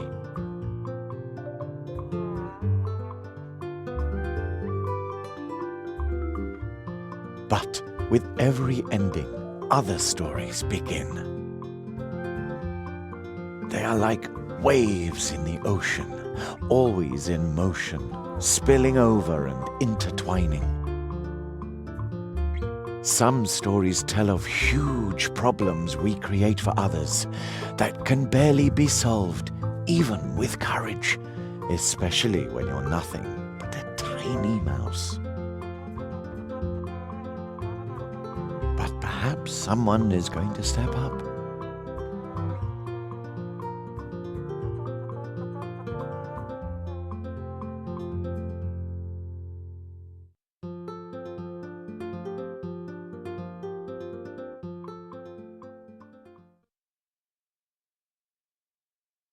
And then there are scary tales as well. Secret, forbidden ones that you can only tell behind closed doors. Are you suddenly cold too? Who was that boy?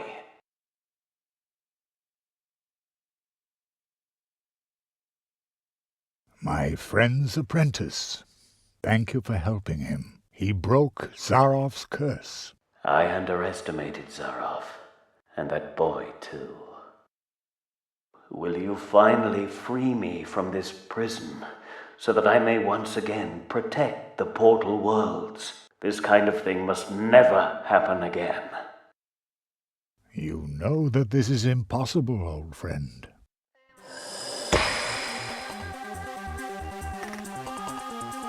Nothing is impossible.